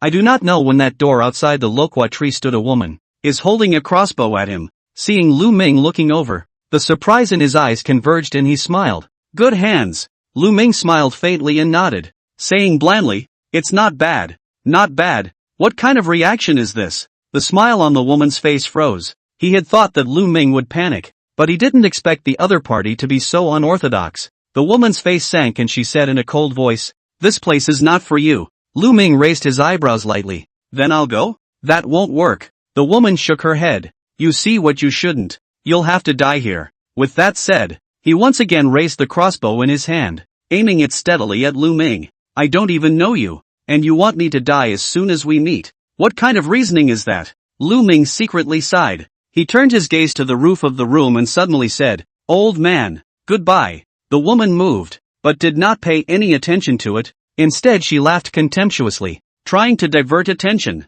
and then run for your life. This little trick I didn't even need at the age of 7. Before the words fell, a black shadow suddenly leapt up from the roof, and the sound of fists breaking through the air followed. Boo! The woman was shocked and hurriedly turned her bow to cope with the situation, but she was still half a minute too late. In an instant, the powerful crossbow in his hand was knocked into two by the force of the rigid fist, and he himself fell down from the tree. The woman landed on the ground and barely stabilized herself, looking at the old man in front of her. "Li Guanbong, chased us for so long? Why be aggressive?" The tone was shaky, mixed with a little helplessness. "Li Guanfeng, a few months ago Lu Ming gifted bright-eyed retrospective Dan, restoring his eyesight for a year, to help him for the Jin Yuan dartboard up and down revenge." Li Guanfeng didn't pay any attention to the woman. He turned to Lu Ming and bowed deeply. "I thank you for your great kindness. These two are traitors of the Black Lotus sect. Wait for me to settle them first." A murderous aura filled his eyes. As a Zhongshe realm expert, it was obvious that this woman was as weak as an ant in his eyes. As soon as the words fell, Li Guanfeng's wind and thunder fist was as fast as the wind, and his moves were ferocious as he attacked the woman. In less than 3 rounds, the woman was hit squarely in the chest by a succession of punches, and flew straight out without breath. "Old grandpa, this wind and thunder fist of yours has a flaw. If you meet an expert of the same realm in the future, be careful." Lingyu stood behind Lu Ming and looked at Li Guanfeng and said loudly. Li Guanfeng sniffed, put away his strength, came to crouch down in front of Lingyu, and asked with a smile, "Little doll, do you mean that this punch of mine is relying on me to win by suppressing my realm of cultivation?" Chapter 26, Pointers. Li Guanfeng gazed lovingly at Lingyu. "Please don't be offended. Old uncle, this son is my righteous daughter. She is quite interested in your wind and thunder fist and has already studied it on her own for a few times." Lu Ming's words revealed sincerity, but his heart could not help but ripple. After all, this boxing method was gifted by Li Guanfeng.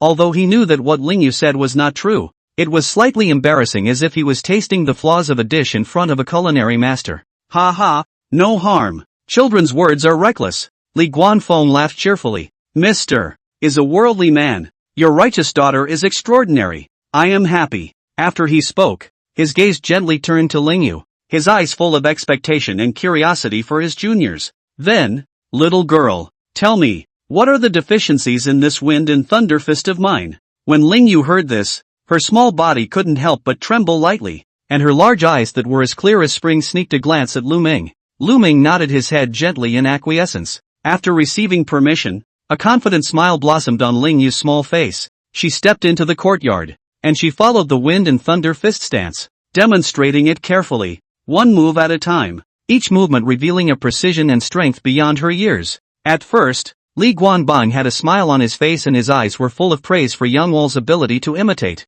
However, as Spirit Moon's fist technique deepened, the smile on his face gradually solidified and was replaced by unbelievable astonishment. That consternation was gradually mixed with a hint of undisguised fear. He suddenly realized that the 16 wind and thunder fists that he was so proud of had revealed countless undetected flaws and deficiencies under Lingyu's childish rendition. How is this possible? Li Guanfeng's voice trembled. As a martial artist of the sovereign realm, he was well aware of the subtlety and power of his punches, but now he had witnessed a child exposing the flaws in them one by one. Lu Ming was on the sidelines, his hands gently spread out, an awkward smile hanging at the corner of his mouth. When Lingyu finished the last style of the disintegration display, Li Guanfeng stood in a daze, his eyes flickering with complex emotions. "Old grandpa, have you ever seen it?" Lingyu's voice was clear and pleasant, with a hint of complacency and anticipation. And at this moment, Li Guanfeng's heart had already set off shocking waves. A moment later, Li Guanfeng's expression condensed. "Ha ha ha, in my old age, I can't imagine that there will be a successor to this wind and thunder fist." After saying this, he once again squatted down, arched his hand at Lingyu and smiled. "Grandpa has seen and understood. Thank you, little mister, for giving me advice." Ha ha ha. Lingyu then waved her small hand. "You're welcome. Don't suffer in the future. Ha ha ha. Remember. Li Guanbang nodded his head repeatedly as if he were a student. At that moment, the sound of a broken window came violently from inside the house. Li Guanfeng's body moved and leaped into the house, but in a moment he came back to Lu Ming. This Black Lotus sect remnant won't be able to run far with his injuries, so I'll take my leave first. After Li Guanfeng finished speaking, he arched his hand at Ling Yu as well. Grandpa is going to catch the bad guys. This Wind and Thunder Fist is the old grandpa's heart and soul, so little mister should practice it well. Spirit Moon also arched her hand in return, raised her head and said proudly, old grandpa should also remember the break that Spirit Moon is referring to. Ha ha ha, definitely remember that. Definitely. After saying that, Li Guanfeng's figure leaped and disappeared from the roof into the bamboo forest. Lu Ming was about to ask if the black jade beads were recognizable, but Li Guanfeng had already disappeared. The sky is gradually darkening. Under the loquat tree lies the woman's body. Reflecting the haze does have a few creepy. Ling Yu, on the other hand, continued to clean up the battlefield out of habit. From the woman's body, he searched a few taels of broken silver, and a wooden token. There was also a lotus seat carved on top of that token, but it was a man on the seat. Could it be that this Spirit Moon is related to this Black Lotus sect? But looking at Ling Yu holding the broken silver in her hand and smiling innocently, how could she not relate to this Black Lotus sect? It was already dark, and Kangwu Mountain hung in the distance like black teeth. Lu Ming came to a nearby village and decided to stay overnight. The village is small with only a few families. A wisp of smoke came into view, and a small farmhouse appeared in front of Lu Ming. For somewhat dilapidated thatched huts and 2 trees planted in front of the courtyard, one a peach tree and the other also a peach tree. If it isn't Mr. Ray Can. A dark-complexioned boy with a happy face rushed to welcome him out of the yard and open the fence. The guy named Gu Feng. That day Lu Ming assured immortal kneeling let the Zhang kneeling one after another. He was in that crowd watching. Seeing Lu Ming was like seeing an idol in his heart, and he was a bit overwhelmed with excitement. The furnishings in the house were simple, but they were also well organized. Gu Feng instructed his mother, who was cooking in the kitchen, to make 2 more dishes for an honored guest. When he heard that Lu Ming was going to the border, Gu Feng waved his hand. The border is not peaceful right now, and even though you have magical powers, sir, you can't take risks. While saying that, he raised a basket of vegetable leaves from the kitchen and gave it to Daikoku. Today's meal: 3 dishes, 1 soup, no meat. Gu Feng looked at the meal and frowned slightly. Rough tea? Don't mind if I do, sir. Gu Feng's mother and son sniffed, their faces showing relief. People are iron. Food is steel. A meal is not eaten heart. Daddy, slow down. Ling Yu called out to Lu Ming as she fiercely raked rice into her small mouth. Ling Yu, whoever of us is slow will help grandma wash the dishes. Spirit Moon was instantly silenced at his words and hurriedly ate. Gu Feng's mother, on the other hand, waved her hands back and forth while looking at Ling Yu dotingly. Mister is joking. The old me will do the washing. With a full meal, Lu Ming and Ling Yu and Gu Feng sat on the stone steps of the courtyard and teased Lai Fu. Instead, there was a loud bang from the back of the house. It was the sound of the back door to the small yard being kicked in. Immediately after, a mournful scream rang out, a sound that Gu Feng was more than familiar with. That's his mother. Lu Ming's heart tightened and he stood up violently, just about to go forward to inspect. There was a snap and the door to the house was kicked in as well. An obese man with an ugly face appeared in front of the door, carrying a steel knife in his hand, its blade stained with blood. With a sardonic smile, he said, "Hand over everything of value in the house." Fatty blocked the doorway with his knife. Look at this appearance. Should be Kangwu Mountain routed bandits. No way of life. Alone to find this unique small household want to get some oil. When Gu Feng saw the blood from the knife's mouth, he rushed towards the fat man, but he was pulled back by Lu Ming. Brother Gu Feng, leave it to me. That fat man saw Lu Ming thin. See dress but then that valley rich foot. Kid, hand over everything of value, and the master will spare your lives. The master I used to talk to. Noisy. Lu Ming snorted coldly, not waiting for the other party to finish his words. His body flashed to the other side, and without waiting for the fat man to react, he snatched the long knife in the fat man's hand. A cool knife light swept by, and a bloody wound suddenly appeared from the obese man's chest to his neck. The man's eyes widened in anger as he looked at Lu Ming incredulously. Hands covered his neck hard, but blood still rolled out. Gu Feng quickly swooped down to the backyard near his mother, who had collapsed in blood, and reached for his nose, breathing like a swimmer. There is no way back. The mother opened her mouth with difficulty, but realized that not a single word could be uttered as she slowly raised her hand over Gu Feng's right hand. Gu Feng's eyes were full of tears, trembling his lips and pulling Lu Ming's hand in sorrow. Sir, please sir, save mother. A white light flashed in Lu Ming's brain, and a bottle of resurrection pill appeared in his hand. Gu Feng gave it to his mother to take, and in a few moments, the wound in front of his mother's body gradually began to stop the blood, and even slowly woke up, and Lu Ming earned 100 big dream points. Nightwind sighs. Gu Feng was so grateful that he knocked his head heavily on the ground. Chapter 27, You're a Thief. A fresh breeze brushes through the sea of clouds. When the sunlight pierced through the fog on Kangwu Mountain and shone on the courtyard, Lu Ming had already departed for the road. He had not rested well last night, and was now dozing in the ox cart. Many people on the avenue came from the direction of Yangon City. There were refugees in rags, well-dressed merchants and traders, and martial artists with swords and knives. Lu Ming's group was like swimming against the current, heading towards Yangon City. The battle at Leopard Hidden Pass is tight, and the nearest city, Yangon, is in a state of panic. Occasionally, pedestrians rushing by recognized Lu Ming and greeted him with a curt smile. In the middle of summer, the sun is blazing. The sun is scorching the earth like fire, and everything is silent. Yangon City. Although this place was separated from Tiangu City by Kangwu Mountain, it was far less lively than Tiangu City. The streets were cold and contrasted with the blazing sun. There were refugees lying in the streets in twos and threes, unclothed and with empty eyes. The ox cart wheels squeaked and creaked, and the occasional vendor breathlessly solicited business. Sir, would you like to try the iron ox beef noodle? It's moving out in a few days, so you won't be able to taste it. A store assistant with a towel on his shoulder greeted him while wiping his sweat. I don't eat beef. The store assistant sniffed and hurriedly recommended. There's also chicken noodle soup, just as delicious. Lu Ming looked at Spirit Moon, curious about everything around him, flashing his eyes around to take a look. Lu Ming and Lingyu sat opposite each other. It was already mealtime, but there were only 3 or 4 diners in the noodle shop. 2 bowls of chicken noodle soup, both with 2 chicken thighs, and a jug of Western Mountain White Dew, and a basket of fresh grass for my cow. The shopkeeper sniffed and shouted at the back kitchen at the top of his voice, then stood in front of the store again.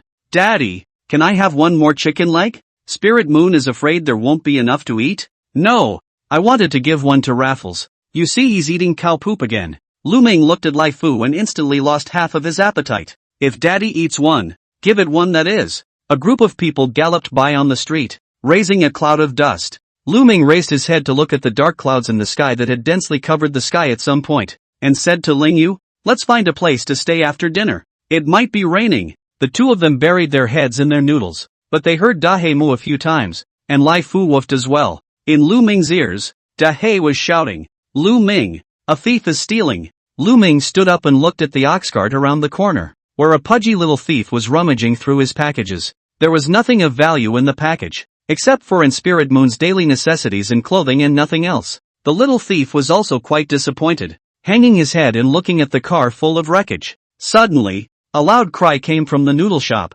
and without waiting for his own reaction, he tumbled under the ox cart. The little thief instantly fell straight to the ground, hands folded, his already dirty little face now pressed tightly against the hot ground. Seeing this, Lai Fu hurriedly stood on the head of the little thief and barked furiously. Woof woof! While screaming he also moved over to tear at the little thief's face. The little thief shielded his head, letting a hot breath that smelled like cow come at him. He tried to move, but his body was like a 1,000-pound boulder, weighing him down so much that he couldn't move. So this is the enhanced version of one-sword immortal kneeling? Lu Ming looked at the little thief's wretched appearance and shook his head as he put away his long sword. The more this skill is enhanced, the more you want to laugh. Spirit Moon threw a chicken leg and 3 bones to Lai Fu, who jumped off the little thief's head with his tail wagging. The little thief looked at Lu Ming with eyes full of terror and trembling while blah blah blah. The little thief's face was so covered in stains that it was impossible to see exactly what he looked like. Great Immortal, spare your life. The occasional passerby was not surprised by the scene.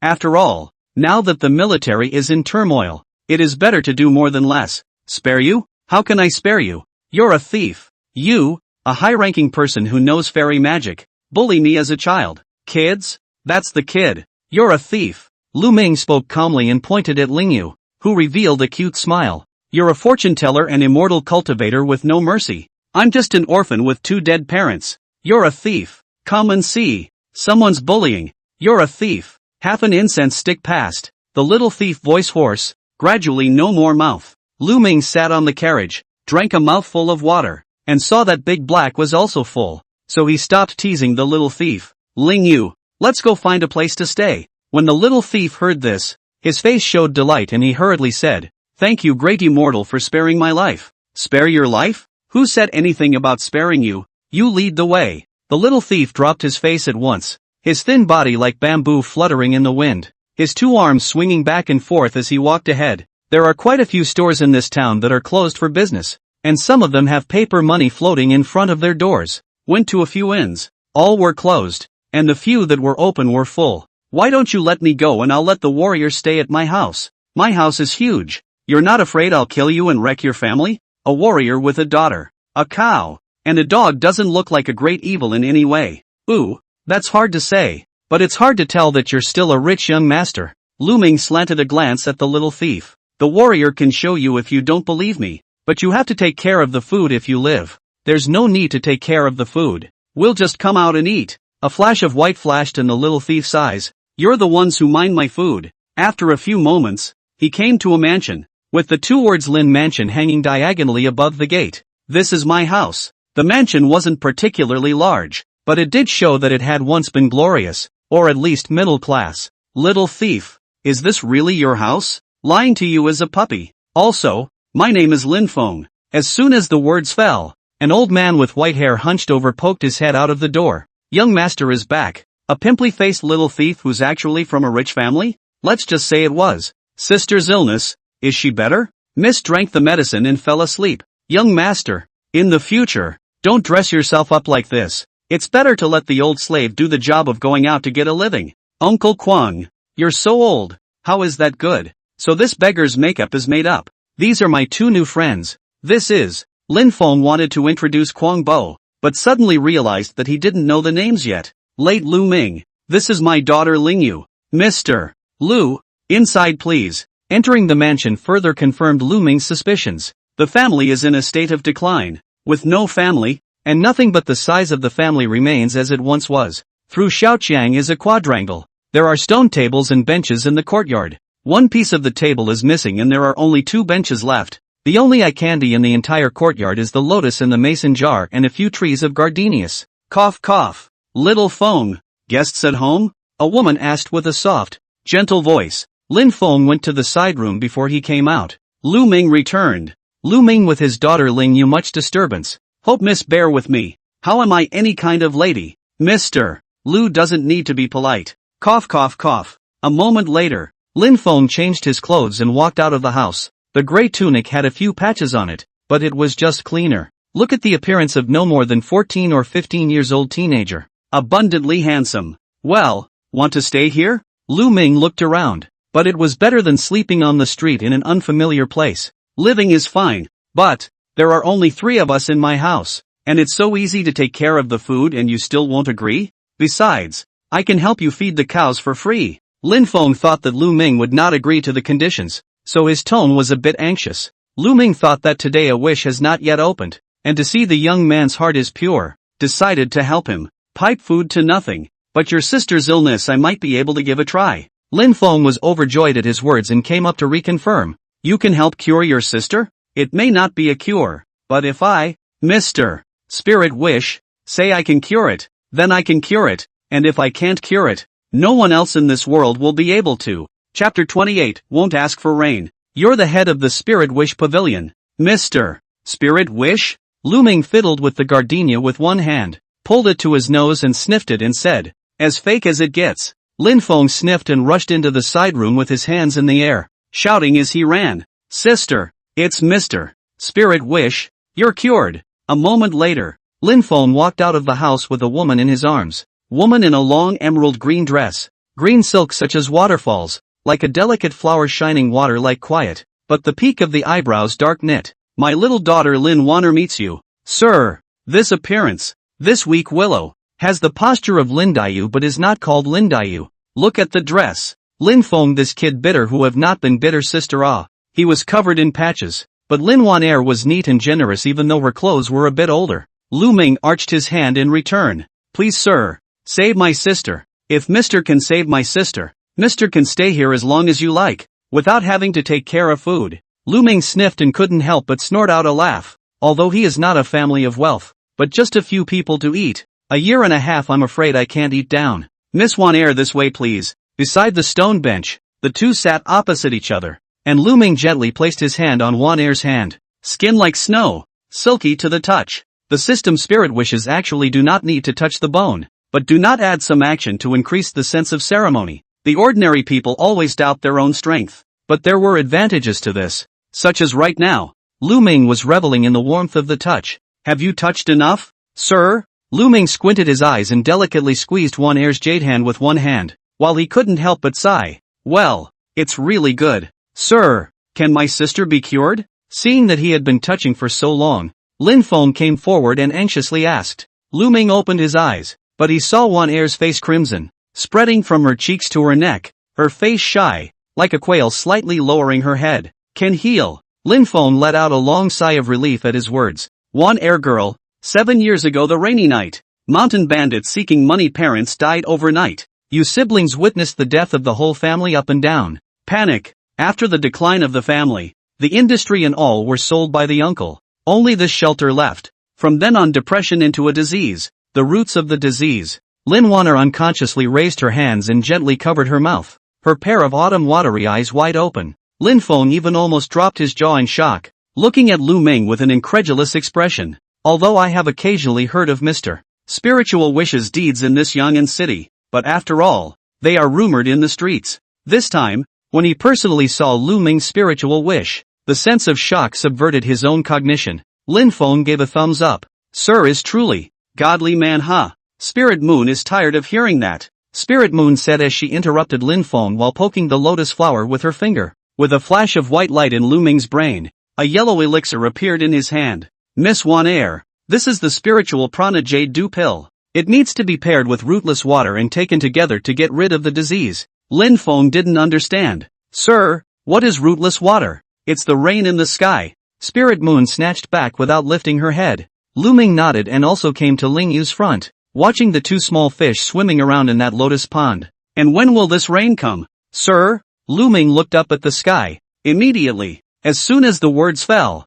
a heavy rain came in response. Lin Feng hurriedly helped Wan Er towards the house. Let her walk on her own. More activity is good for the absorption of the medicine. Lin Feng stood in the rain with a cup to catch the rootless water, turned his head to Lu Ming under the roof and said, Mr. actually knows how to cast clouds and spread rain? Lin boy, things can be eaten indiscriminately, but words can't be spoken indiscriminately. It's pure coincidence. Mr. Lowdown, I get it. He knows nothing. Lu Ming is afraid that this word is spreading again, and then if someone comes to ask himself to beg for rain, how will it end? The system is not that capable of going against the heavenly Tao. Mr. Go inside and rest. It's raining harder and harder. Lin Wan Er stood inside the house and softly greeted Lu Ming. Lu Ming looked up at the sky. The sky above his head was already turning white. I think of a proverb my grandmother said when I was a child, with rain the 4 directions are bright, without rain the top is light. No, this rain is going to stop. As Lu Ming's words fell, the rain subsided. Looking at Lin Feng in the courtyard, at this moment, he was looking at himself again with a gaze filled with shock. He said that he didn't know how to cast clouds and rain, but in Lin Feng's eyes, this was the secret art of casting clouds and rain. This is going to be one day invited by the princes and nobles to beg for rain, and the rain won't come. My lifespan of 80 years will be zeroed out in an instant. Lu Ming stood under the roof, so he simply turned his body sideways, carrying his hands behind his back and no longer looking at that Lin Feng. Lin Feng sent the rainwater to his sister's room and took a rag to wipe the stone table and stool. Sir, please sit down. Your sister. Unmarried. Your sister. It's 19 years old and I'm 15. Aha. I was asking if your sister had any ill effects from taking the medicine. Oh, just say it's a little hot and lie down. Normal. Remodeling essence must be a bit of a burning sensation. Lu Ming carefully sized up Lin Feng and inadvertently asked, You, a rich son, why did you become a thief even though your family is in decline? Lin Feng looked apprehensive and made a silent expression. Shoo, don't let sister and Uncle Kwang hear. Lin Feng has been lying to Lin Wan Er that she went out to do odd jobs, but there are no jobs left in the current state of this Yangon city. Kwang Bo is the Lin family servant. The night of his parents' death he was the one who escorted the two of them to escape, in order to eat, but also in order not to sell this Lin family's last old house. Lin Feng can only make up begging in this city. Encountered passing by the right object also do petty theft. Don't worry sir, Lin Feng is as good as his word. From now on this mansion will be sir's home. Don't worry about our meals. And then you go out and beg to feed us? It's a small thing.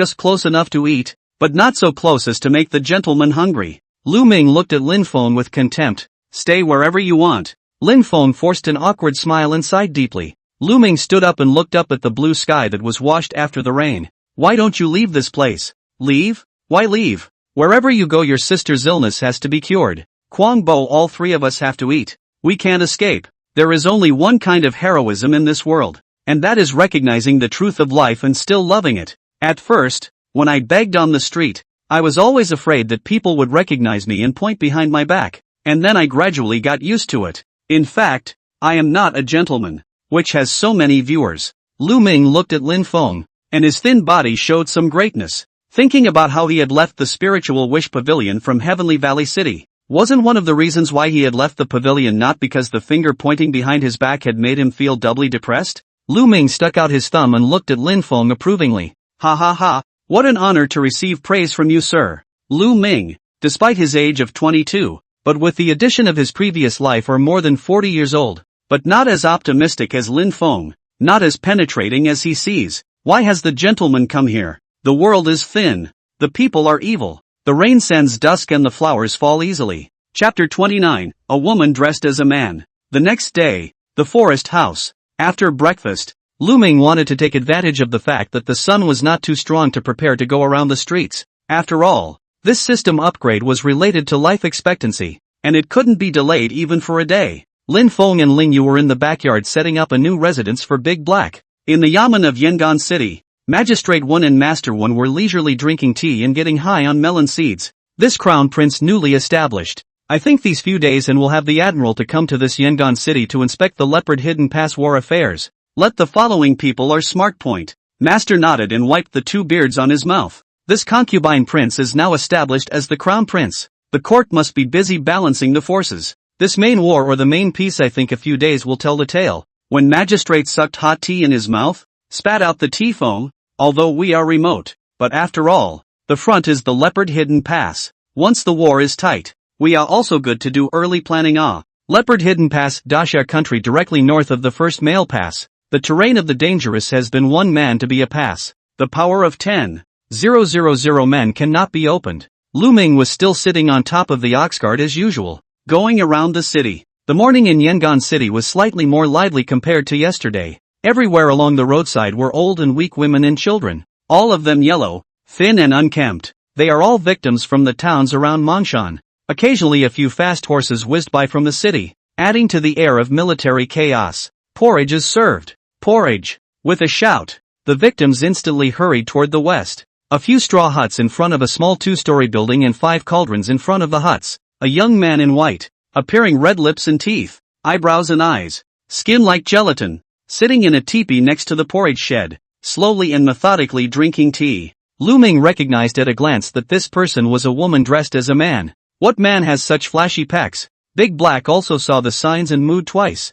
looking at Lu Ming and hissing his mouth. Behind this person stood 2 guards, dressed in black, eyes tough, waist with a long knife, holding the knife hand full of calluses. At a glance you know is a practitioner. In front of the porridge shed was crowded with people in a few moments. Crowded but orderly, all holding up their bowls and lining up. Bah, this is too bad. There's actually bran in the porridge. It's not treating us like human beings. A man among the victims violently dropped his bowl with porridge on the ground and shouted at the top of his voice. There was a commotion in the crowd, and instantly a few people followed suit and threw away the porridge bowls in their hands. But there were different voices in the crowd. Mr. Yen has been giving kanji here every day for the past half month. It's better to have a mouthful of food than to starve to death. Yeah, it's not like bran can kill you. It's better than eating that kanji soil and bloating to death alive. When the men saw that there were only a few victims who obliged them, they all gritted their teeth and angrily rickied down their bodies. The woman dressed as a man was Mr.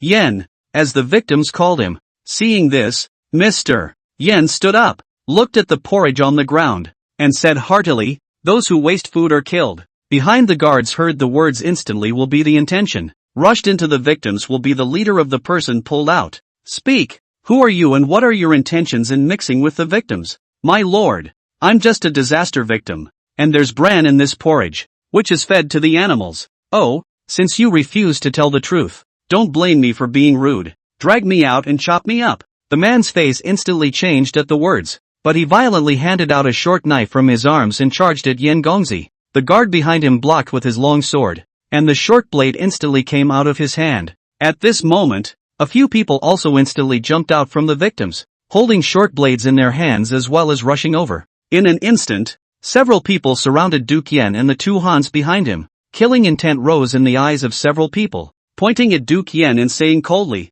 "Eunuch dog, you're less likely to pretend to be a good person here. Eunuch, take your life." Behind them, two black-clothed guards, long swords in hand, stood on both sides of Yan Gongzi. Protect Gongzi. The scene was a mess. At this time, a dozen or so black-clothed guards inside the porridge shed also rushed out, and in the blink of an eye, the assassin was forced into a corner and counter-enveloped. Scattered soldiers, no suspense. In a moment, all captured alive. "My lord, the assassins have all been captured." Mr. Yan nodded and sat in the middle of the teepee coldly watching the assassin. Several people were escorted to Mr. Yan, their mouths still cursing. "Eunuch shall not die." It was clear that this bright-eyed, cross-dressing male was an incomplete man in their eyes. "Kill." Duke Yan lifted his finger slightly and said indifferently, "Yes, hands up." Blood splattered on the spot. "Eunuch, have the guts to fight me one-on-one." "Kill." "Yes, hands up."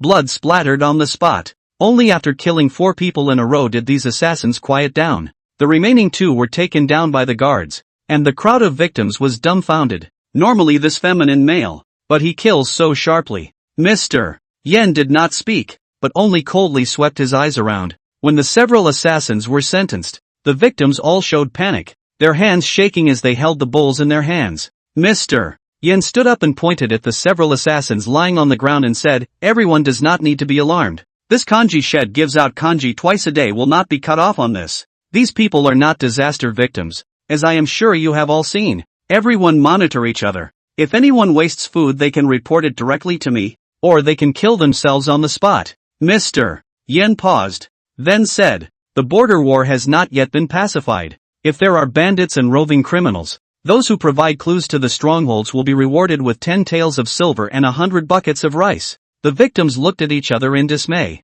and within moments someone volunteered to step forward from the crowd. "Mr. Yan, my family was originally outside the leopard hidden pass. I have a clue." "Okay, go into the shed and talk." The leopard hidden pass was located in the Mang Mountain. Outside the pass was the border of the Qian kingdom. The Mang Mountain stretched for hundreds of miles, and the terrain in the mountain was complicated. At this time of war there are often assassins from the Qian kingdom, relying on mountain bandits to facilitate infiltration into Daxia. Therefore, Qianguo perennially ignored this mountain bandits as well, and these mountain bandits and rogues, who attacked the people and searched for their belongings, were greatly disliked by the people. For the sake of stability, the Daxia soldiers would conduct a routine bandit suppression once a year. Over time, the people in the Mongshan Mountain also more heart of the Great Xia state. The Mongshan Mountain has also become the jurisdiction of the Leopard Hidden Pass soldiers. The most powerful of them is the Leopard Head village in the Shamo Sea. But when this war comes together, the soldiers at the border will have no time to care.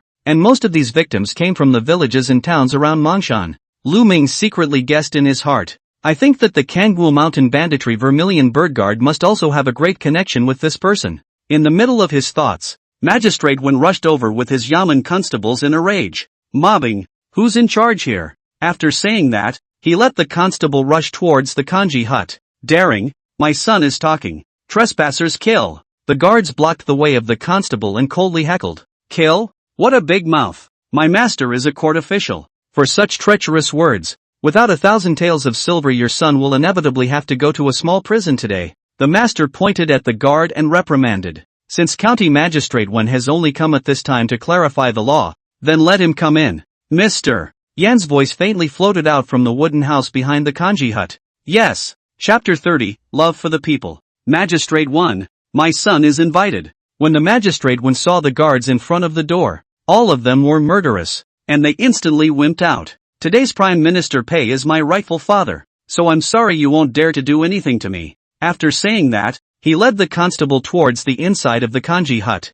"My son will only let Magistrate Wen in. The rest of you wait outside the house." The guards blocked their long knives behind Magistrate Wen, and when the constables saw the momentum and looked at the bodies on the ground, they could only obediently retreat. After all, eat a mouth of imperial food only for the sake of life. Play the life of the thing or cannot do to do. Humph. When magistrate looked at the long knife that was still stained with blood behind him, and could only put on a show, coldly snorting as he walked towards the kanji hut. This one magistrate heard recently in the city came to a good man, daily porridge to help the victims, but this person's tone of voice is quite feminine style. The people guessed that this person is a eunuch. As for the identity of many different opinions, after all, in today's dynasty, in addition to the eunuchs in charge of the Jinwu division, in other institutions have no real power and such financial strength. Moreover, besides the fact that the head of the Jinwu division is a eunuch, the Jinwu guards and Linghu guards under its banner are also normal men. When magistrate backed by today's Prime Minister Pei Hong,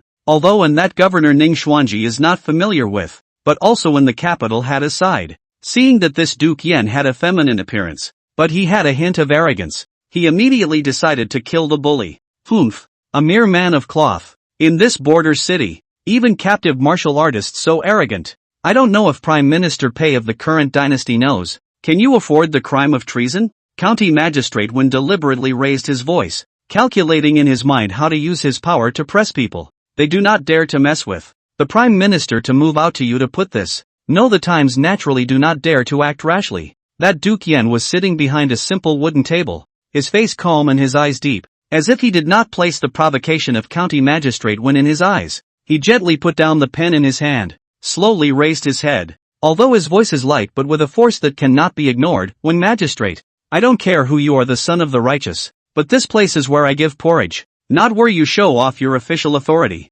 If you really have the heart for the people, you should know that food is the only thing that matters to the people, rather than provoking trouble here. When magistrate's face changed slightly, would like to take the opportunity to extort thousands of 2 silver. Looking at the tone of Yen Gongzi surprisingly have such boldness. A moment of surprisingly do not know how to refute. Humph. I am an official of the imperial court. My duty is to do so. How can I allow people of unknown origin like you to incite the people's hearts and disturb the peace here? County magistrate one argued forcefully, trying to find his way back. Duke Yan's eyes lifted slightly as he stood up and placed a token on the table. Since Lord Wen is a court official, you must take a good look at this object. The token was made of gold, engraved with the word Wu Chang, and the jade seal of the current Wu Chang emperor was engraved on the back. You are the Chinaman? When magistrate immediately rolled and crawled from the stool to attach himself to the table, and held the token in his hands with trembling hands. This place was thousands of miles away from the capital, and he hadn't realized that the Chinaman had already been stationed in this city for more than half a month. If I hadn't heard that this Mr. Yan's family is strong and wanted to extort some silver, I wouldn't have come to this porridge shed today. This official has been ordered to go out on patrol in microsuits to draw out the public sentiment, pacify the people, and inspect the military and political affairs along the way. I wonder if Magistrate One has anything to truthfully account for? Lord Qingji is clear-eyed. My humble servant is conscientious and dedicated, busy with governmental affairs. I have not greeted you from afar. I hope you will forgive me. Magistrate One played an official hand, both dodging and answering the question. Humph, how dare you? In the land under your jurisdiction this day this Chinaman was nearly assassinated. I apologize. I am sorry. Guilty? Lord Wen's official authority is in full swing. If I don't pay this 1,000 taels of silver today, I'm afraid I'll inevitably have to go to jail for a little while. I wouldn't dare. I dare not. Don't dare? Then what is your honor going to do next? Thoroughly check all the people of the city and strengthen the security measures of the Chinaman. This is not for you to bother. After Yen Gongzi finished speaking, he turned around and sat at the table, his hands propped up on the table. His face changed, and with a smile in his eyes, he continued, "Since Your Excellency has arrived at this kanji hut, I also hope that Your Excellency will do your bit for the victims of this disaster. This request is very reasonable, right? Reasonable. Reasonable. It is also my wish to serve the people." Duke Yen stretched out his 5 fingers and waved them above Magistrate Wen's head. 500 taels? I'll go back and prepare it now. But when he looked up, he saw that Mr. Yan's face was displeased, and one could even say that he had a murderous intent. 5,000 taels? I'll go back and prepare it now. But then he looked up and saw that Mr. Yan's killing intent seemed to be a bit heavier, and the guards beside him took a step forward. 50,000 taels? Your Excellency, this is difficult for my humble servant. Clunk. The guards drew their long swords and stood behind Magistrate One. When Magistrate took a look at this situation, obviously if you do not agree to 50,000 taels of silver, I am afraid that today I will go out sideways. Besides, they already have the privilege of preemptive action. Since Magistrate Wen is a clean official, then this eunuch has no choice but to truthfully admit it to His Majesty. When County Magistrate smiled with joy, bent his body even lower, and kept shouting, "Adults are wise. Your honor is wise." Duke Yen turned his back and shouted, "Come on people, remember, Lord Wen bravely fought against the thieves and killed them outside the kanji hut today, and ultimately died as a result of being outnumbered. My lord have mercy, my lord have mercy." Not waiting for Mr. Yen to finish his words, County Magistrate Wen was in tears, lying on the ground like a chicken eating rice and kowtowing one after another. "Lord Wen, don't worry. I'm sure Prime Minister Pei will be touched by your loyalty and bravery when he finds out. And this official will never let Lord Wen be disgraced. I will also instruct that your lord be buried in a beautiful manner."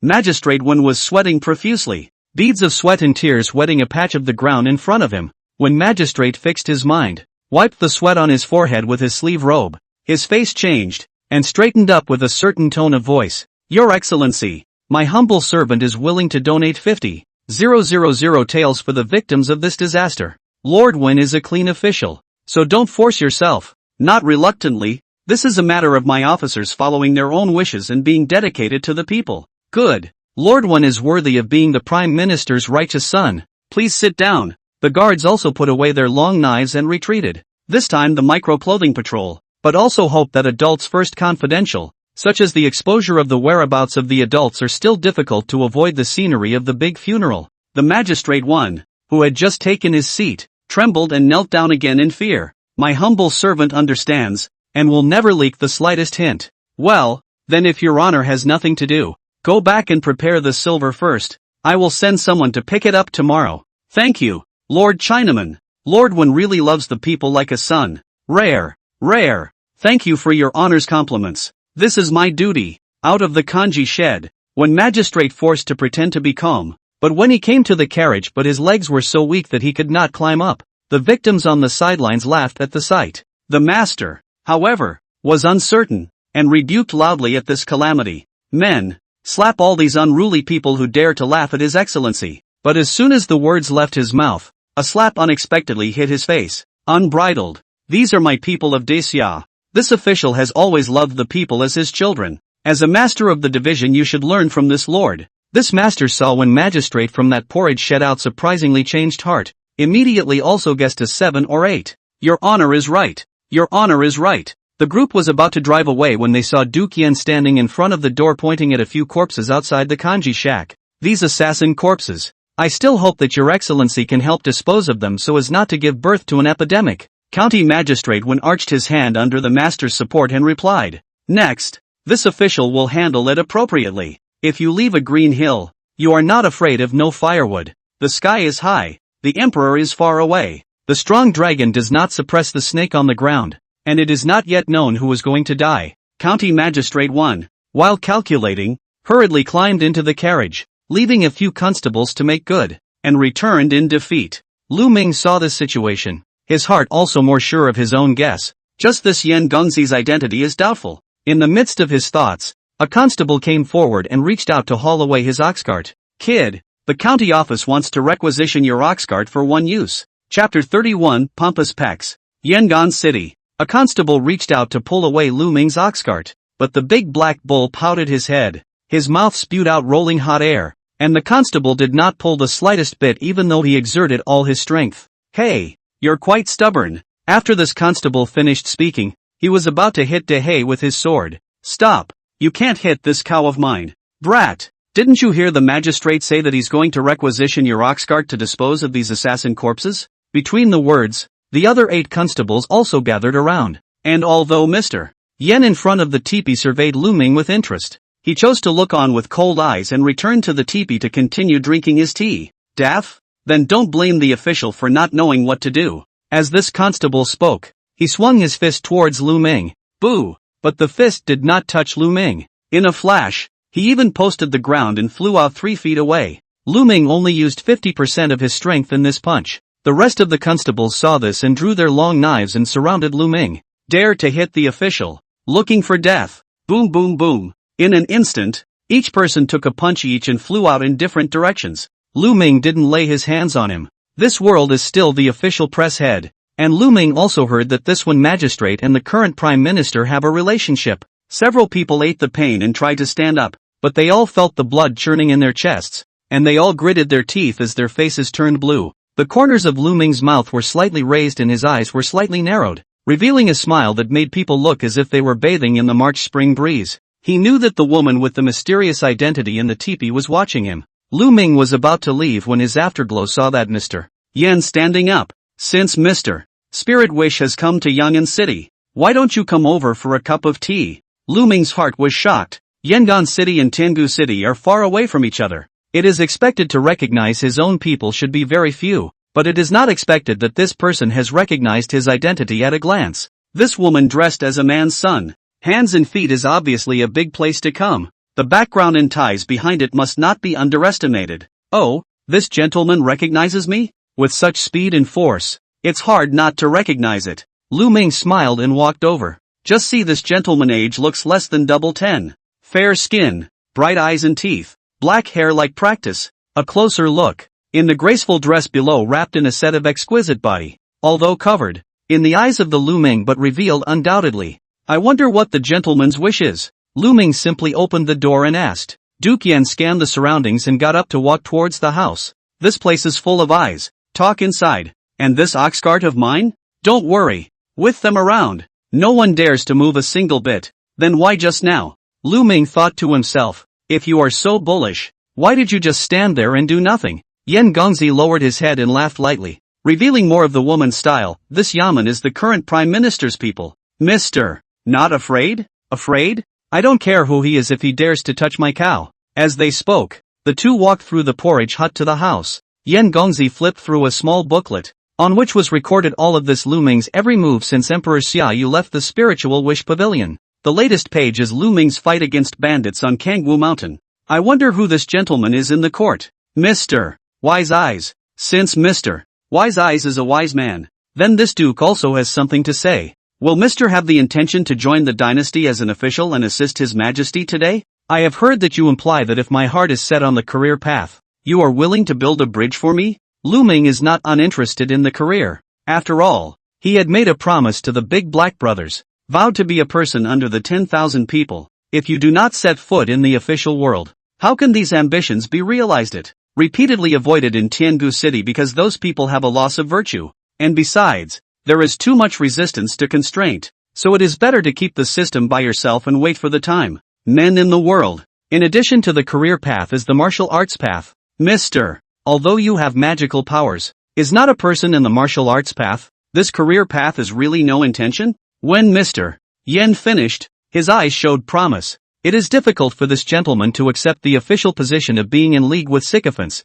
The official position of groveling and flattering is even more displeasing to me. Can you find the third way of being an official, so that this gentleman can practice it? Duke Yan placed the booklet in his hand on the table, and with a wave of his jade hand, a man came out from the inner room. This person is none other than the line girl who was at that Tile Rock cottage. Sir, we meet again. Lu Ming stood up and responded with a salute. It is surprising that the girl is here. Then this Mr. Yen must be the Vermilion Bird Guard commander, right? When Duke Yen heard this, he did not deny it. That day, Washiwald City was thanks to the help of Mr. Yen doesn't need to bend the rules. This word of thanks was already said by Miss Lime that day. Good. Then I'll be blunt and ask Mr. to be the commander of this Vermilion Bird Guard. I wonder if Mr. would be willing to do so? Vermilion Bird Guard commander? How many ranks? No pins for now. How much is the monthly offering? 40 taels of silver for a monthly payment. Is there a double break available?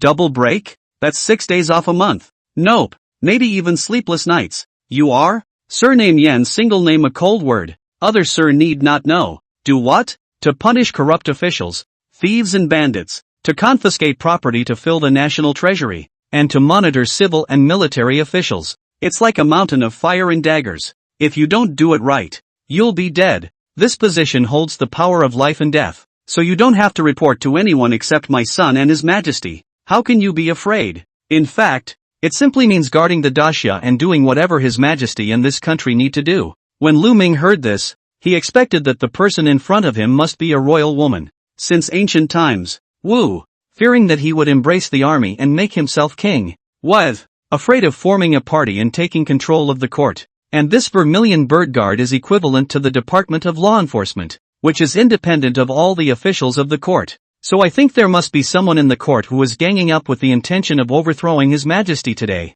Fear? As long as your Majesty can give sufficient trust, what is there to fear? You can rest assured of that. And what is the external identity? The special envoy of the and commander of the guards, Vermilion Bird Guard, nominally belongs to the Jinwu division. My boss is Ning Lanxue? No, only my lord and His present Majesty. At this moment, Lu Ming's heart was moved. Now that Xiaoyu has been established as the crown prince, about that red mud girl, is a big trouble in Xiaoyu's heart. If you do not have the identity to protect yourself, I think it will be an eventful time after this. Perhaps a killing spree is on the cards. Why can the gentleman trust this gentleman? That day that Prince returned to the court from the Spirit Wish Pavilion, the death of the crown prince will be waterfalls out of the stone. Mr. Hand and I, and at the moment, Mr. also needs such an identity. Lu Ming also knew deep down that the words were not false, and then laughed lightly. Oh, since they are all smart people, how many men and horses does this Vermilion Bird Guard have? How much strength is there? Currently there are just under 200, but as Mr. Commander he has the right to expand the men. What if I say no? With Mr. Divine Power, it's impossible for someone to be indifferent to someone secretly spying on Mr. I know that Mr. is also waiting for an opportunity. Lu Ming's heart pounded as he secretly pondered. As Mr. Yen had said, he had long sensed that there were unknown forces spying on him in the shadows, only that he had not looked deeper into the matter because the other party had not taken any unfavorable actions. Now it seems that he has lost all this silent psychological game. I'm an idle cloud, but I don't want to spend the whole day groveling for a mouthful of adults. Mundane rituals can be disregarded, but His visible majesty must be followed, and that's the bottom line. Repeatedly tried and tested, but the conditions were repeatedly backed down, so it can be said that the sincerity is full. Lu Ming was delighted in his heart, but he forced himself to hold it down. His face as usual, and calmly returned. Since your excellency is so sincere, then this gentleman can only reluctantly give it a try. 1,000 years in a dark room. One light is bright. Seeing that Lu Ming had agreed, Mr. Yen took out a token. This is the seal of identity for the future. Sir, you must take good care of it. Apparently, Daxia doesn't have an imperial sword. All there is a gold medal with Wuchang engraved on the front and the vermilion bird seal on the back. Lu Ming took it and looked at it, putting it away. The official uniform and the matching sword will be sent to you, sir, tomorrow. There's no harm. The official uniform has to be taken. But the saber is, even if I don't know martial arts, it's useless to hold it. Mr. is humble. In the future, I still hope that you will think of the great Xia's lives and His Majesty's importance, and defend the peace of the world. Since there's nothing else, then I'll take my leave. I still have to go and tell fortunes to earn money. Sir may return first and wait. If there is any important business line, will surely come in person and inform you, sir. Also good. Well, Lu Ming looked up and down at the gentleman in front of him, flashing a wry smile. Any more questions, sir? Lu Ming stood up, took a step forward, and came up to Yen Gongzi's body and whispered, last question. Why are Yen Gongzi's pectoral muscles so flamboyant? Chapter 32, You invited me here. After asking this, Lu Ming turned around and quickly left the porridge shed. From time to time, he looked back to the house, and in a flash, he got into the ox cart and took off. Princess. This. Lime sniffed but couldn't help but snort out a laugh, but raising her eyes to see the anger in the princess's eyes, she hurriedly lowered her head and kept quiet. Only the third princess, who was dressed as a man and assumed the name Yin Han, had a few blushing and angry glints in her eyes. She bit down hard on her lower lip, as if to stifle an exhaled gasp, and an imperceptible blush crept into her cheeks. She turned violently and pointed in the direction Lu Ming left. Humph, if you can't make it, there's a way to make you respect this princess as a god. Lime stunned look. Tone contains a hint of worry, said, this Mr. Spirit Wish subordinate personally saw its have 100 Wu cannot stop the courage, and now entrusted with the heavy power. Will not be. The third princess folded her jade arms in front of her chest and said coldly, if there is no heart of the sun, how can we catch the cunning wolf? Today, Pei Minister is powerful. Party camping. The border Qiangua eyeing. Whether this Mr. Ling wishes really is rumors. Only one fight. Outside the house, the sun was shining. Lu Ming was sitting on top of the ox cart, and everything was like a dream. Ding! The host obtains the long-term spiritual wish quest, Guardian of Daxia. Points will be awarded for updating the progress of the task. It can still be played that way? I didn't realize that the system had this feature. I don't know what it is, but I don't know what it is. But the name is well understood. Literally, it is nothing more than the great wish of the family and the country. As for how the spirit wishes, how to invest, and how much benefit can be obtained, Lu Ming does not know, and yet it's curious to know. Intentional communication inquiries. Long-term mission. What does that mean? Explain, in detail. Long-term mission is one of the welfare programs of this system, i.e., when what the host's spiritual wish requires is not a single matter or thing, but a long-term expectation that requires the host to put it into action, as long as the host agrees to participate, and through his or her own actions to make things go in the direction desired by the spirit wisher, he or she will be rewarded accordingly on the path of progress and growth. P.S. There is chance and randomness in this event. Only one can be picked up at a time.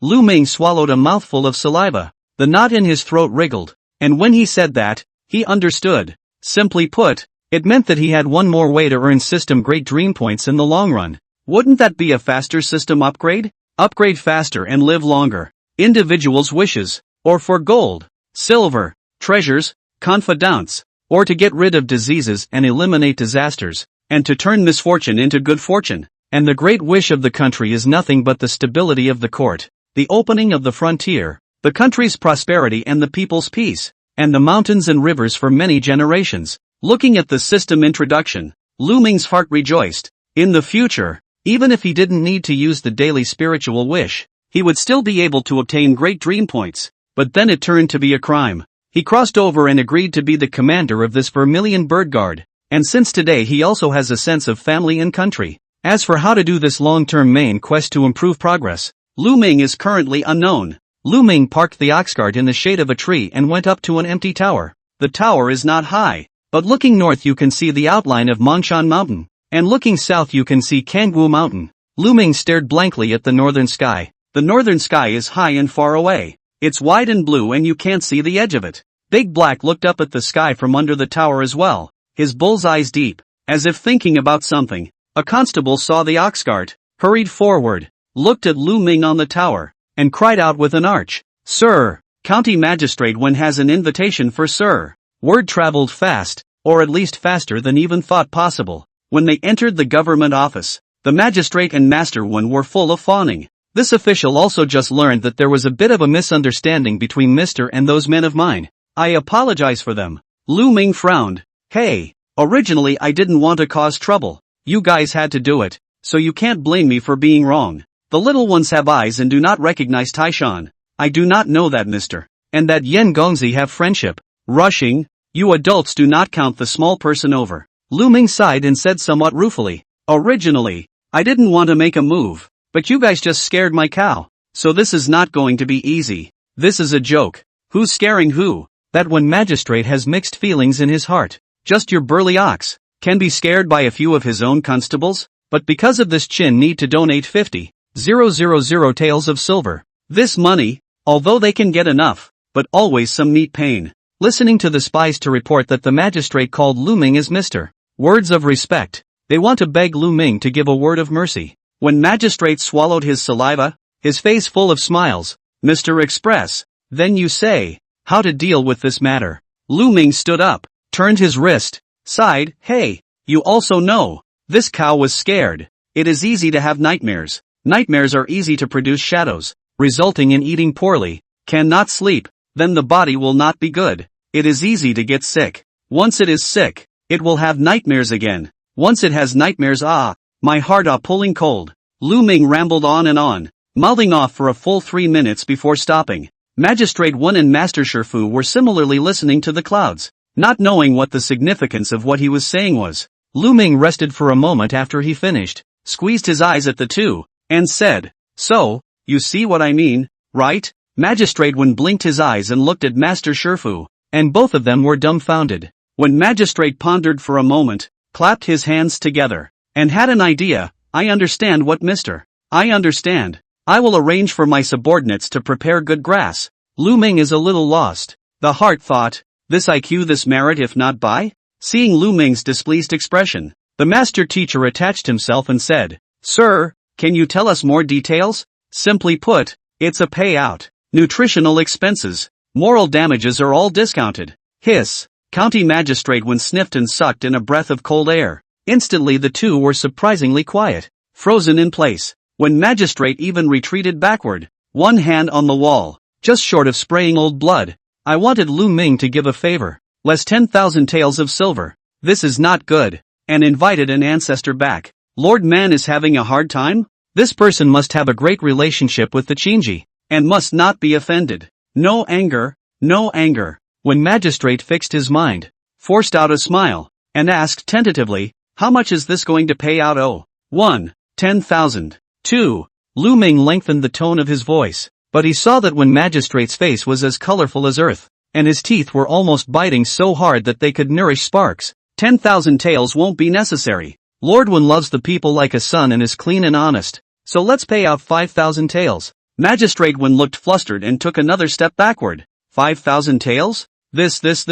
Seeing this, the master's face sank and he said sternly, little friend, this appetite is not too big. Lu Ming put his hands behind his back, stepped out of the lobby and stood on top of the steps, looking back at the master teacher and said, intimidation? Then let those few troublemakers come out and join the master teacher, and I'll give them another punch. Then to Big Black, who was outside the door, he asked aloud, did it scare you? Moo. Do you have nightmares at night? Moo. Is 5,000 taels too much? Moo. After asking, he turned back to look at Magistrate Wen and Master Shifu. Did you hear that? I didn't say half a word falsely, did I? When Magistrate face embarrassed, want to speak but can only lowered his head, hate to slap himself twice. Oh, I forgot to say, this 5,000 taels counts on that, Mr. Yen. I won't take a penny. Although Lu Ming does not know the content of the conversation between the magistrate and Yen Gongzi, but look at the magistrate a few times to speak and stop. Must be afraid of that Yen Gongzi,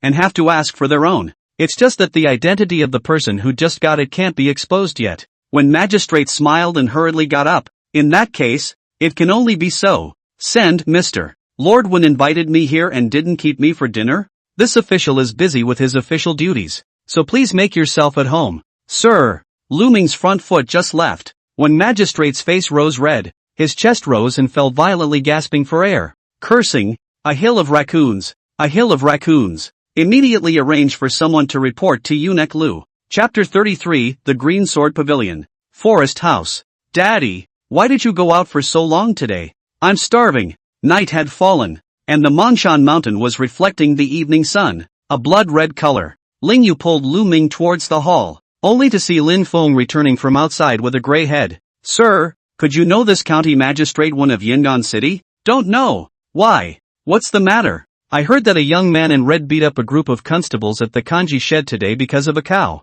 Isn't that right, sir? Lu Ming sat down at the table, and at this time Lin Wanner also walked over. Greetings, sir. Miss Lin doesn't need to be polite from now on. You are the hosts. How can there be a master who curtsies to his guests every day? Besides, we're all young people, so let's be spontaneous, and we'll be able to live in peace. Call me brother from now on if you don't mind. After hearing this, Lin Wanner nodded. Then in the future, sir, don't be calling me Miss Lin. Call me Wanner. Lu Ming also nodded. Well, that's fine. Then you call out to your brother first. Lin Wanner's small face flushed, pursed her lips, and softly called out, brother, brother. Hey, Wanner is so good. But Lu Ming had just answered. But when he raised his eyes, he saw Lin Feng making a disgusted expression and looking at himself. Kobayashi, what did you just say? I'm asking if brother recognizes County Magistrate Wen? Lin Feng purposely said the word brother extra heavily. Oh, him, count on knowing him. I beat up those constables. You're still coming back for dinner after beating up the constable? Lin Feng had a surprised expression. A look that said you're really bullish. I also went to the county office, and knocked a sum of silver from Magistrate Wen for the victims. Lin Feng was even more alarmed by what he heard and hurriedly ran to the door to probe and look around, making sure no one was there before turning back. Thumbs up towards Lu Ming. Hurry up and get cleaned up. By the time Lin Feng finished washing and came out, Lu Ming was already starving. Everyone's here. Let's eat. Lu Ming and Lin Feng as well as Quang Bo all stopped what they were doing and looked at Lu Ming and Ling Yu. What kind of meal is this? It's just wolfing it down. Lin Wanner had only taken a few bites of the rice in her bowl when she only heard two dangling sounds. Lu Ming and Ling Yu had already eaten their fill and were leaning back in their chairs. Don't look at us. Hurry up and eat. That's when the three of them came back to their senses and rushed to eat. At night, the heat is receding. A few people sat scattered in the yard to cool off. Daddy, it's been a long time since I've heard you tell a story. You tell me a story, Ling Yu said as she hugged Lu Ming's arm. Okay, what to listen to today? I want to hear Zhao Yun go 7 in and 7 out of the defense tower. Hearing Ling Yu say this, Lin Feng also became interested and moved this way as well. Okay, then Daddy will tell you the story of Zhao Yun 13A 21A, 7 in, 7 out to save Dodgy. Yeah. Lu Ming cleared his throat. That said, that Zhao Yun, armed with a gentian bright silver spear, leapt out in a single leap with the dragon of heavenly soaring. Lu Ming spoke earnestly and vocally. The voice was gentle and full of favor, and there was light in his eyes, as brilliant as the stars. Ling Yu also listened extraordinarily attentively, her small eyes gurgling, and from time to time, she even let out exclamations of surprise to match Lu Ming. Lin Wanair couldn't help but lean this way as well. There were a few more indescribable feelings in his gaze toward Lu Ming. How so? Such a story, and she had never heard it before. There was even some envy for Ling Yu, having her father by her side. Soon the snoring was loud. Ling Yu lay on Lu Ming's lap and slept sweetly. Lu Ming stroked Ling Yu's small head, his face full of favor. Then wasn't Zhao Yun going to blow up the crystal? What happened then? Did it explode? Lin Feng jerked over and asked. Aren't you ashamed to be a lad and listen to children's stories? I've never heard of it either. Sister isn't listening too. Lu Ming held Ling Yu on his body and snorted out a laugh as he looked at Lin Feng's anxious appearance. At that moment, there was a flash of someone in the back wall alley. It made a whooshing sound. The voice was as thin as a mosquito fly, but it did not escape Lu Ming's ears. More than one. Lu Ming stood up and looked around vigilantly, hearing the sound heading towards the west. Lu Ming hurriedly placed Ling Yu gently in Wanair's arms and said softly to Wanair and Lin Feng, I'll be back as soon as I go. Lu Ming accelerated his pace, although he will not be able to fly with lightness, but following the sound, he is also completely able to keep up. In the blink of an eye, it came to the porridge shed beyond, only to see a mass of dark shadows lurking in the several willow trees outside the kanji hut. At this time of the summer, willow branches are thin and dense, and it is difficult to find traces in the dark if you are not trailing all the way. Their target is this Mr. Yen. We've just received this long-term mission. If Mr. Yen fails, my plan will be ruined. In the middle of his thoughts, Lu Ming picked up a few stones in his hands, and fired them towards the willow tree. Phew! Only one man was unsteady and fell from the willow tree. At that moment a man's voice came from inside the shed. Who's playing God? Seeing that they had been exposed, the crowd of black-clothed men dropped down from the trees in a single figure and stood above the open space in front of them. Protect the prince! With a command, the guards also seized the door to confront the man in black. Swish swish swish! In a flash, the man in black took out a box in his hand, and in an instant, countless flying needles attacked towards the guards. Ding dong ding dong! The guards panicked and waved their long swords to block. The sound of gold and iron clashed, and as the sound stopped, a dozen or so guards fell to the ground, their faces and bodies covered in needles. A man in black lit a torch and was about to throw it towards the kanji shack, but then a figure flashed by, and the torch disappeared from his hand. Who are you? The black shadow was seen holding his long sword in front of him, and a torch in one hand. The firelight was reflected in his eyes, which also leapt with faint embers. The villain who hides his head. This kanji shed involves the lives of the victims. Arson? Wouldn't it be too unethical? The blade of the sword flickered with eerie white aura under the moonlight. This person was none other than Lu Ming. Within the kanji shed, at this time, a team of guards rushed out again and stood behind Lu Ming, and that third princess was inside the house, closely watching every move outside through the cracks. Lu Ming turned back to the guards and said, "These people have poisoned hidden weapons. You guys retreat first." The guards sniffed and looked at their dead companions on the ground, all of them spitting black foam and seeping blood from their eyes. Yes, the guards retreated toward the house on command. Seeing this, the crowd of black-clothed men looked at Lu Ming with surprised expressions. Lu Ming's long sword struck out with a flash of white aura. The sound of miso was like the lowing of a dragon. A sword shadow broke through the air. Seeing the swiftness of Lu Ming's sword, the men in black retreated and turned around to shoot poison needles at Lu Ming again in unison. Humph! A small sculpture. Look at the sword. Third princess in the house to see this situation, cannot help but heart-tight, but see the poisonous needles to Lu Ming but has encountered a wall of air obstruction, cannot inch forward, and secretly relieved. this kid really has some skills. A dozen black-clothed men had thought that they had won and that Lu Ming would not be able to escape, but they saw that Lu Ming's figure had not stagnated at all. Several people panicked and held their swords to fend them off, but they saw the shadows of swords flashing by. Instantly several people fell to the ground. Kid, our Qingyun sword pavilion is not something to be messed with. You, noisy. 2 more men in black lay on the ground. Not to be messed with? Then you tell them to get up and talk. Why are you lying down? The remaining few black-clothed men saw this and their eyes burned with anger. Green cloud sword formation. As one of them shouted, several people changed their stance. Long swords in their hands danced, prancing from side to side, and in a matter of moments, the sword formation became a line. Only one person in the formation was seen holding a sword, with a faint greenish-colored glow emanating from his body. Fancy. Lu Ming was surrounded in the sword array. His figure jumped and stabbed with a sword, but he saw a green mist in the sword array, and this person also disappeared instantly. Lu Ming's heart was shocked. This sword array in the person's martial arts cultivation is not low, but wanted than that residual cloud hand Sun SC is a few points weaker. He only heard the sound of the long sword cutting through the air coming from his ears, followed by the sound of his own innate astral deities being shocked when it rang. If the Big Dipper doesn't break, what can you do to me? Lu Ming stared and quieted his breath, only to hear the sound of footsteps in the sword formation. Suddenly left and right, erratic, dangling, 2 more swords, although they did not cause any damage, but this sword chi also shocked Lu Ming's chi and blood. Get out! Lu Ming let out a low roar, followed by a handful of people pulled out from within the green mist in the middle of the sword formation. Boo! Lu Ming struck out with a punch, and before the person landed, another punch followed. The sword formation instantly collapsed. In a few moments, the remaining black-clothed men were also killed by Lu Ming's sword, leaving no one alive. Humph! There's something about this sword formation, but not much. Without any hesitation, with Lu Ming's 20 points of agility right now, don't look at those assassins one by one. But the movement of their swords was no different from slow motion in Lu Ming's eyes. Lu Ming simply cleaned up the battlefield and made a farewell gesture towards the 3rd princess room. The Green Cloud Sword Pavilion was known for its sword Dao, and was a pillar of force in the Qian kingdom,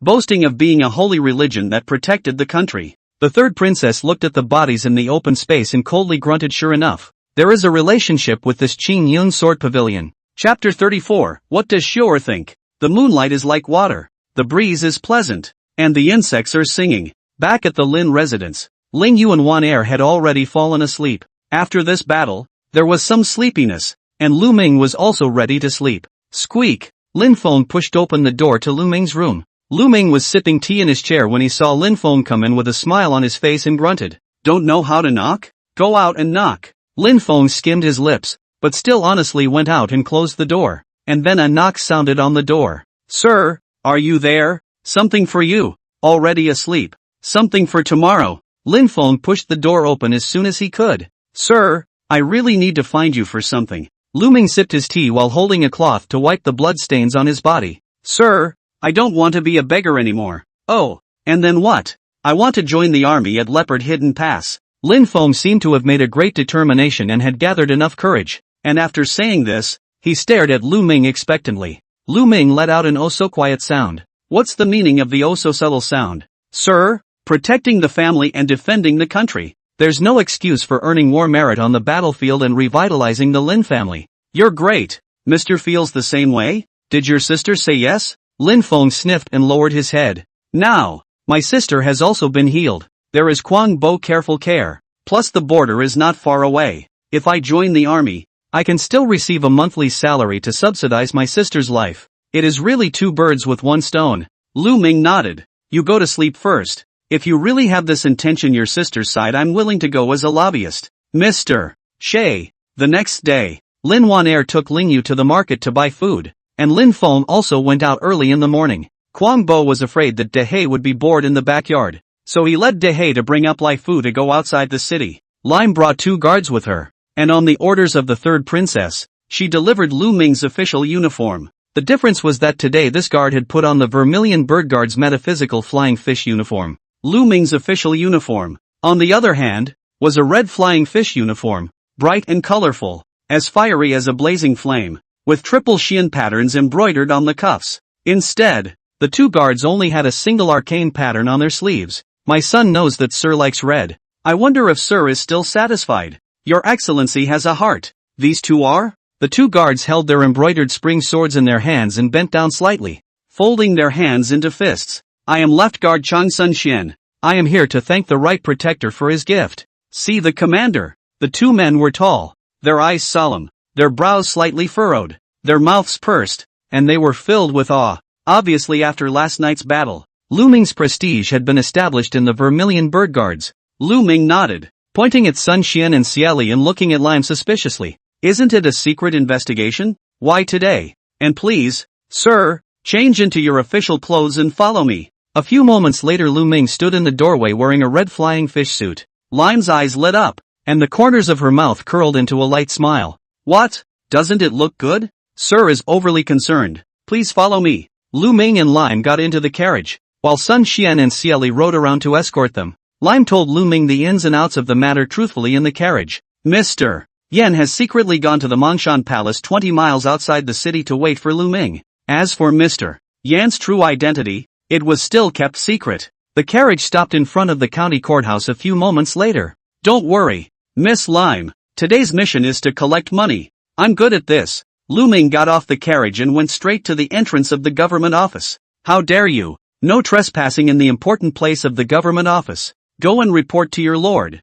My commander has come on behalf of the victims to accept your goodwill. The Yaman looked Lu Ming's trio up and down, hesitated for a moment, and said, Wait a moment. 3 adults. I'll go report to Lord 1. A few moments later, when Magistrate welcomed out, saw that it was Lu Ming, remembered yesterday's events, and could not wait to give himself 2 more mouths. Lord 1. We meet again. I wonder if the silver is ready. I can't imagine that Mr. Overnight has joined the Jinwu division as an official. It's really congratulatory. Magistrate Wen struck an official tone again. Is the silver ready? Seeing Lu Ming's displeased face, Magistrate Wen pointed to the lobby and said, Your Honor, inside please. This lord is so official, demanding silver so blatantly. If I let you be an official for a few more days, I'm afraid you wouldn't even put the current prime minister in your eyes. At this moment, a eunuch's voice with a male duck's voice came from within the lobby. Only in the middle of the lobby sat the slender, bony man in a loose eunuch's uniform.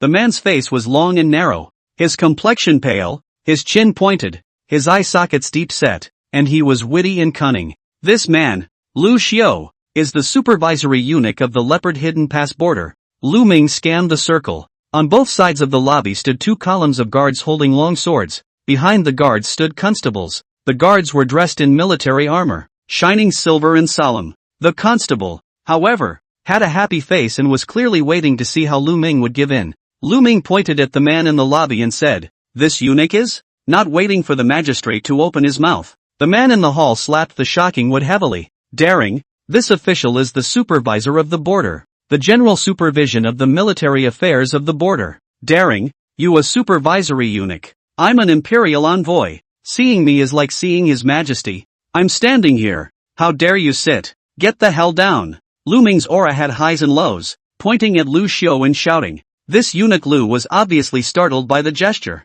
but he remained motionless. Seeing this, Lu Ming took a step forward, stored power in his hands, and slapped the public case in front of eunuch Lu with a punch. How dare you? How dare you? You as a supervisor. The border is short of military pay. The victims are not happy, but you run here to be the wrongdoer. This is dereliction of duty. Dereliction of duty is disloyal to His Majesty today. Your mother raised you so big, you run to be a eunuch. Is unfiliality, you disloyal, unfilial dead eunuch. What kind of face do you have to sit here? Get off for me. Lu Ming aggressively, after cursing, eunuch Lu had already leaned against the wall, fine beads of sweat oozing above his forehead. Clunk! The guards under the hall all drew their long swords at the sight. What? You want to rebel? Assassinate the envoys of the imperial police, and execute all 9 clans? Lu Ming turned around, holding the token in his hand, and pointed at the guards at the bottom of the hall and scolded them. Sun Xian Xieli also drew his Shou Chun sword and took a defensive stance with his back against his back.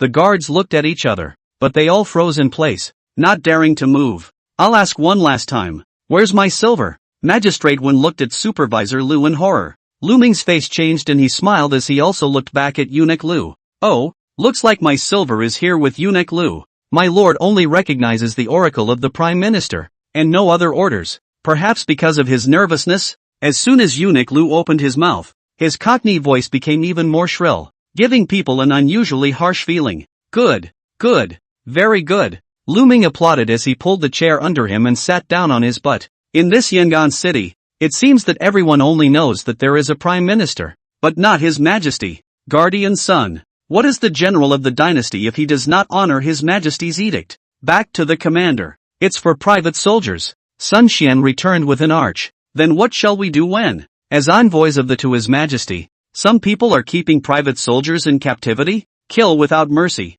Sun Xian and Xieli replied in unison, their voices sounding like bells. Lu Ming nodded with satisfaction, his face grim, with a murderous aura showing in his eyes, and looked at Eunuch Lu again. Sure. I wonder if my two men answered correctly. How dare you? I also have quite a friendship with your family's governor, Lord Ning. Oh, Eunuch Lu's captive private army still has a share in Lord Ning? Eunuch Lu has been guaranteed by the Prime Minister to be the supervisor of the army since this border has been more than 10 years. Before his departure, he worshipped the Prime Minister as his righteous father, and was again worshipped as his righteous brother by County Magistrate 1 in this Yangon city. In the past, the magistrates have to give themselves a few thin face. As for the monitoring is also hastily expected. Lu Ming is also a bluff, and those who don't give a thin face to the leave this Yangon city or die of disease, or die in an accident, even if they return to the court are not good. What's more, Lu Ming was still just an envoy of the Sun Xian.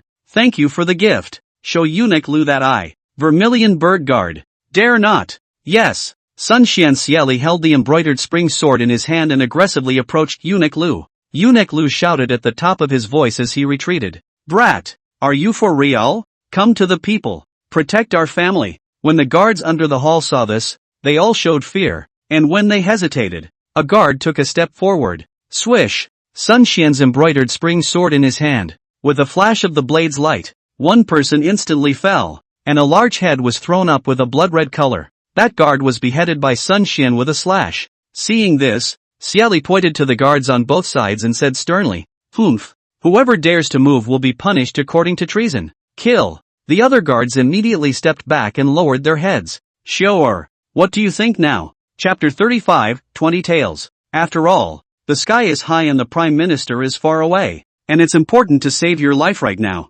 Seeing this, Eunuch Lu stood up trembling and staggered his way to the bottom of the hall, nearly falling. Your humble servant Lu Xiu pays his respects to the envoy. Lu Ming stretched his back and got up to come in front of Magistrate 1. Lord 1. Now you can say where my silver is. Lord 1 wiped the sweat on his forehead, his lips green with cold sweat, and stammered. Your Excellency is joking. The silver has always been given to the preparation. This Eunuch Lu and Jinwu Si Ning governor is an old acquaintance, and wants to catch up with you. This is not delayed. Catching up? Ha ha ha, I love it. After saying that, Lu Ming helped Eunuch Lu up with both hands, raised his eyebrows and said with a smile, Eunuch Lu came from the border. He must be concerned about the disaster victims. This disaster victim's lack of clothes and food. Since Lord Lu is here, he will certainly also show that he will show that he will show that he will show that he will show that. The special envoy is laughing. The next official is self-restraint. 2 sleeves of clean.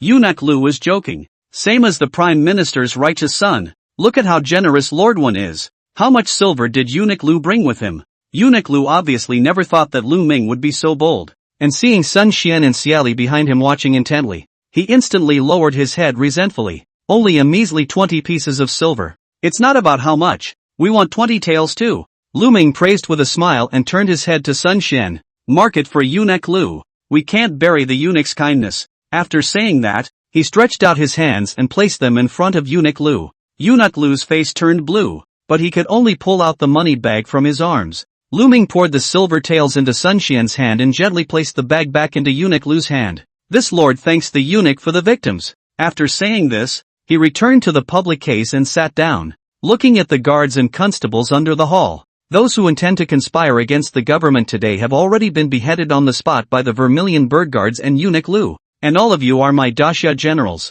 As long as you have one heart and one mind for the people and for His Majesty, this special envoy is not to be blamed for any of it. The guards and constables under the hall revealed a few joyful looks at the words, Thank you, Your Honor. Since Eunuch Lu has finished catching up, this official and magistrate will still have some official business, so please return first. I take my leave. After saying that, Eunuch Lu took 2 respectful steps back and turned to leave. Eunuch Lu walked to the outside of the hall and even legs were soft, fell and sat down. Eunuch Lu was old and running back and forth for the victims. Hold on. Lu Ming shouted to the outside, turned his head to stare at Magistrate 1 and raised his chin. I understand. I understand. After saying that, a dozen or so magistrates carried the box and placed it neatly within the lobby. Thanks for the gift. Points. Sun Xian Qi. The sun was slowly veering to the west and the sky was tinted a brilliant golden red. Reporting to the commander. 55,000 tails. The count is complete.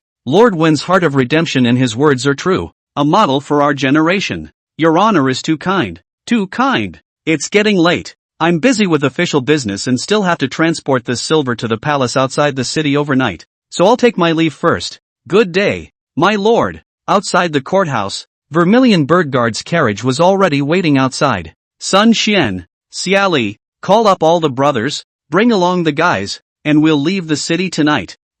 Commander, you guys go ahead and get ready. I have to go home. I have to work overtime on my first day on duty. I have to check in with my daughter or she won't sleep at night. Seeing that Lu Ming was a different person than he was in the hall just now, Sun Xian and Xiali looked at each other and smiled. After saying that, Lu Ming hurriedly threw his official uniform to Xiali and disappeared at the entrance of the road in a burst of jogging. Inside the forest house, I guess Mr. must have gone to the hook bar to listen to the music. I heard Xiao Luzi say that she saw a girl picking Mr. up, and the girl is very pretty. Lu Ming silently walked behind Lin Feng, and when he saw that Lin Feng had finished, he bent his 5 fingers and ruthlessly knocked down on Lin Feng's head. Bastard! I've just been gone for a day and you're here talking nonsense. Lin Feng turned around to see Lu Ming standing behind him and hurriedly stood up. Ling Yu laughed out loud and came over to hug Lu Ming's arm. Wan Er also hit her face and burst out laughing. Miss Wan Er, I'm afraid I still need to trouble you to take care of Ling Yu tonight. I have something important to go out for.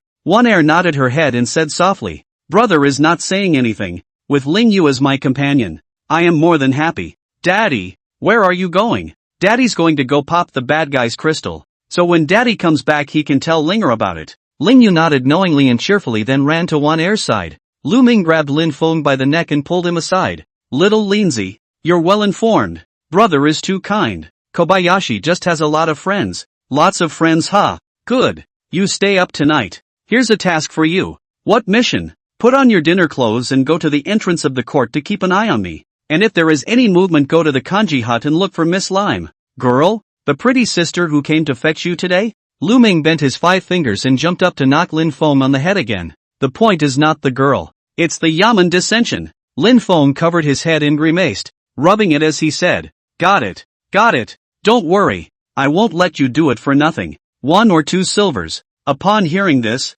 Lin Feng cupped Lu Ming's hand with both hands and said, Thank you, brother. Thank you, brother. However, remember, it's a covert observation. Don't expose it, lest it lead to unnecessary trouble. Outside Yangon City, a fast horse hurriedly ran towards the supervisor's camp, and the sound of the whip on the horse's back resounded through the fields. Your Excellency, County Magistrate Wen urgently reported that this night the Vermilion Birdguards will escort the silver out of the city to the Manshan Palace. Good. Since you're out of the city, we'll let you have a life to take and no life to spend this silver. Manshan Palace, located between the Leopard Hidden Pass Camp and Yangon City, was built by Emperor Wu Cheng's royal palace in that year, and was guarded by Longchamp guards. Inside Yangon City, the Vermilion Birdguards were fully loaded and ready to go. My lord, everything is ready. Shall we leave immediately? Sun Xian, I don't like being called an adult in one breath, so don't call me that either. From now on you can call me sir. I'm used to some.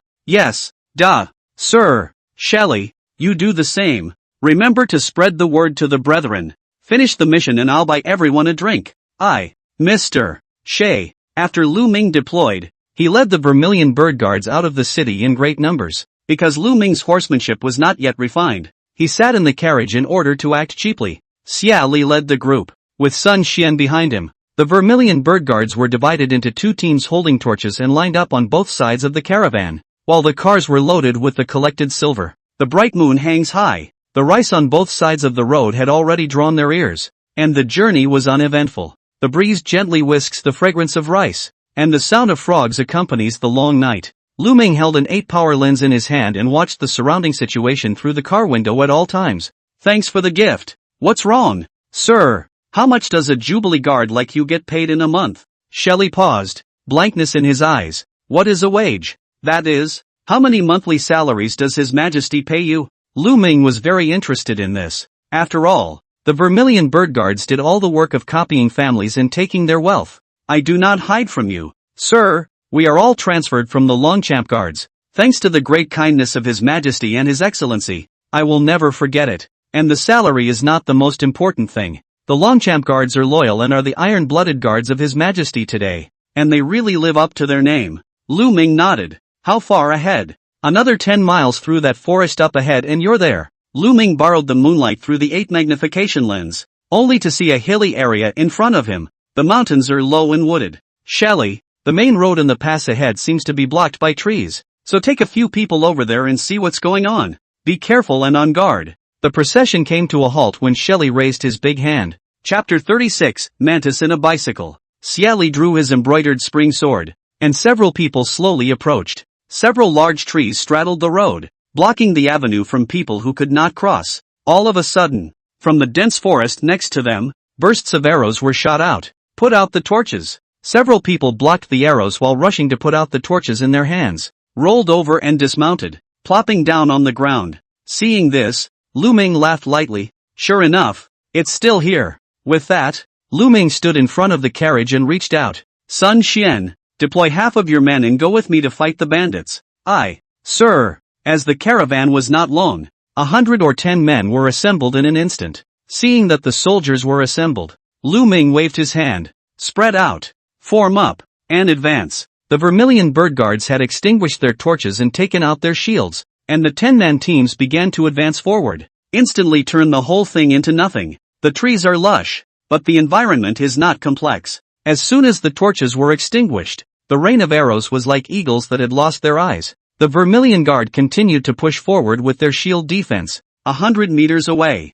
hundreds of bandits were staring at Lu Ming's carriage through the moonlight in the dense forest. Mistress Zhao, then the Imperial Envoy will be handed over to your Qing Yun Sword Pavilion. As long as we take care of him, the others are not enough to worry about. A bright-eyed, white-toothed, clean-looking woman in blue lightly said, That's natural. Wow, wow, wow, wow. There was a shaking sound of grass and trees, and 110 mountain bandits appeared on both sides of the road. Gentlemen, this Chinaman's envoy is here. Lu Ming held a torch and stood alone in front of the caravan. As soon as the words were out of his mouth, the battle in the woods had already begun. Kill, kill. The sparring had officially begun. And these mountain bandits were doubly confident this time with the assistance of the Green Cloud Sword Pavilion. But it was still a scattered army. And the Vermilion Bird Guards fought 1 against 3 but did not lose. More than 24 people armed with long swords came before Lu Ming's carriage at this moment. The leader was none other than the blue-clothed woman, who was currently covering her face with a white veil.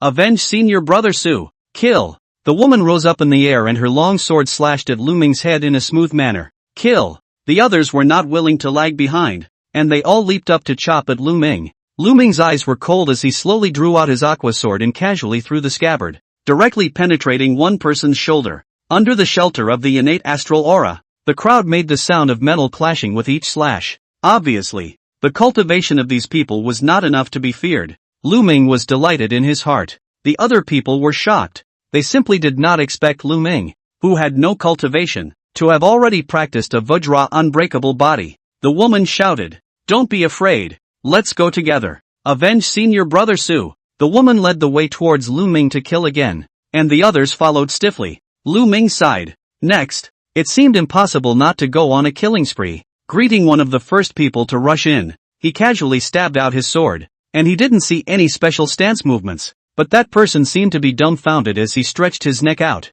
and was accurately pierced through by the tip of the sword. Drawing his long sword, Lu Ming casually slashed his hand. The sword light flashed through a residual shadow, and with a snort, the sound of his neck being cut resounded, and another person fell to the ground. Lu Ming didn't know any profound and esoteric sword techniques, and his only advantage was his speed. Even without cultivation, the speed of a sword out of a fleshly body alone was far from what an ordinary realm cultivator could compare to. Dust flew, shouts shook the sky, and every time Lu Ming struck his sword, it was accompanied by a miserable scream. This place is not enough to worry about. Half of you guys split up again to help protect your son and the others. with another portion of the Vermilion Bird Guards joining in. The battle in the forest had moved forward with an overwhelming advantage. A squad of 10 men merged into a squad of 20 for the final massacre. The Vermilion Bird Guards were all martial artists of the Hotian 5th grade realm or above according to the requirements, so they were no match for a bunch of mountain bandits. As for the group in front of Lu Ming,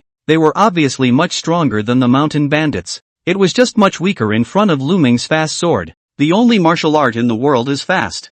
Lu Ming did not move, but only opened his eyes wide to see a break and then stabbed out several swords. In a few moments, there were only 5 survivors left in front of them. Good swordsmanship. Sir, where is he a good swordsmanship? In fact, no swordsmanship, all depends on speed. Among the Vermilion Bird Guards, someone's shout rang out with a few hints of adoration. As for the woman in blue, Lu Ming could already tell from the other people's body alignment that it should be some kind of important person, solely left alive. And at that moment, in the forest, Sun Xian and Xiali grabbed 3 hands and walked towards Lu Ming's side. The woman in blue saw that the Vermilion Bird Guards had already returned. The momentum in the forest had been extinguished, and her side had suffered heavy losses. Withdraw! The woman let out a high cry and used her lightness to leap backward. But just as he landed, Lu Ming stood behind him. Can't lighten up, but it's still not a big problem to run to the landing spot and wait for you before you hit the ground. It's not that easy to run away. When the woman saw this,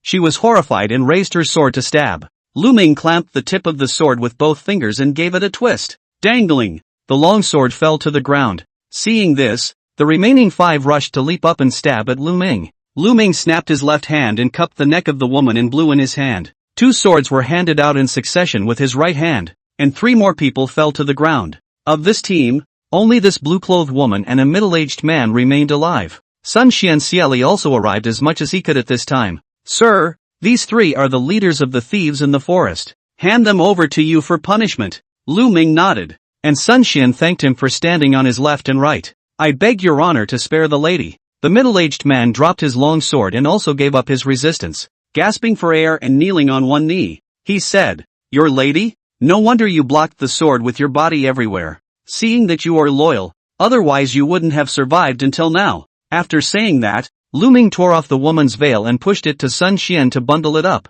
Yo, it's still a beauty. The stars are fading and the morning sun is shining. The 3 leaders of the thieves shuddered when they saw that all of the people from the Qingyan Sword Pavilion had fallen at Lu Ming's feet, and the leader had now become a lamb to the slaughter. The people of this Qingyan Sword Pavilion were all martial arts cultivators, and their battle power was far above these mountain bandits. The 3 of them kowtowed and begged for forgiveness, fearing that if they were slow, they would be the souls of the dead under the knife. Spare your lives? That depends on what you can do. Several of the bandits looked at each other, but did not utter a word. Not talking? Ha? Then let's start killing these guys first. Shelley came forward with his sword. At this time a mountain bandit finally could not tense up and said in a trembling voice, We are. But just as he opened his mouth, he was interrupted by Lu Ming. I don't want to know what you. Who is it? I just want to know what I can gain by keeping you alive. As if this person saw the hope of living, he hurriedly said, My lord, Grasshopper Panther Head Walled City 3rd leader. I can be an ox or a horse for your lordship. I've got both the cow and the horse. There's no need. Kill them. Yes. Hands up. Heads down. This second master looked. The 3rd master has spoken. Then this heart burden suddenly lightened a lot. My lord. I am the 2nd lord. I have beautiful women from the Qin kingdom.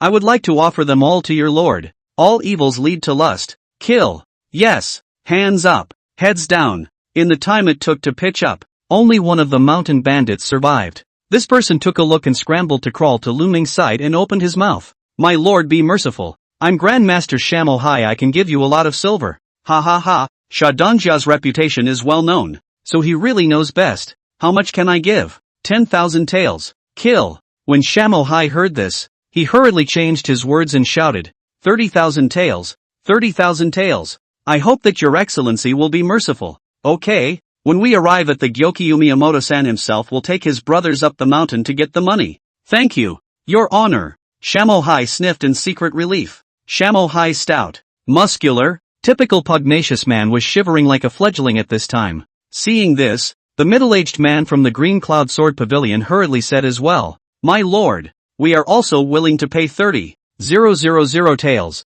and we only ask that your lordship spare my lady. Chapter 37, This tree is good for hanging. The silver taels have already been paid out by Shadangxia. Why don't we exchange this young lady's 50,000 taels for food? My lord, isn't it 30,000 taels? Lu Ming looked at the hatred in the eyes of the two men. 30,000 taels is the price of the people of the Great Summer Kingdom. You people of the Qian Kingdom must add money. You go back and get the money for the food and she stays here. But I'll only give you 3 days. The middle-aged man was slightly embarrassed, but seeing Lu Ming's decisive tone, he was by no means discussing with himself, so he could only nod his head in agreement. The woman in blue had her hands tied behind her back at this time, but she shouted, "Dog officer, don't even think about it. Uncle Shui, don't trust this dog official. I'd rather die and follow senior brother Su." "Good, have a backbone. So there's no more to talk about?" Lu Ming looked toward a crooked-necked tree on the side of the road, turned his head to Xieli and continued, "There's a tree there. It's perfect for hanging. Both of these two should hang themselves." As the words fell, the woman in blue watched as Shuebo was also tied up. The woman in blue was the first to be hanged without surprise, although she was an expert in the innate realm, lifting a mouthful of true qi, and the rope around her neck could not help her for a while. But Lu Ming casually grabbed a caterpillar from the rice on the side of the road and threw it at her head. The woman kept squirming as she looked at the greenworms writhing on her face, but judging by the woman's demeanor, it doesn't look like civilized language. Scared? Then grab more and put them in her clothes. In the days when there were no pesticides, morning bugs were plentiful at the edge of the field, and various styles were caught and thrown over. A while later, the woman continued to wriggle, her body gradually falling, her eyes filled with blood, and her fair face and neck gradually colored scarlet. When she was about to lose consciousness, Lu Ming called for someone to put him down. The woman regained her life, twisting violently and shaking off the bugs while desperately gulping in air, coughing twice from time to time. "Does the girl still want to die? Ho ho ho! Your Excellency, spare your life. 50,000 taels of silver for grain will be delivered in 3 days. Okay, deal." After saying that, Lu Ming signaled to untie the middle-aged man. "My lord, in these 3 days, please make sure that my young lady is well taken care of, and that there is no room for error." Lu Ming raised his big hand. "Someone, chop one of her hands off." "My lord, wait, just keep the lady alive for these 3 days." "Good, deal." The middle-aged man angrily got up and left, his eyes full of anger, but he can only clench his fists and sigh helplessly. The sun breaks through in the mountains, and a million rays of heat spill over the lush mountains and forests. Lu Ming ordered all the corpses to be hung on the trees on both sides, with signs on them, which read, "The rebels must die," and were stamped with the seal of the Vermilion Bird Guard. The woman in blue has experienced the edge of life and death. The fear in her eyes is still there, but her expression is gradually becoming softer. Obviously has come to terms with reality. She did not even dare to look directly at Lu Ming again, only to feel that it is not like a mortal, like a ghost. "Your Uncle Shui is gone. Now can you say what your name is?" "Whatever." The woman unconsciously clenched her fists, her eyes constantly flashing with biting hatred. "Then from today, your name is Doggy. Let's go." "Doggy, Doggy, what are you doing?" The corners of the woman's mouth twitched as she breathed in sharply, forcing herself not to curse. "Patience. Endure. Just 3 days. In 3 days, I'll be out of this nutcase." "Zhao Ziyu, you can do it. Hold back. Don't just stand there, Doggy. Get in the car and go." Zhao Ziyu's easily calmed emotions collapsed again. Lu Ming pointed at Shamo Hai and continued, "Arrange a horse for him." Shamo Hai was bound and sitting on a horse with a rope on his body, and Jubilee Guard was pulling in front of him. The group continued to advance towards the Mongshan Palace in great numbers. Zhao Ziyu was speechless all the way, just looking down with a sad face. The sun was setting in the west, and a golden glow flooded the land. The heat is receding and twilight is gently descending. "Sir, we're here." Lu Ming nodded slightly to show his knowledge. After walking a few hundred more paces and coming before the palace, he saw Longchamp guards wearing golden armor guarding in front of him. A man's face was stalwart, his physique robust, and his eyebrows revealed an unyielding valor. Longchamp guard Delay pays his respects to the envoy. "Mr. Yen has been waiting for a long time. Sun Xian, thank you for the gift. Take Dog Egg and Shadangxia down to be under strict guard." After saying this, he followed Delay into the palace. Meanwhile, the county office of Yangon City, the magistrate of Wen is playing chess against the master, with the master of the division. Inside the study, the two men landed in the middle of the chessboard from time to time. "Master Shifu, how are things going?" Magistrate Wen asked as he landed a pawn and locked his brows. The master takes out a white disc and drops it into the disc. A smile tugged at the corners of his mouth. My lord, don't worry. A brat. Even if he has some brute strength, with eunuch Lu, he can't turn any waves. It will be done soon. Remember, this Mr. Yen can't be moved. Don't implicate us. This is natural. These things have always been done by eunuch Lu, and they can't be investigated on our heads.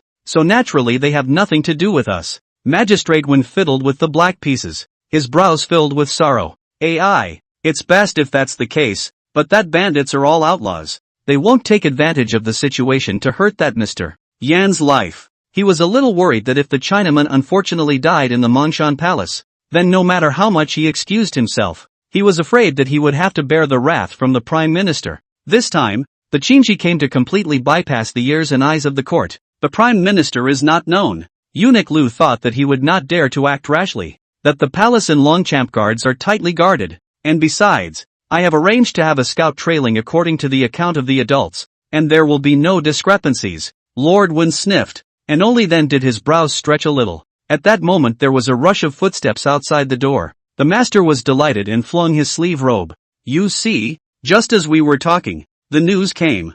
After a few moments, the footsteps stopped and a figure appeared outside the door, his voice coming in through the crack. My lord, I'm back. Come in. The man pushed his way in. Magistrate Wen and the master looked at him at the same time, with expectations in their eyes. This person is named Ning Lanxue. Outstanding talent. The remnants of the Cloud Hand Sune 4 personal disciple. 8 years old with Sune 4 martial arts. So far 15 years of spring and autumn. 5 years ago to break through the realm of the day after the realm. And now the realm is up to the realm of the first day of the 8th grade. How did it go? Ning Lanxue made an edit. Your Excellency. Eunuch Lu has failed. Magistrate Wen froze, with horror in his eyes, his stretched brows knitting together once again. The fortune teller kid, who killed all the men, was hanged from a tree. He only left 2 of them alive. Magistrate Wen and Master Wen sucked in a breath of cool air and sat down in a daze. This time, under the coordination of Eunuch Lu, nearly 200 men and horses were deployed, but they were all killed, which could not possibly be done by a fortune-telling scholar. Are you sure it was the boy in red who did it? Facing the inquiry of the magistrate, Ning Lanxue solemnly replied, although that kid has no cultivation, but that sword move is weird. The sword is swift, and the speed is still above me. County Magistrate Wen anxiously paced the room. Ning Lanxue, you and Sinisi's master and disciple have been indebted to Lord Wen's care for many years, and Sinisi has not been seen for many days. But if the matter involves Lord Wen, what should you do? Don't worry, 2 lords, Ning Lanxue will be at your disposal. When Magistrate Wen heard this, he and the master looked at each other and smiled, holding Ning Lanxue's shoulders with both hands. Good, Ning Lanxue, come and sit here. When Magistrate pondered for a moment, sighed deeply and said, also fine. About your master Sinisi, I know a bit of news. That day Tiangu County Chancellor Zhang Er he sent people to find him. Since then there has been no news. And later that Zhang Er he think you must have heard. Some people say it is dead from natural disasters. Some people say that and that Spirit Wish Pavilion related. And that Spiritual Wish Pavilion master is this current chinchilla envoy. At these words, Ning Lanxue was somewhat unable to sit still and stood up with a prancing motion. His tone was sharp and his eyes were fierce. If Lord Wen knew, why didn't you tell him early? How can you believe all the rumors in the marketplace? If you hadn't witnessed his strength and courage in cutting down hundreds of enemies, who would have thought that a fortune teller who traveled in all directions would be linked to the fall of a master like your master? After Lord Wen finished speaking, Ning Lanxue's fists clenched and made clicking sounds. Chapter 38, Interrogation of Miss Dog Egg. The Mongshan Palace. The palace was large, but not extravagant. Dasha country was founded on martial arts. Successive emperors have not built a large construction, so as not to labor and waste money. The emperor's virtue is notorious. Only the hundreds of officials for several generations to enjoy the comfort, gradually born of greed, enrichment,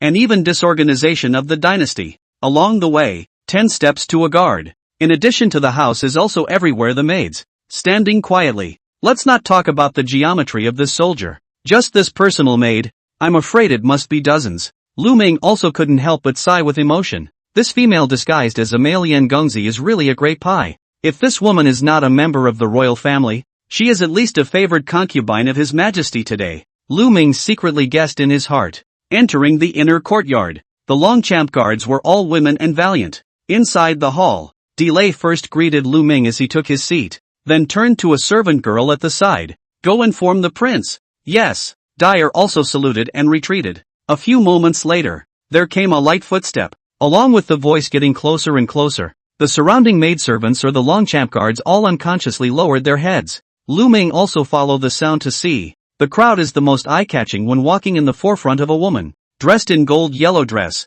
face cold and arrogant. Between the steps reveals the majesty that cannot be underestimated. When the man faced himself, Lu Ming couldn't help but be attracted by the man's aura. Every move, every smile, all show luxury, dignified atmosphere. This woman's face is like congealed fat, her lips are like peach blossoms, her features are well proportioned, and she is actually not angry. Since ancient times, a woman with her head down and no toes in sight is the best on earth. Obviously this is that Yin Gongzi real body, although dressed in men's clothing with the intention of hiding, but at this time under the makeup, the snow-white pectoral muscles but more a few points of pomposity. Why don't you kneel when you see Princess Yongning of this dynasty? Princess Yongning? Lu Ming was not surprised, and his own guess was not far off. Lu Ming retracted his gaze and tried not to look at the snowy whiteness as he said softly, "The princess has forgotten many things." That day within the kanji shed, the princess promised that I don't have to follow the commonplace rituals. Have you forgotten? You. The princess frowned darkly, but on second thought, Lu Ming's clean mission this time was also considered a credit. Also, tea for the gentleman. Soon tea was served. Lu Ming was indeed a little thirsty, so he drank it all. The princess also twisted her jade fingers lightly and blew the tea in her hand. This time, 55,000 taels of silver collected from the county office, and 20 taels from eunuch Lu, the supervisor, have been delivered in full. Then Lu showed 20 taels? Well, that dead eunuch only brought this much, but last night on the road we got another 50,000 taels of silver. Tomorrow I'll go get it myself, and another 50,000 stones of grain will be delivered in 3 days. Hearing this, the princess' eyes involuntarily flashed with a touch of delight, as she carefully surveyed Lu Ming in front of her, and secretly exclaimed in her heart, "This Mr. Spirit Wish, he really does have some skills." Lu Ming succinctly and clearly elaborated on the entire situation. The princess didn't seem to care about the process, but was quite satisfied with the results presented. Lu Ming also instantly straightened his back. In this way, Lu Ming's first mission after taking office can be said to have been a successful comma. And when Lu Ming turned to leave from the hall, the princess called out to Lu Ming, "Mr. Want to see? Why not look greatly?" This princess is not afraid of Mr. Look. Why should Mr. Cover up? Lu Ming swallowed hard and his expression froze as he turned back with an awkward smile and hurriedly left. Although he had seen millions of women on short videos in his previous life, this Princess Yongning can be called the best color on earth. Although Lu Ming tried to do his best to manage his expression, he still exposed his male nature. Can't help it. Blame me? It's so big. It's a waste of time not to see it. Mongshan Palace Dungeon. The oil lamps on the wall glowed dimly, shining on top of the mottled earthen walls. The two of them, Sun Xian and Xiali, guarded Shamo Hai and Zhao Ziyu with 2 vermilion bird guards. Although it was the height of summer, this dungeon was accompanied by a slight chill. At this time, the trial has been completed. In accordance with the requirements of Lu Ming's civilian trial, not torture, Shamo Hai has already confessed that the mastermind behind this leopard's head fortress is the supervisor, Eunuch Lu. It is also because of Eunuch Lu's shelter. From the leopard hidden customs barracks is only 30 miles from the leopard head fortress, repeatedly fighting bandits to be able to peacefully. Xingyun's sword pavilion Zhao Ziyu had not said a word, and at this time, she was leaning against the wall and shedding tears. Sun Xian, thank you for your gift and hard work. You guys go down and rest first. Leave this place to me for now. Greetings. Sir, the subordinate is not tired.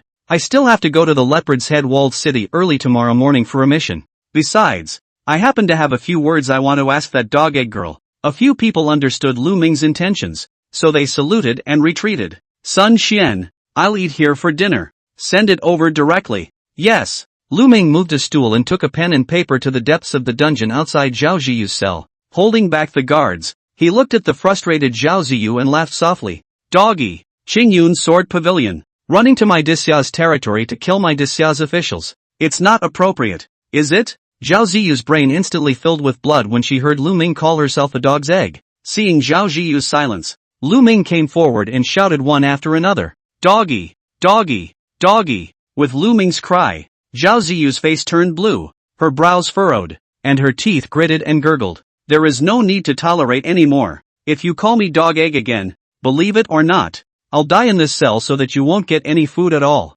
Don't like the name? How about changing the name to Doggy? My name is Zhao Ziyu. Zhao Ziyu blanked Lu Ming greatly and said her name in a cold voice. Oh, Ziyu? Good name. You died this official secret. When the food sent and collected is, this Mongshan camp is not far. I do not believe you can help me? You are shameless. So whether you are dead or alive means little to this official. Besides, what is death like? You've already tried it and want to try it again? Zhao Ziyu speculated in her mind that, as Lu Ming said, it was true, and instantly leaned against the wall like a deflated ball. Seeing Zhao Ziyu's emotions ease a little, Lu Ming stood up with his back to the cell and asked, you claim to be avenging your senior brother. Can your brother Su Yuan really have you in his heart? When Zhao Ziyu heard the word Su Yuan, her eyes instantly froze, her pupils contracted violently, and she hurriedly asked, where do you know this from? Who are you? Not only do I know about your brother Su Yuan, I also know that your brother Su Yuan doesn't like you, but it's just wishful thinking on your part. Nonsense. I'm in love with senior brother Su. A love match? With that soft kiss in the phantom moon gorge? The corners of Zhao Ziyu's mouth unconsciously opened slightly, and a flash of incredulous surprise replaced the face that was originally immersed in grief. At the age of 16, she and her senior brother, Su Yuan, had sealed their love with a kiss in the illusory moon gorge of the Qingyun Sword Pavilion, and no third person knew about this matter except for the two of them. Zhao Ziyu stood up to scrutinize the man in front of her in a red flying fish suit. Unbelievable. In fact, Lu Ming had long ago used his system to know part of the information about Zhao Ziyu. Even if you knew about this, then how do you know it was wishful thinking on my part? Chapter 39, The Negative and Thin-Skinned Man. You can't stop until you reach the Yellow River. Lu Ming took out a letter from his arms and threw it to Zhao Ziyu. Lu Ming had already read the contents of the letter. It was nothing more than that this one called Su Yuan had finished his mission and returned to the Qingyun Sword Pavilion in the Qian country to show their master his heart and to propose to his little sister. And that little sister's name is Ji Ruo, not Ji Yu. The letter is sincere, and there are a number of heavenly oaths of faith. Only before the letter was delivered,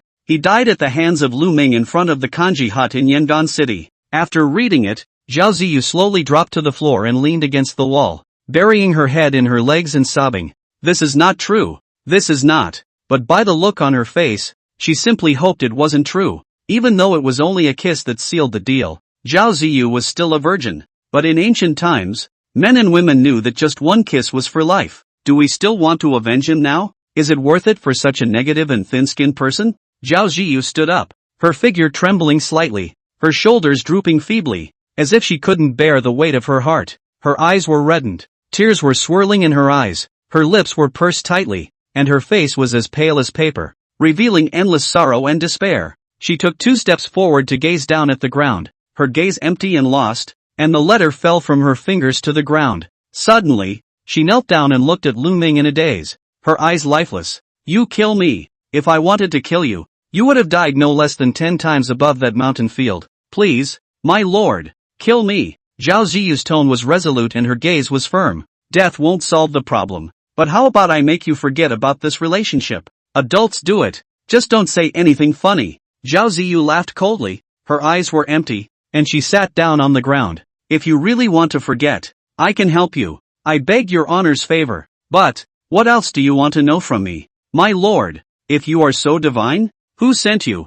Zhao Ziyu hesitated for a moment and sighed deeply. When the Prince of Xia ascended to the throne, we had already sneaked into the customs, and on that day when we knew that the news that the imperial envoy had entered the city of Yangon, Su Yuan led a part of the people to assassinate him late at night. As for the information given by whom I don't know, Lu Ming then added, the news of your senior brother Su's death came back, and you have been planning to take revenge until yesterday when you got the message again that they were out of the city. So you came out in full force. Zhao Ziyu nodded, and not only for revenge, but also to rob the silver. That day Lu Ming deliberately put out the wind to the silver to be transported to this Mongshan palace, in order to lure the snake out of the hole. An overnight departure is not to give these snakes enough time to prepare. It seems to have worked. As for the person who reported the message, it is fixed in Yangon City, so the matter is simple and clear at a glance. Both Magistrate Wen and Eunuch Lu are suspected of collaborating with the enemy, and Magistrate Wen is even more suspected. If we leak important military secrets,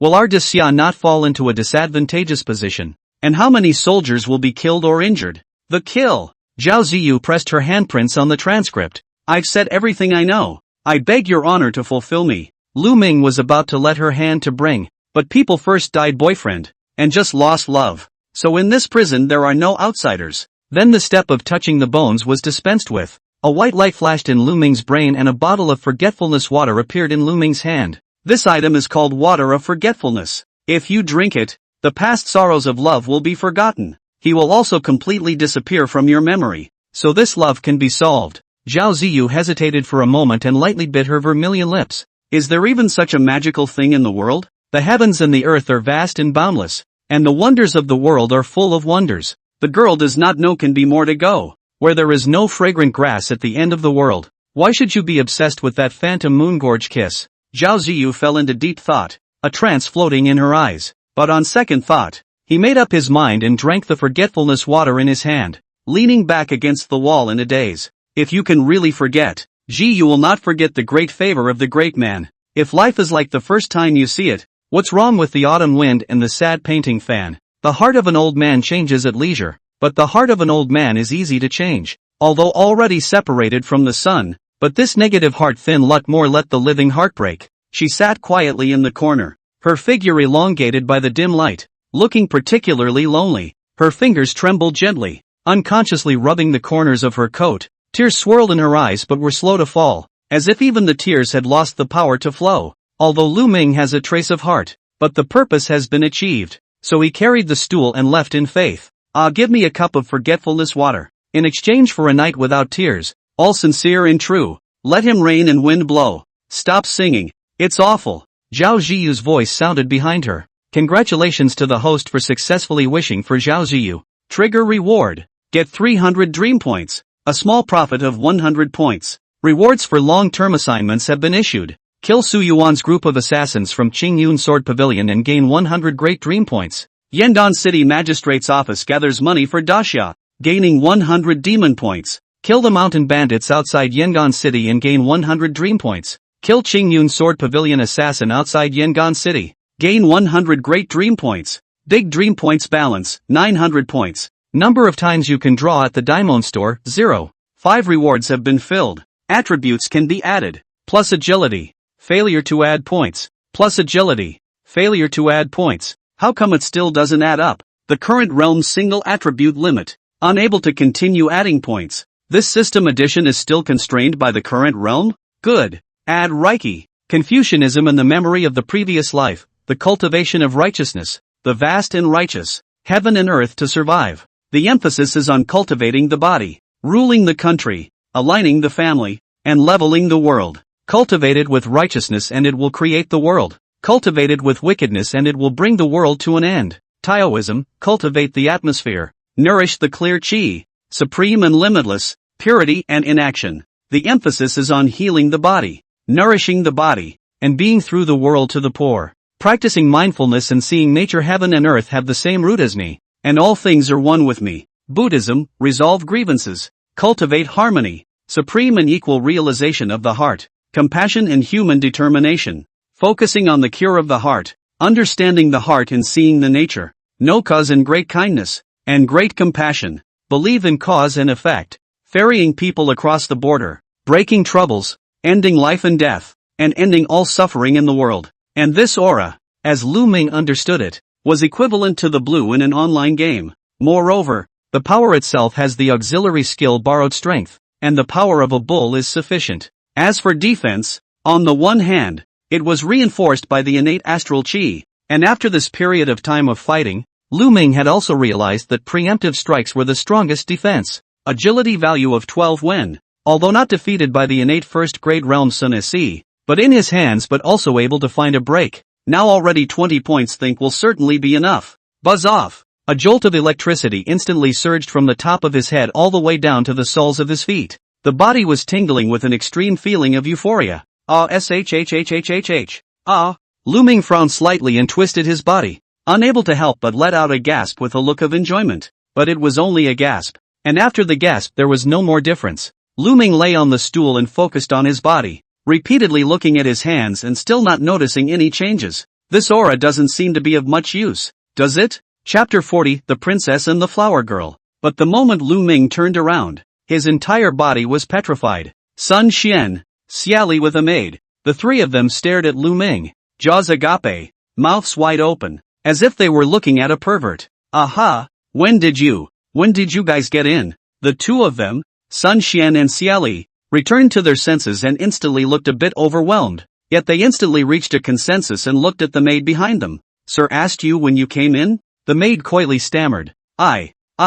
Just, Sun Xian urged with a straight face. Your honor is asking. Just answer truthfully. Your honor. When the slave girl came in, your honor was panting, shouting for comfort. It was inconvenient to disturb. So, Lu Ming rubbed his Qingming acupoint and covered his forehead in his hands, stretching out a finger and nodding at the maid. Got it. Go down. This is your lord's supper. Please enjoy your meal. Slave girl will leave. The maid shrank back and hastily retreated after she finished speaking. Xiali, on the other hand, came over, made a neck-wiping motion, and said softly, Sir, do you want my subordinate to go ahead and silence him? Lu Ming was angry but with a smile. What mouth to silence? If I want to exterminate, I'll exterminate you all together. Xiali looked innocent, spread his hands and said, Sun Xian and I walked that maid at the end. We didn't see anything, and we didn't hear that weird gasp from Mr. Lu Ming stared at Sun Xian. Oh, is that so? Sun Xian? Sun Xian grinned and nodded repeatedly while serving dishes from the food box. Yes, we really didn't see anything. 5 dishes and 1 altar of bamboo leaf green. Enjoy your meal. Sir, why don't you join us for some food and drink? Daxia has a strict hierarchy. If there is any trespassing, there will be the danger of killing. The two of them can only politely wave their hands and say in unison, We have eaten. But Lu Ming knew that if he hadn't eaten it as a commander, how could they have eaten it? Not giving face? Then I'll have to. After saying that, Lu Ming deliberately sank his face and stared at the two. Seeing Lu Ming killing people again last night, the two men were in awe of Lu Ming though. Just now that thing, although the heart is not bottom, but Lu Ming after all, and pleasant, and now Lu Ming face changed. The two instantly palpitate.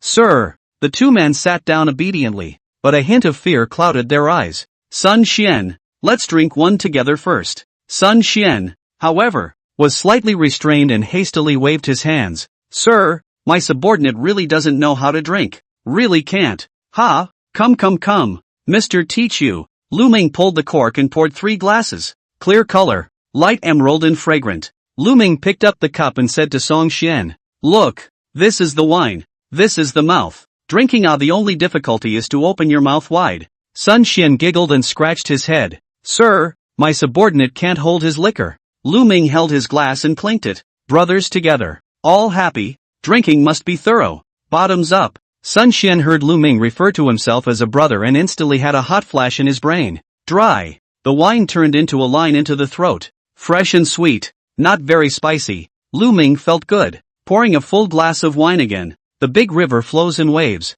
The left side drinks from the right side. Thanks for the gift. Cheers. Seeing this, Xiali also hurriedly raised his glass. Thank you, sir. Cheers. Can't drink. No future. A cup of love. 2 cups of meaning. 3 cups to be a good brother. Dry. Seeing as you've been quiet, drinking certainly doesn't scare you. 1 cup to dry. 2 cups to honor. 3 cups to drink out of true feelings. Dry. 1, 2, 2, 2, 2 gargle. 3, 4, 4, 2 don't count as wine. 5, 6, 2, 6, 2 are still roaring. Dry. I'd rather drink a hole in my stomach than leave a crack in my feelings. So here's to it. Lu Ming only persuaded the wine, and froze himself without drinking a few cups. Sun Xian and Xiali, however, were only coaxed by Lu Ming into pouring into their mouths. Their faces flushed red, and their speech had begun to stutter. Cheers. Cheers. Lu Ming saw that the two were almost drunk and stood up.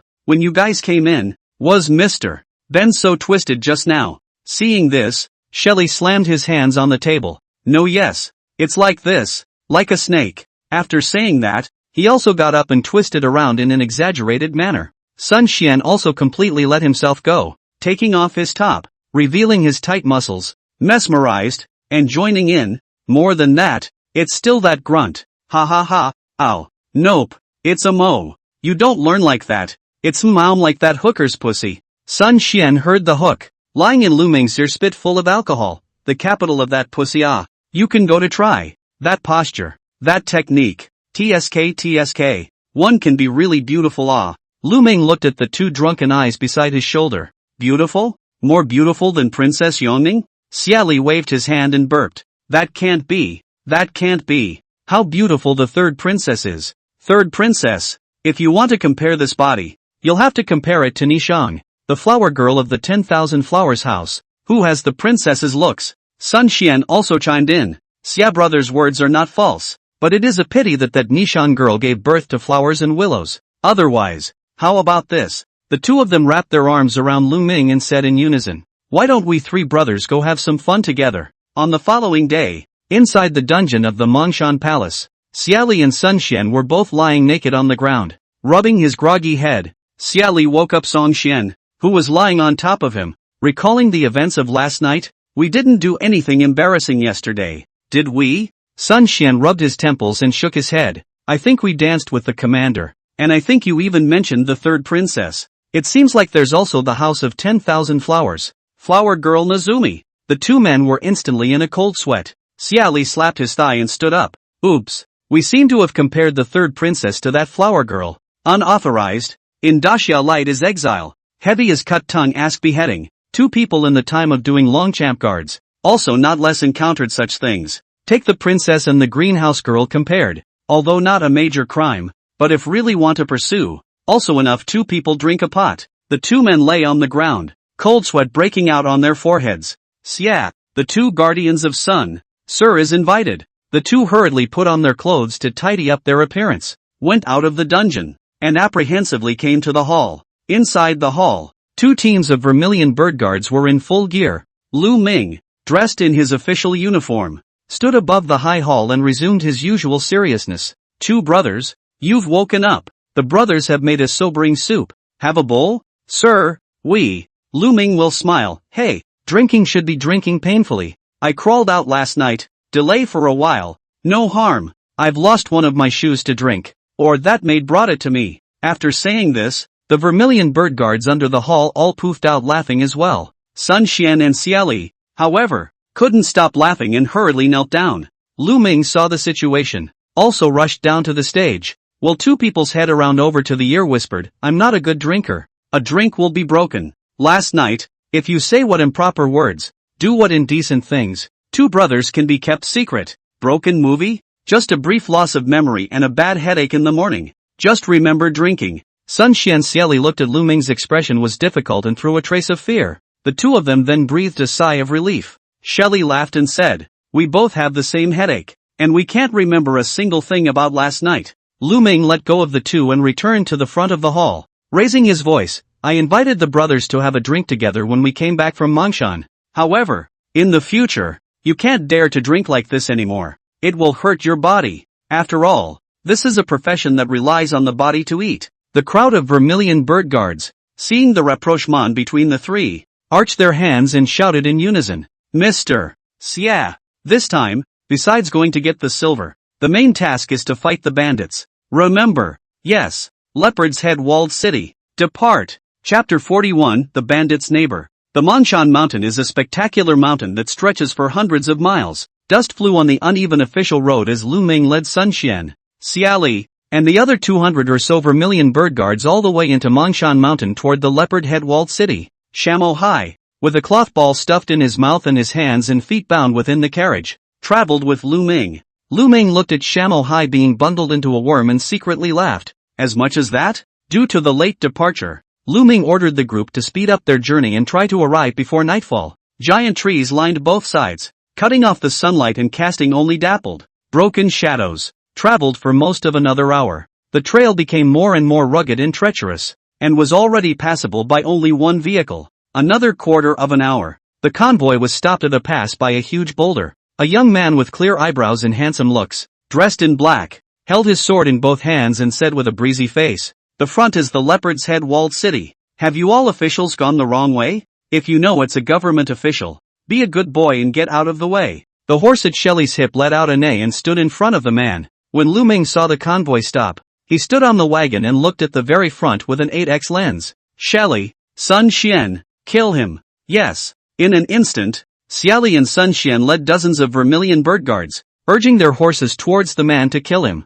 The man wanted to brush up on his presence, but the other man didn't give him a chance. Seeing a group of people riding to kill, the man shouted, "Do you know who I am? If you dare to touch this young master, my father will surely break you into pieces." But to meet him is the cold embroidered spring knife. Good in the forest secretly protect the people in time to shoot. Only to avoid the man died on the spot. After the man was saved, he didn't know his current situation. Just thought he was facing another soldier of Supervisor Liu. Stood up steadily and began to curse. "I see you all one and all are tired of living. Leopard's Head walled city also dare to move? Bring him here. The rest of you, kill." Lu Ming said with a frown. Yes. As soon as the words fell, Xiali Sun Xian and the others battled with the man's men. And with the advantage of numbers, the man was soon held by Xiali with a knife on his neck. The man's martial arts Lu Ming see in the eyes. Wanna be more than Sun Xian Xiali, if you fight alone is no less. The man was still cursing as he was escorted to Lu Ming. "Let me go, and when my father comes back, I'll make sure you're on your knees begging for mercy. Tough talker. Ha! Slap me." When the man heard this, he was furious. "You dare. You know the supervisor." Pa! The Vermilion bird guards didn't care that much. After all, the supervisor couldn't control their Vermilion bird guards, and raised his hand to shine a slap on his mouth. "Dog officer, you dare to hit me." Pop, pop, pop. No matter how much he screamed and cursed, slap after slap, straight to the man's mouth bleeding, and at that moment, all of the man's men were slaughtered. "Well, bring out the sand pawns to recognize them." Yes, the Vermilion bird guard immediately stopped and threw the man to the ground. At this moment, the man no longer has the overbearing spirit of a moment ago, forcibly enduring the pain and clenching his teeth to look viciously at Lu Ming. Shamo Hai was carried out and casually thrown in front of the man by the Vermilion bird guards. The man immediately lost his momentum and crawled over to lie on top of Shamo Hai, shouting with a sobbing tone, "Father! Father!" Shamo Hai mouth whitecloth by the Vermilion bird guard removed, breathing heavily, eyes full of pity looking at the man, but also full of hate tone shouted, "Bailey, before you left, you did not explain. If you do not return before dawn, you will take them to go down the mountain first? This is the Jinwu Division Vermilion bird guard, not those ordinary soldiers in armor."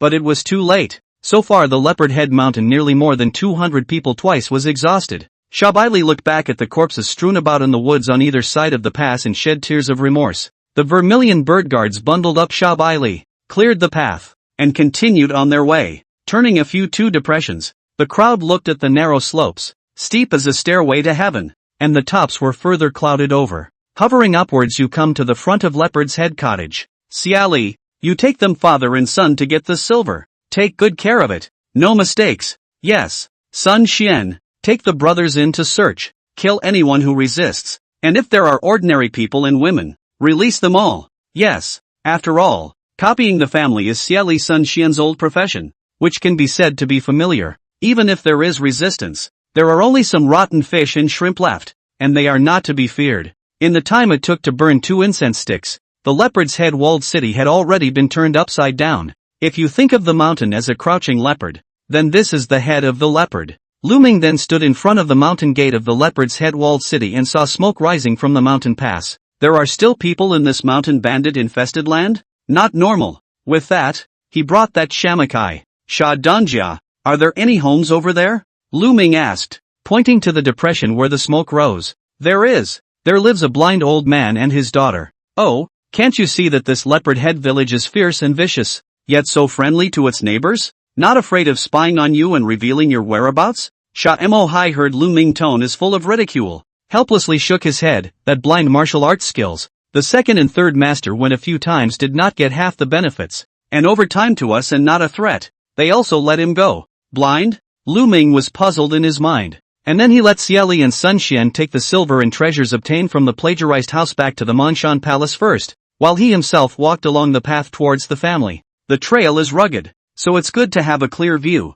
The foot is full of weeds accompanied by dead leaves, and there is a sound when you land on your feet. In a few moments, Lu Ming arrived in front of the small courtyard. 3 grass-roofed bamboo houses, a few chickens in the bamboo-fenced yard, and some herbs drying on the vine-covered fence. Behind the house is a piece of bamboo forest, quite a sense of winding paths. The aroma coming from the house filled the room, and Lu Ming also had a big appetite, swallowing frequently. Inside the courtyard, a woman in green is tall, but her head is wearing a hat. and around the hat is surrounded by a black veil to hide her entire face in it. The woman was practicing boxing at the moment, with varied punches that were sometimes as gentle as the wind and sometimes as violent as thunder. Good boxing skills, girl. Only this style wind rising and wind thunder unity is slightly broken. The woman stopped her hands at the sound. How does this gentleman recognize this wind and thunder fist? My name is Mr. Spirit Wish, and I'm an old acquaintance with Senior Li Guanfeng, so I guess you must be Miss Li Schwanger.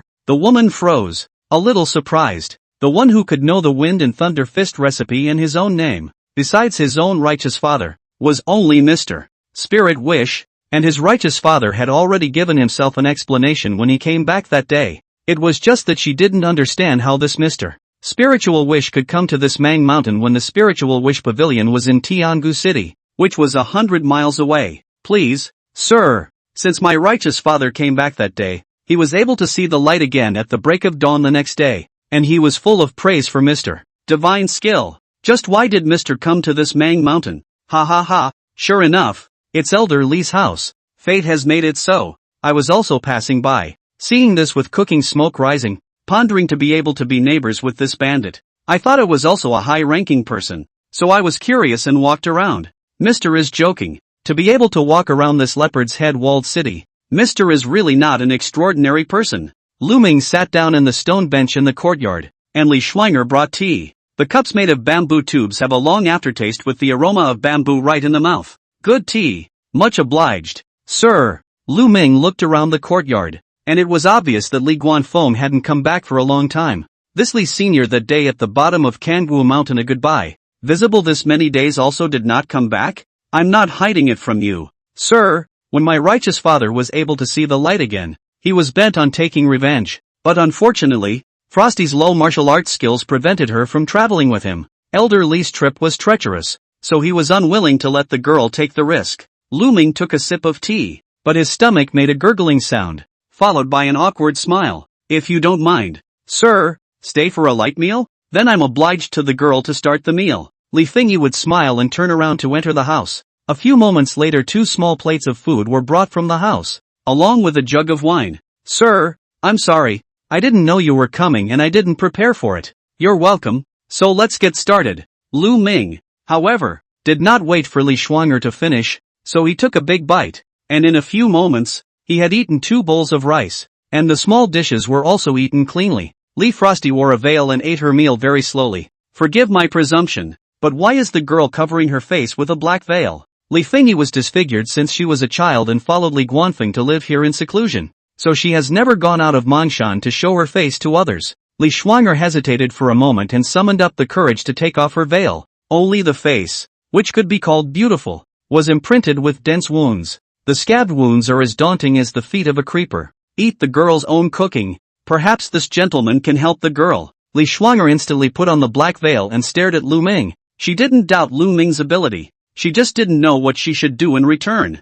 If Mr. Frost can do as he wishes, Frost will be a bull for Mr. Frost for the rest of his life. Miss Frost is overstating it. With a flash of white light in his brain, a white pill appeared in Lu Ming's hand. This medicine is called Restore Face Pill. Use this clear wine as a guide. Take it after sunset, and you will surely be able to return the girl's true face as you wish. Li Schwanger tremblingly clutched the medicine in her hand, turned around and knelt on both knees, bowing deeply and shedding tears of excitement. Since it is the daughter of elderly and a child of the Jianghu, there is no need to be courteous. When he arrives at Yang'an City in the future he will just fry 2 small dishes. Chapter 42, The Smoke and Rain Building in the Capital. At the foot of Leopard's Head Cottage, Sun Xian alone guarded the carriage and waited for Lu Ming. Seeing Lu Ming coming, he hurriedly stood up. Can you find anything strange, sir? And do you need your subordinates to go and deal with it? Nothing, just a girl. Then should we? Sun Xian made a neck-wiping motion. It's not like I'm addicted to killing.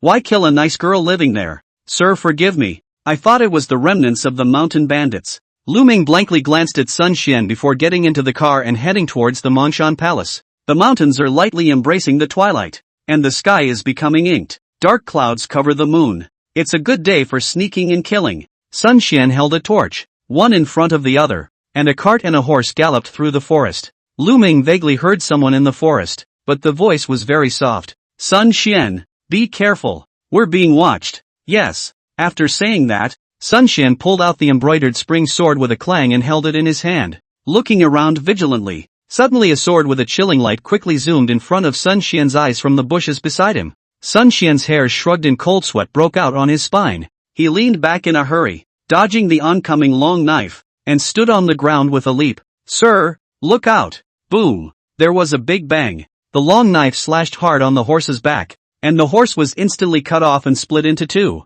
The owner of the long knife was dressed in black night clothes, with a black cloth covering his face, revealing only a pair of sinister eyes. Seeing that Sun Xian had dodged his attack, the black clothes' eyes glowed fiercely, and with a turn of the long blade in his hand, he once again attacked Sun Xian. After dodging the sneak attack, Sun Xian fixed his eyes and saw that the attacker's sword was powerful and swift, and his martial arts skills were above his own, so he coldly grunted and said, "The court's vermilion bird guards are on the case, and those who obstruct them will be killed." The black-clothed man's eyes were gloomy, a lift of the hem of his coat, and his legs kicked out in a chain. His moves were vicious, like a blistering wind, making it impossible for people to block. Sun Xian's knife slashed several times but was a few centimeters short of the man in black, unable to slash at all. After a few moves, Sun Xian was kicked in the chest and his face turned a little white as he took a few steps back. Seeing the great sword reflecting the firelight and slashing towards him again, Sun Xian gripped the embroidered spring sword with both hands and rushed forward with a hard head.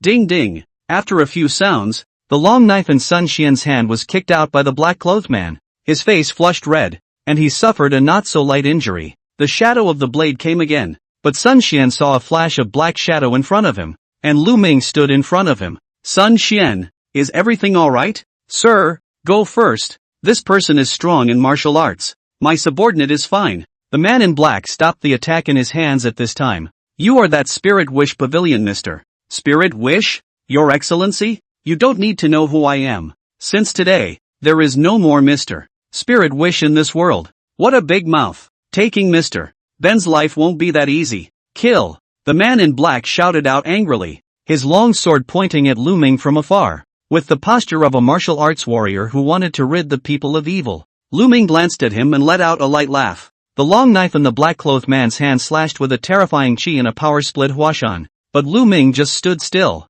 slightly dodging to the side as the long blade came down against his face. The Lu Ming figure in front of him shifted and had already disappeared in place. Turning around and clasping with one hand, the long knife in the man's hand was gripped by him. The man's body trembled, and before he had time to react, he saw the long knife turn steeply, stabbing directly towards his chest. Between lightning and fire, only heard a click sound, but the long knife did not stab into the black-clothed man's body. The man used the force to pull back, withdrawing more than 2 feet. "This golden silk armor of mine, unusual blades can." Before the words left his mouth, a fiery light flew out in front of him, and there was a loud bang, accompanied by the sound of blood and flesh being pierced through. The man's eyes revealed a look of horror as he pointed at Lu Ming, unable to speak, and after screaming miserably, he fell to the ground with a plop. Instead, the man in black had an extra hole in his forehead. Lu Ming shook his head and blew on the muzzle of the P1911, slightly distressed. "The last one is sent to you. It's not a waste of time for you to wear the golden silk armor." A brief search revealed a smoky house sign. Sun Xian also covered his chest at this time and came to Lu Ming's side. Looking at the sign, Sun Xian was shocked. "This is an assassin from the Smoke and Rain House in the capital?" After Sun Xian's explanation, Lu Ming understood. Smoke and Rain House was an assassin intermediary in the capital, and what it could provide was comprehensive logistical and intelligence news. But if you want Smoke and Rain House's assassin to make a move, the price is also naturally high. Every assassin was able to enjoy the resources of the Smoke and Rain building, and at the same time be bound by the Smoke and Rain building. As for the honorarium for the killings, Smoke and Rain House will also take a cut. Slayers registered with Smoky House have such a sign. When Sun Xian was in the capital, he had encountered the Smoky Rain House case. The Smoke and Rain building has a large family in the capital, and also secretly has halls in every state capital, with mission targets ranging from high-ranking officials of the imperial court to martial artists of the rivers and lakes. It can be called the sharpest knife in the darkness of the great summer country. The industry of killers, not to mention today's feudal era, even in the latter days of the rule of law, is still active in the dark corners of the world. Hearing these words, Lu Ming already knew in his heart that this person was entrusted by someone. Apparently, this person missed the boat by being a few days late. Now that Lu Ming was a special envoy of the imperial envoys and also the commander of the Vermilion Bird Guards, The other party could only choose this moment to carry out a surprise attack. After all, if one came when there were many people, it was tantamount to striking a stone with an egg. The powerful group combat ability of the Vermilion Bird Guard was by no means something that could be underestimated by a low-realm martial artist. Lu Ming put away the smoke and rain building token and threw the silver he had searched to Sun Xian. How's your injury? It's not a problem. It will heal with a night's rest. That's good. Take this silver and buy your brothers a drink tomorrow. Mr. Xia. Lu Ming picked up this black-clothed man's body and took off the golden silk armor, then casually threw the body onto a tree. Go! But just a short distance out of Mongshan Mountain, he saw Xia Li leading a caravan stopping on the road. Lu Ming told Sun Xian to lie down in the carriage and rest, and got off the carriage himself. Shelly, what's going on? My lord, Shamo Hai has been killed. Lu Ming saw that the lower half of Shamo Hai's body had been loosely tied, and a thin, bloody gash on his neck was still bleeding at the moment. Shelly, what's going on? Shamo Hai said he wanted to facilitate. I thought that his son is still here, he certainly will not run. Then untie the rope on his legs. But I did not expect. Conveniently killed? Xia Li nodded, pointing to a forest even further out in the sky and said, that person struck silently, and by the time we realized it, Shamo Hai had already lost his breath. This key witness, now killed. How did you become a chief of protection? But now that it was too late to say anything, Lu Ming could only sigh helplessly. Now we can only put our hopes on this Sha Bai Li. Lu Ming turned his head to look at Sha Bai Li, who was kneeling beside Shamo Hai, and at this moment, his face was already as gray as death. His lips were purple, and there was no more life in his eyes. I know who killed my father, Sha Bai Li murmured with his mouth. His eyes were cold, but he never left Shamo Hai's corpse for a moment. Lu Ming crouched down. Who is it? Sha Bai Li scanned the surrounding Vermilion Bird Guards, wanting to speak. Everyone else stand down. Thank you for the gift. Sun Xian is injured in the carriage. Go take care of it. Yes. The crowd scattered in all directions, making enough space for Lu Ming. It's that supervisory eunuch Lu. What proof do you have? Before dawn today, eunuch Lu sent someone to take away the accounts of the leopard's head walled city, and told us to stay at the cottage, saying that my father is on his way back. If there is any movement, he will send soldiers to protect the fortress at the first time for safety. Lu Ming was horrified in his heart. Obviously eunuch Lu had jumped the gun, and he had become the knife in his hand to kill and silence him. Do you want to join the Vermilion Bird Guard and avenge your father's death? Chapter 43 Newcomer Shabri. Sha Bai Li's originally sorrowful face revealed a joyful expression, and he hastily knelt down on one knee. Thank you, Your Honor. My subordinate will live up to Your Honor's high expectations. Lu Ming was slightly stunned. What's with this expression? You just lost your father? Is this the scum of the jungle? The group of people who are willing to become traitors to the court for the sake of glory and wealth? Just Lu Ming does not know. Many people want to eat a share of public food, but public food is so easy to eat? Of course not. There are plenty of people who want to eat public food, and it is not the turn of these people whose birth is not clear. Not to mention the fact that it's a pipe dream for a mountain bandit to try to eat public food. Shamo Hai does not allow Sha Bai Li to participate in the affairs of the village, but also has repeatedly warned Sha Bai Li to cultivate the body and mind, diligently practicing kung fu. After all, this bandit is not on the stage of the livelihood. Shamo Hai has also mentioned to eunuch Lu, let his son Sha Bai Li into the barracks to build, but because of the identity of the problem in exchange for all the ridicule, never get attention. Very well, as long as you do as you're told and do your job well, I'll keep you alive. Sha Bai Li was even more delighted and kowtowed in thanks. Thank you, Your Honor. Lu Ming stood up and looked at the Mang Mountain under the night curtain behind him. As the son of a bandit leader, although you know something about the affairs of the fortress, eunuch Lu only needs to lightly accuse you of false accusations, and then he will be able to put the blame on you, and even backhand you to death. Sabri agrees with this. Now there is this great opportunity. Father can also smile in the grave. In addition to saving his own life, Sha Bai Li thanked him repeatedly as if he had grabbed a life-saving straw. Thanks for the gift. Xia Li was apprehensive and jogged to Lu Ming. Sha Bai Li will be his own brother from now on, so bring him along and make sure he familiarizes himself with the business as soon as possible. As you wish. Lu Ming turned his head to Sha Bai Li. Bury your father well. In the future, follow Chief Protector Xia and learn well. For a 1-month probationary period. Thank you, Your Honor. For your grace, my subordinate will certainly do his best. Lu Ming nodded and returned within the carriage. Shamo Hai died. This Sha Bai Li is especially critical. Xia Li also understand Lu Ming will Sha Bai Li to himself, is nothing more than to give himself a chance to redeem himself. Destroyed the leopard head fortress, but gave Shamo Hai the grace that he dreamed of, which is also considered to be a grace in mercy. Moreover, Sha Bailey's martial arts is quite strong. If he can truly submit, rather than directly kill him, it is undoubtedly more beneficial. With the assistance of the Vermilion Bird Guards, Shamo Hai was buried at the foot of Mount Mang. The group continued to march towards the Mongshan Palace. During this trip to Leopard Head Walled City, Lu Ming seized a total of 40,000 taels of silver, plus a total of 70,000 taels of gold,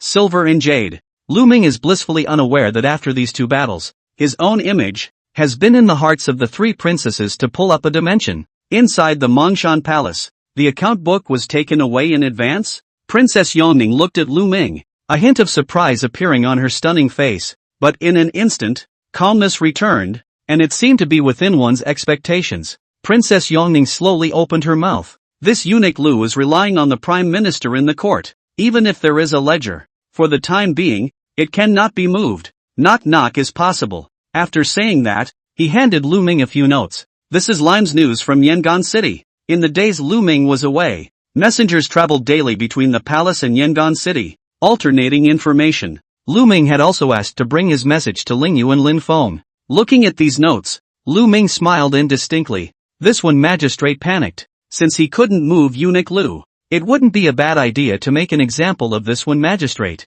The princess nodded. Mr. Merit, every day has been straight to His Majesty. This smoke and rain house will be given to His Majesty to investigate first. Since Mr. is already a member of the Imperial Court, then this smoke and rain house will not be allowed to go unchecked. As long as it's for the sake of His Majesty and the Great Xia, you can do whatever you want to do. There was some indignation in Princess Yongning's words, but she also fully demonstrated the principle of using people without suspicion and doubting them. There's no need. Everything is as I expected. Since the news can go straight to His Majesty, my new commander's last name can also be spread back to the rest of the capital. Smoky Rain Tower is no longer enough to fear. In fact, he and the princess both know who is behind this smoky house killer, but they just don't tell each other. Lu Ming continued. It's this eunuch Lu, who seems to be far away from the emperor, who has been outside for a long time and lost the reverence of being a subordinate, which is not a good thing. When the local officials of a country begin to lose their fear of the court, it also means that the court's dominance over the localities is gradually declining,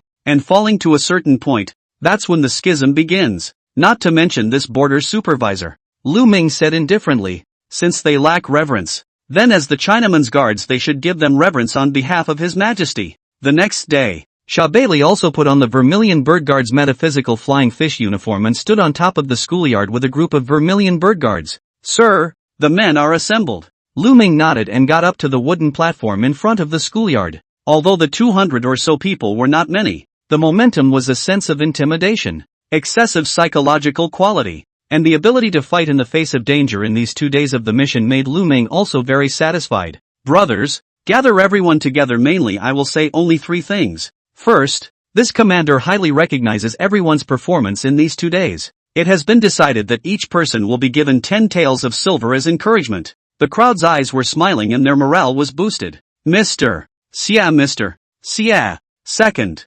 today's drills are over, and the guys are on vacation for a day. Get some rest. When the people heard that there was money to be taken and a vacation, they were even more joyful and excited. Mr. Xia. Third, our Vermilion Bird Guard has welcomed its first newcomer, Sha Bailey. I'm sure you all have seen him on the mountain. After saying that, Lu Ming pointed at Sha Bailey and signaled to come to the front. Sha Bailey came to Lu Ming's side in his Vermilion Bird Guard uniform with great vigor. My subordinates pay their respects to you, sir. Sha Bailey looked at the stage. His fists and palms touched each other, and bowed his hands. Everyone, I was wrong in the past, so please forgive my brother's irrationality. My brothers. Lu Ming waved his hand. All right, Bailey, we're all family from now on. Let's not mention the past. Mr. Shay. Lu Ming looked at the stage and then said, okay, 3 things are accounted for. It's time to drill. As you wish. As the crowd dispersed, Lu Ming sat on the ground and called out to Sha Bailey, who was about to retreat. Go and call the 2 protectors. Sun Xian, how is your injury? There's still some pain in my chest. It's no longer a problem. The 2 came to the front of the stage. Okay, everyone sit on the floor. I'll explain 2 things. The crowd didn't mind and sat down. Lu Ming looked at Sha Bailey. Little Sha, I'll just say what I have to say. So don't get angry. Sha Bailey just wanted to get up, but he was stopped by Lu Ming. Sit down and talk. We don't have that many rules. Yes, my lord, but say so. Lu Ming said bluntly. Sha, you are now the Vermilion Bird Guard. Although I do not care about the origin, but this Vermilion Bird Guard is different from the ordinary sergeant. It is not too much to say that those who can do it, you need to build up your achievements within the probationary period, which is also regarded as your sincerity and an explanation to the brothers. What you said, sir, Sha Bailey keeps it in mind and will live up to your expectations. Sun Xian, thanks for the gift. I need you to spread the word about Sha Bailey joining the Vermilion Bird Guard. The more people know the better. Yes, subordinate obeys. Sha Bailey knew that this was Lu Ming's attempt to protect himself, and immediately exuded gratitude. Tomorrow is the day that the Green Cloud Sword Pavilion delivers its grain, and we have to go to the Leopard Hidden Pass early tomorrow morning, so you three and I will join you. As you wish. Chapter 44 Mongshan Town. Leopard Hidden Pass. The Leopard Hidden Pass was built on the mountain and stood at the gap between two mountain ranges. It was this gap that was a bit wide, 8 or 9 miles wide. The north and south walls, with the center tower used for residential living, are made of black stone. The city is 5 feet high, 6 feet wide at the base, and 4 feet wide at the top. On the city tower, the Daxia flag and General Ding Zeno's large flag fluttered in the wind. Who are you? The soldiers on the city wall shouted at Xiali when they realized that he was watching with his sword under the city wall. I'm Xiali, the 100-guard captain of the Imperial Guard. The Imperial envoy will be here soon. Please open the city gates quickly. The soldier looked embarrassed. Xia Guardian is sorry. 2 days ago the supervisor, Eunuch Lu, gave a dead order. These 3 days, fearing that the enemy army has a different movement, not allowed to open the city gate. Once Xiali heard this, he didn't argue with him and turned around to beat his horse and galloped towards back. Sun Xian, Sha Bailey's high horse, served on the left and right of the carriage. There was not only Lu Ming sitting on the carriage, but also that Zhao Ziyu. Zhao Ziyu since that day drank the water of forgetfulness. Will be that heart and Su Yuan's ties to forget cleanly. The hatred for Lu Ming was completely gone in his heart, leaving only respect and a little fear. Fear came from Lu Ming's killing, while respect came from gratitude towards Lu Ming. My lord, my daughter has a question. Zhao Ziyu will be able to return to China today, although the body is bound. The mood is great. Smiling and looking at Lu Ming weakly asked. You ask? Lu Ming was half lying inside the carriage, his legs crossed in front of him, his eyes slightly narrowed. What color does your lordship like? Lu Ming rolled his eyes. Che, I know, it must be red. And does the lord have a wife? Lu Ming pressed his hands behind his head, looked at the excited light in Zhao Ziyu's eyes, and said impatiently, my daughter can even play soy sauce. What do you say? Oh, that. Zhao Ziyu was about to continue asking, but was interrupted by Lu Ming in a bad mood. Okay, don't be curious, just be quiet for a while. It might be very lively later? Hilarious? Is there going to be a farewell ceremony? Not really. Tens of thousands of taels of silver may be a lot, but after all, I'm a Qiangua citizen? You've been thinking about eating for years. If I don't kill you for keeping my word, I'll be doing your whole family a favor. This was what Lu Ming thought in his heart, but did not say so. You think you can come out of this in peace? I kept my promise, and I'm afraid some people won't. The light in Zhao Ziyu's eyes instantly dimmed after hearing this. Are you saying that the person behind this won't let me leave alive? I don't know anything. Dead people are the most believable because they don't talk. Lu Ming heard the sound of hoofbeats in the distance and knew that it was Xiali who had returned,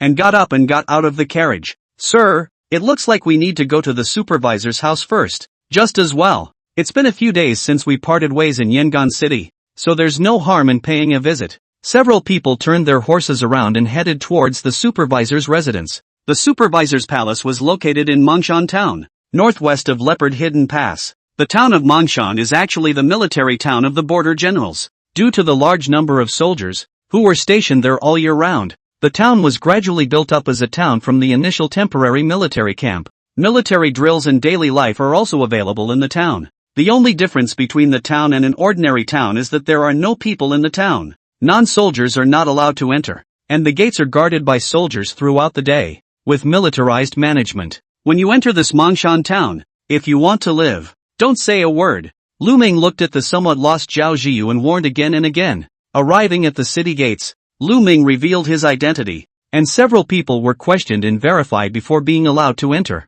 Although the procedure was cumbersome, Lu Ming was not someone who was not aware of what was going on. The tighter the military town, the more secure the soldiers and generals will be. Just when he was checking, seeing Lu Ming's identity, the soldier seemed to have something to say but swallowed it back. Xiali scratched his head and wondered, "Sir, why do you think they let this Miss Zhao in as well?" Lu Ming did not utter a word, his eyes staring straight at the tattered clothes under the soldier's armor. Inside the town of Mongshan, the streets are neatly organized and crisscrossed with housing. Several houses in a row, both wooden and earthen. There is a tower at each of the four corners of the town, about 3 feet high, echoing the tower in the center. The tower was guarded by soldiers, keeping an eye on everything in the town. Patrol after patrol of soldiers. This General Ding governs the army well. A blessing for my daxia. Lu Ming couldn't help but let out a sigh of relief, and gradually realized that Daxia's worries were not at the border, but in the courtroom. Daxia was honored by martial arts.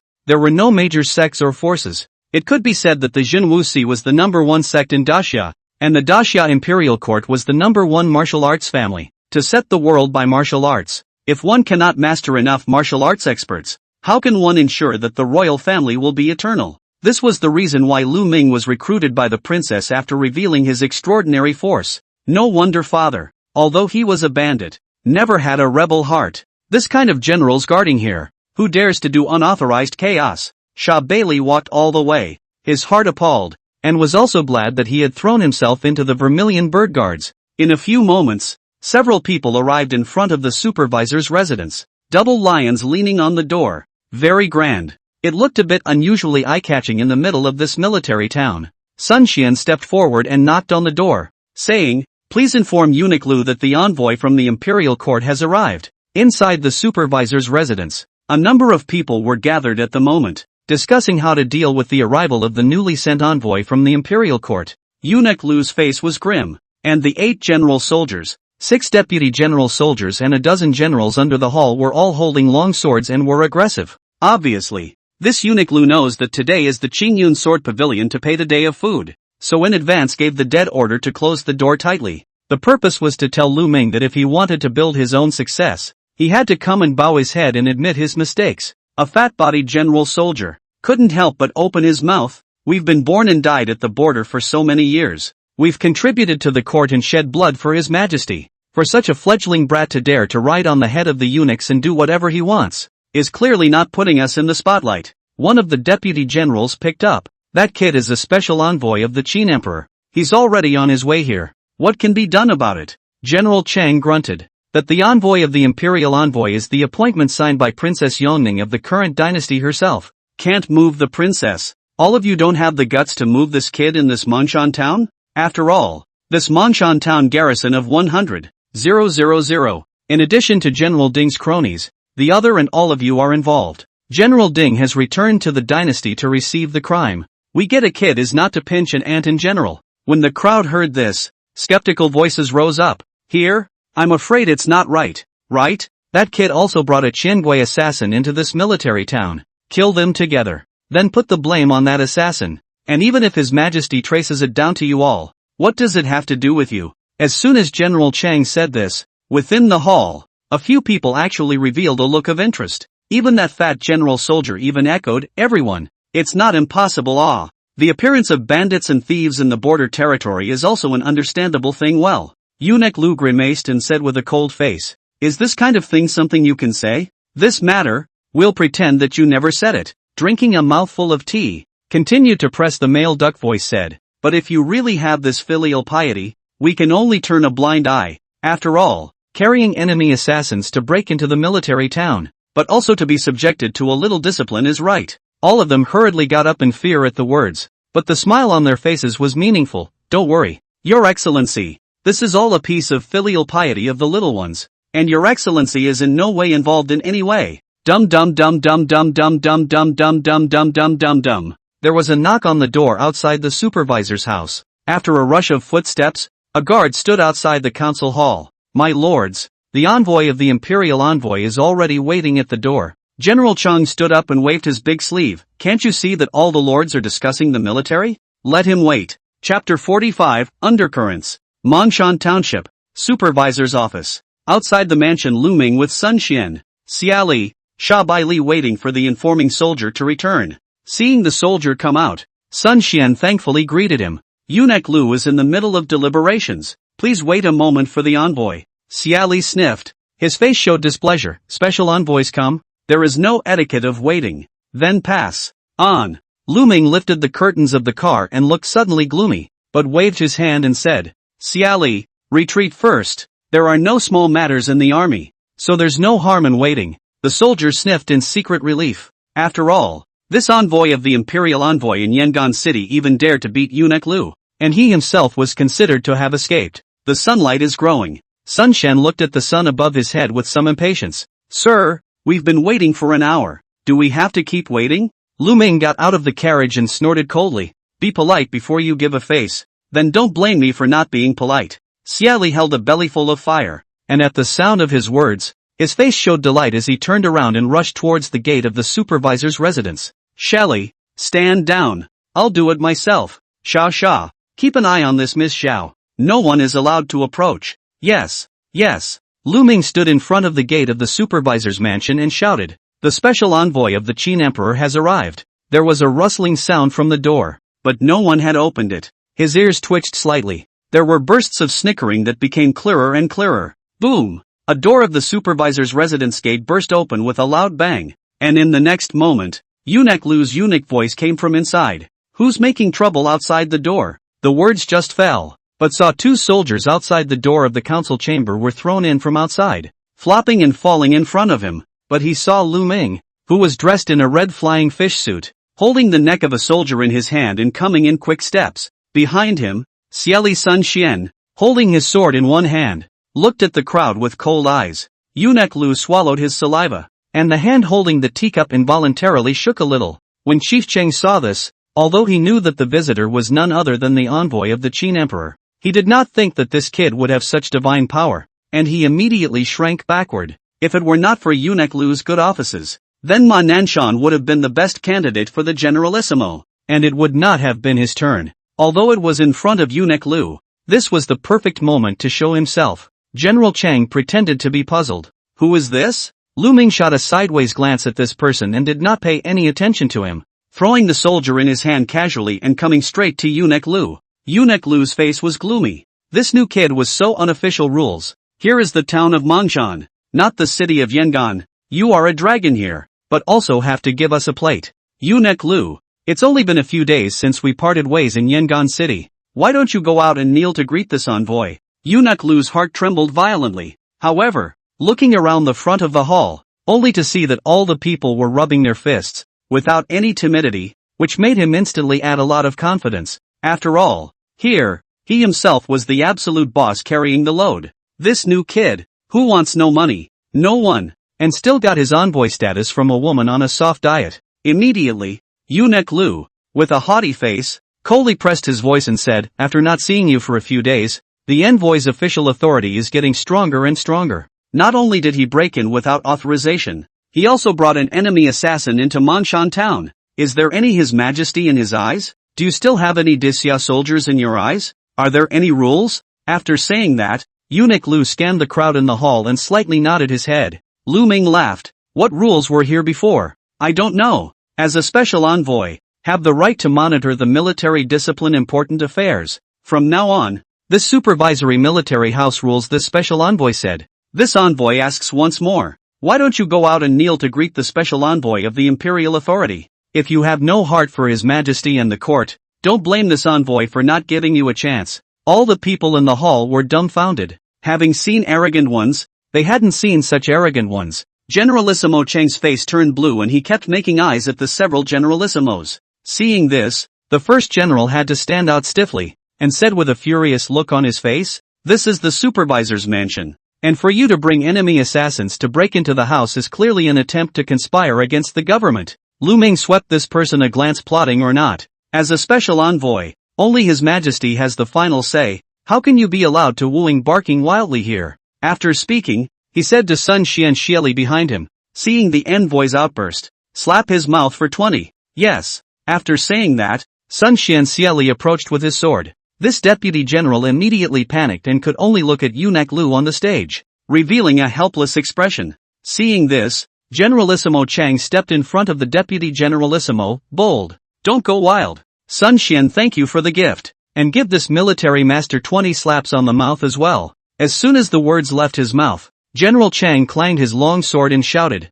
How dare you? Seeing this, the others had the courage of their convictions, and they all drew their sabers and looked at Lu Ming aggressively. What? Are you all tired of living? Dare to make a move against the special envoy of the Imperial Police? Within the hall, swords were drawn. Eunuch Lu sipped his tea with his head down, turning a deaf ear to everything under the hall. Everyone, it's our duty to kill the rebels. Don't listen to this little thief's rampage. Kill him and ask the Prime Minister for credit. General Chang shouted, and immediately a group of swordsmen and axemen outside the council chamber also surrounded the door. The words fell, but saw a residual shadow flashing past, and in the next instant, the people in the hall only felt a creepy coldness rising, and immediately after, there was a clicking sound of bones breaking. At some point, Lu Ming had quietly appeared behind Generalissimo Chang. One of his hands tightly clasped Generalissimo Chang's right hand that was holding the sword, and violently twisted it in the opposite direction, only to hear a click. Generalissimo Chang's entire right hand was actually twisted off hard,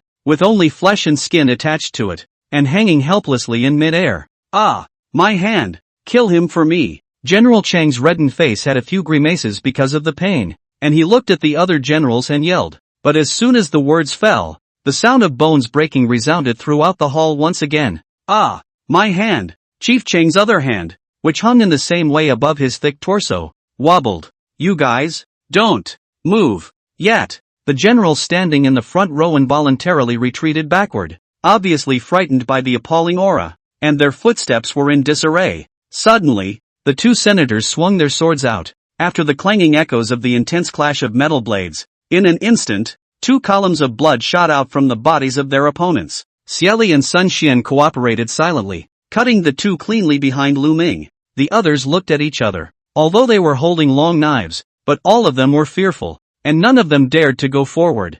Thank you, Sun Xian. Take note of these people. Anyone who dares to take another step forward will be killed. And if necessary, report to His Majesty to raise the 3 clans. This statement was met with a stunned silence. Originally, I only harbored the vision that by following Eunuch Lu, I would have a bright future and rise high in the world. However, if he were to strike at this moment, he would implicate the lives of the 3 clansmen, and the consequences would be unimaginable. There is no fear of being left without wood. All of you must not be taken in by his bluff. We should work together to conspire against this Fong and make sure that he is unable to leave this place peacefully today. Not to mention not wanting to see His Majesty one day. Generalissimo Chang clenched his teeth and hissed. Beads of sweat rolled down from his forehead like a downpour, blurring his eyes. Noisy! Lu Ming twisted his hands, only to hear a click, breaking this General Chang's neck raw. You actually. Eunuch Lu was so shocked in his heart that the teacup in his hand fell to the ground. He had seen the ferocious and ruthless ones, but it was the first time he had seen the one who dared to directly kill the dynastic military generals in front of himself and all the generals in Mongshan town. Looking at his own supportive crony's head that was twisted 180 degrees to death, Eunuch Lu was trembling with anger. And at that moment, the sound of fighting came from outside the door. Eunuch Lu fixed his mind and looked at the crowd in the hall. The assassin of Qiangua has already arrived at the door of the supervisor's residence. Catching this assassin is a good opportunity for merit. Are you all prepared to stand by and watch? At these words, the people in the hall immediately understood the intention, and a general with a fat round body, carrying a sword, went towards the door. But just 2 steps away, 2 embroidered spring swords blocked the way. Sun Xian thanked him for the salute, killing intent in his eyes. Bold! Who are you to dare touch this chief soldier? Chapter 46 Bloodstained Supervisor's Mansion. They wouldn't dare. I would. The Bisui sword clanked out of the body, wrapped in cold light and flashed past Sun Xian's Xieli. The fat head of this fat general soldier was now spinning on the ground, and his body had fallen straight down. Lu Ming turned back to look at the crowd. His tone had a few more moments of shenanigans and coldness in it. In this hall, as a special envoy of the Imperial Envoy, I'm the biggest. Whoever dares to move another step, don't blame me for being merciless. Sheathing his long sword, Lu Ming slowly moved forward. The crowd slowly backed away with their swords. Even if this envoy kills all of you today, you won't be able to help me one bit. After saying that, he turned back to Shelley. Slap your mouth and continue. At this moment, The crowd had all lost their previous vigor and could only stand there cautiously and gingerly, not daring to breathe, afraid that if you don't look, your head will fall to the ground. Hit me. Sun Xianxieli lifted the deputy general's neck, then raised his hand and slapped his big ear. Pa pa pa pa. Crisp slaps followed, and in moments they were beaten to a pulp. Eunuch Lu, lips purple, gritted teeth and looked at the hall before the hall outside a group of people. No one dared to come forward to stop. Sir, slap 20 has been played. Lu Ming pointed to the corpses beside him. Good. There are also these military masters. All remembered, although they have lost their lives, but said to raise 3 clans to raise 3 clans, cannot go back on their word. Yes, sir. There was an uproar. For this kind of ruthless person, he really didn't know what to do at the moment. Fighting and cannot beat, ruthless and not as ruthless as others. Today a bad, may even the whole family's life will have to be lost here. Lu Ming stood beside Eunuch Lu. His eyes narrowed slightly as he said with a murderous aura, the Qingyun Sword Pavilion protege is out there, and Eunuch Lu might recognize it. May which one of you step forward and pass a message to stop the battle first? I am the Disya supervisor. How can this assassin recognize me? With the special envoy here, I'll leave it up to you to decide. Eunuch Lu looked at the blood drenched under the hall, his tone a little trembling. Then why don't you get off your ass and kneel to greet them? Almost at the same instant, Lu Ming copied the teapot in front of Eunuch Lu and violently threw it to the ground, only to hear a clang sound. The teapot instantly crumbled,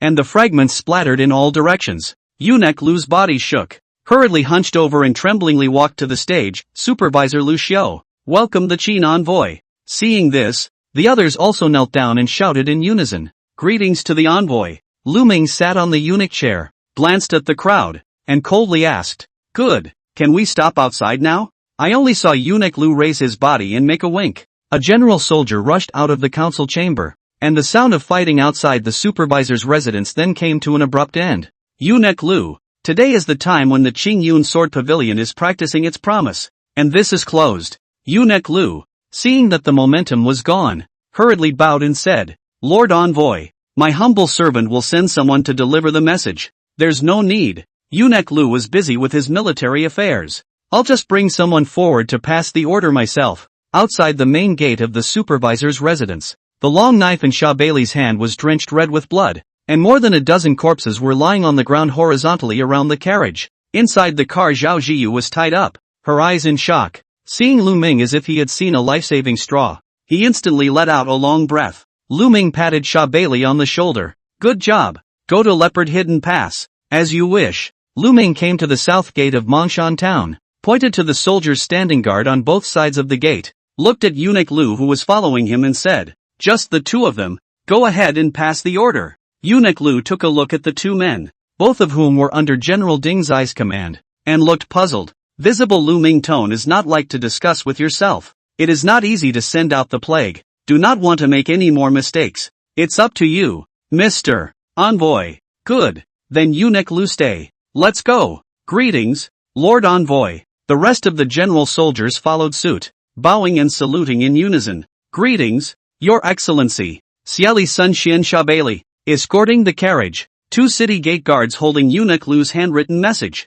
and galloping toward the Leopard Hidden Pass. After traveling a few miles, Lu Ming sat down in front of the carriage and looked at the soldiers behind him and asked, do you have something to say to this envoy? Lu Ming's sudden question caused the general to freeze, a bit torn and unsure of what to say back. The truth on the line, I have nothing to do with him, and by the way, tell you, today, the supervisor of the army and some of the general deputy general, although killed a few, but the rest of the future one by one slowly clean up. The eye without the court, is the scourge of the army. When the 2 soldiers heard this, they halted their horses in unison, rolled over and dismounted to kneel and said, that eunuch Zhao is simply not a thing, using his right to be in charge of logistical supplies to go around suppressing generals who don't listen to him. Lu Ming got off the carriage and helped the 2 of them up. Looking at what those soldiers are wearing and that malnourished look, I probably know what's going on. That's why I asked the enemy country to exchange the silver for food. The 2 soldiers froze, then rejoiced. Please do it for us,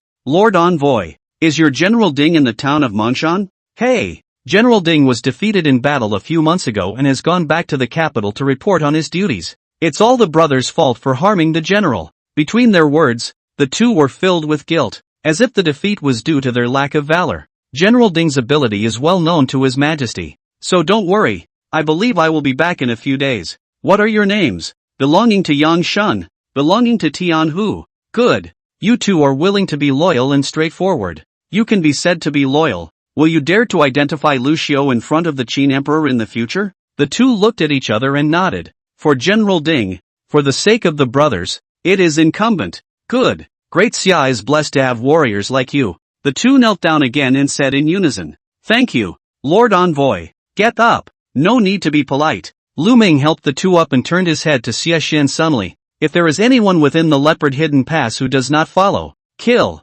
As you wish. Lu Ming said to Sha Bailey. Little Sha, before you receive the grain, your main task is to protect this girl. No matter what happens, she must not die. My subordinate obeys the order. Don't worry, sir. Lu Ming nodded and turned around to sit in front of the carriage, continuing onward towards the leopard hidden pass. Above the Mongshan mountain, the sun was blazing like fire. Lu Ming looked up at the leopard hidden pass and screamed in his heart. Asterisk asterisk asterisk asterisk it's ing majestic. Sha Bailey was ordered to stay at the bottom of the city, and looking at the majestic pass, he suddenly felt his own insignificance. An oracle was passed, and the gates slowly opened. Lu Ming disliked this feeling. After all, he represented His Majesty's royal power, while these people only had the supervisor in their eyes, a dead eunuch. At this time the bottom garrison soldiers were eating. Lu Ming saw the soldiers holding a bowl, was grunting and drinking thin white porridge. The porridge is vaguely visible in a few grains of rice. If the soldiers do not have enough to eat, how can they have the strength to defend the city and kill the enemy? As he went up the stone staircase in the city, he only heard voices coming from within the citadel. Master Chow, if you don't drink this cup of wine, the concubine will be angry. Master Chow, you're hurting me. Chapter 47, Death to the Disciplined. Chao Shan, the new commander of the Leopard Hidden Pass, at the moment is above the city tower bare-chested drink full of red. Left and right embraced two women. Not happy. The table in front of him was filled with sumptuous dishes. Chicken, duck, fish and meat of all kinds. Because the supervisor 3 days ago, there is an order. Closed 3 days. Without the supervisor's oracle will not open. So it is closed not to come out. It will be in this city tower indulgence. Spend the sky and drink some. Lu Ming gazed at the vast and sprawling strip of land outside the pass. What was once an open space had now become a barren black soil. Apparently, the fierce battle a few months ago had been exceptionally fierce,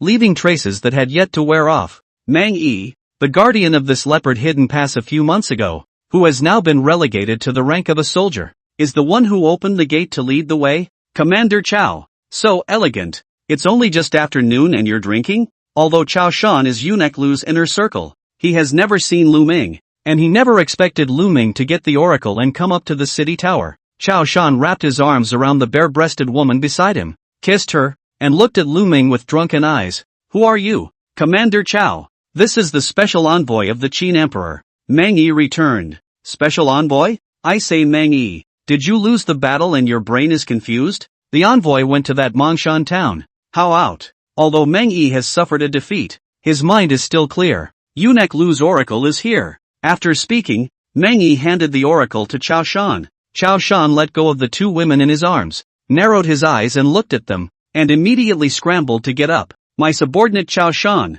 commander of the Leopard Hidden Pass, pays his respects to the special envoy. Commander Chow, sobered up? Lu Ming's eyes condensed as he stared at Chao Shan and asked, Sun Xian Xiali, throw this woman off the wall first. The two women lost their colors and hurriedly shouted, My lord, spare my life. Turning their heads to look at Chao Shan with a panicked expression, they then cried out, Commander Chow, you brought us here. You can't just leave my concubine alone. Chao Shan's heart crossed, stood up straight and bellowed, Wait, these two women were given to my subordinates by eunuch Lu. Mang Yi, drunkenness and lewdness during a border general's duty. What is the offense according to the Great Xia Law? Reporting to the envoy. According to the Great Xia Law, a capital offense. Good.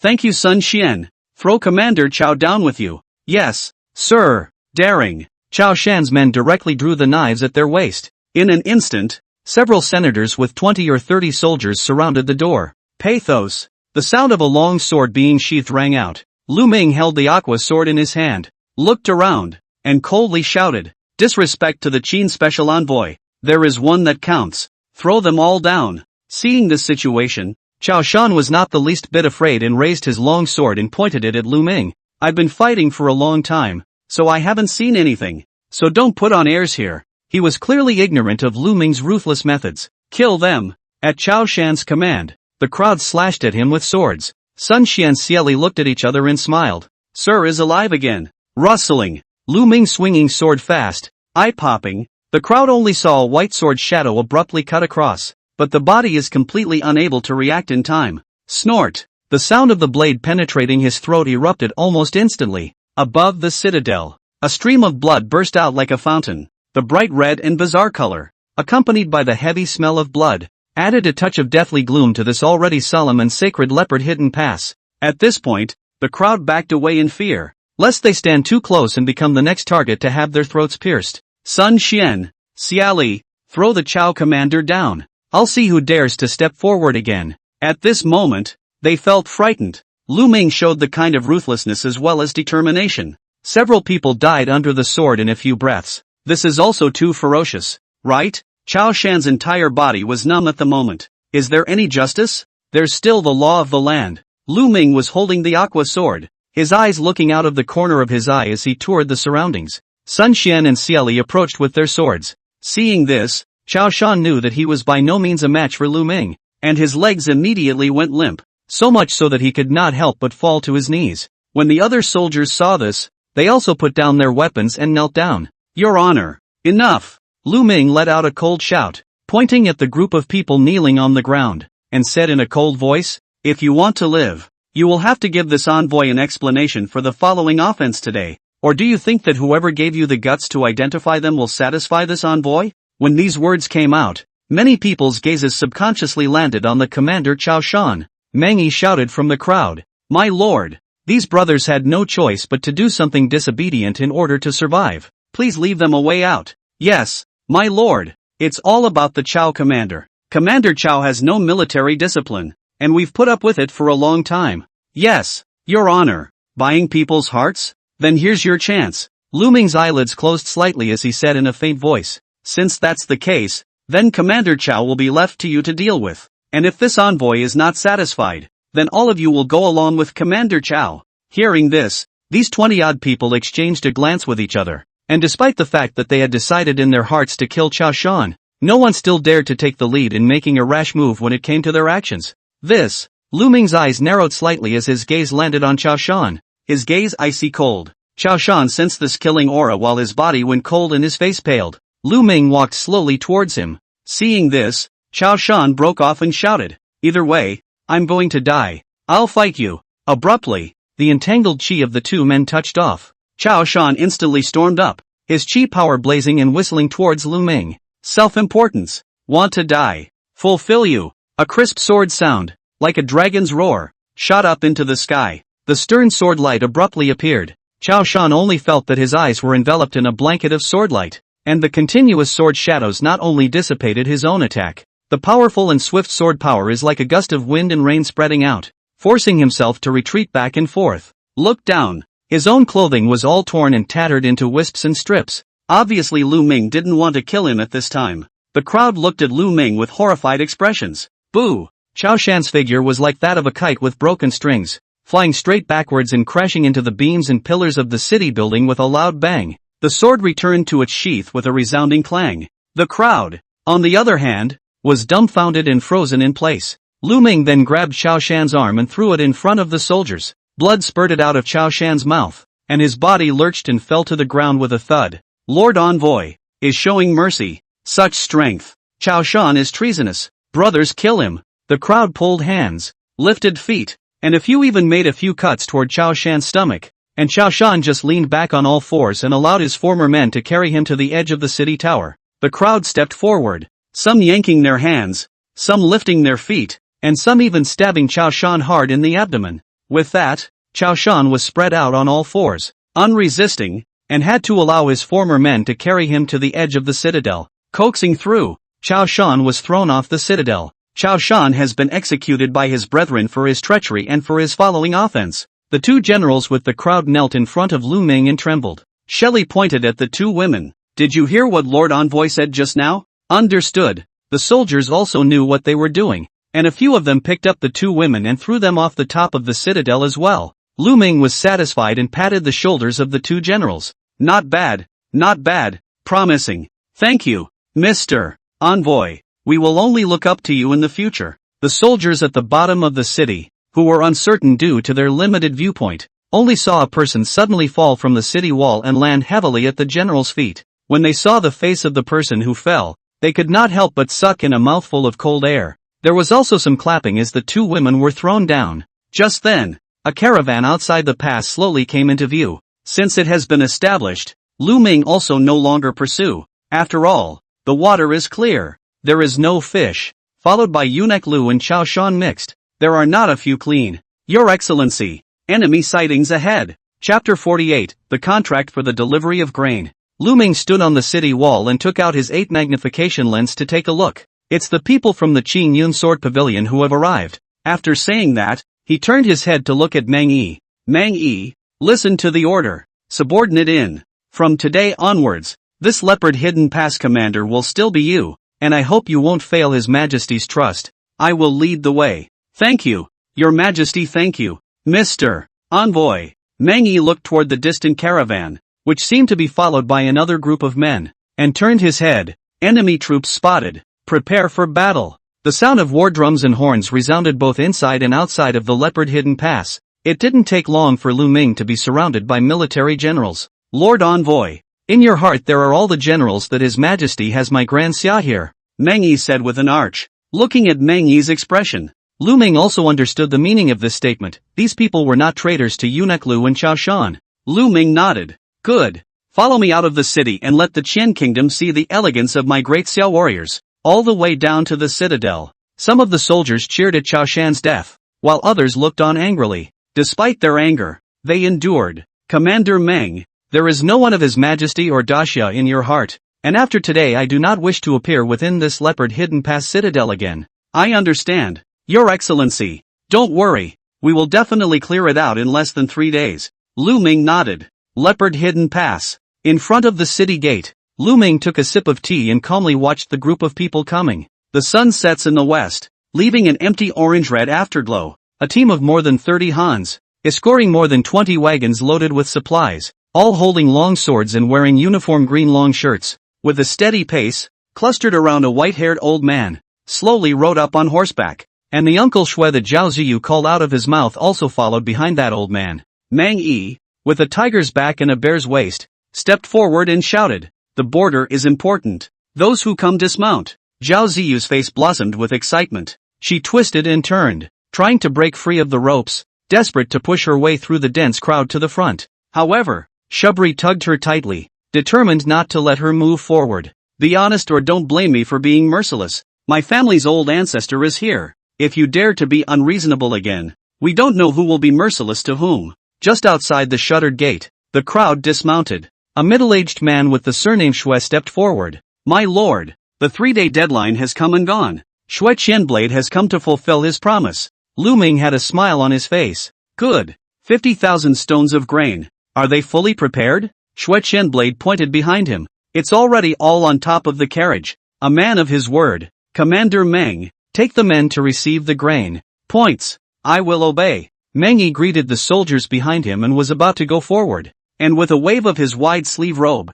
the white-haired old man said in a deep voice, "Slow down. This lord, where is my granddaughter Zhao Ziyu? She's come all the way here, so she has to let the old man meet her first." Lu Ming shook his head and smiled. Just as well. Little Sha, bring out Miss Xiao. Show it to senior. Sha Bailey pulled Zhao Ziyu off from behind the crowd. Zhao Ziyu glanced at that old man and her emotions instantly flared up, wanting to rush forward. Sun Xian and Xieli blocked in front of her in time, which made her restrain her impulse. Ziyu, you've been wronged. Grandpa will take you home now. The old man's name was Shinshao Zi, known to the world as Old Ancestor Shinshao, and he was one of the heavenly masters of the Qingyun Sword Pavilion. Old man Shinshao was dressed in a green robe, holding a duster in his hand, with crane hair. On his head was a simple and ancient Taoist hairpin. 2 white eyebrows rose with the wind, and his eyes returned to the basics, with God Ing converging inwardly. With a kind smile on his face, he looked like an immortal. But the figure is not related to the words immortal style and bones at all.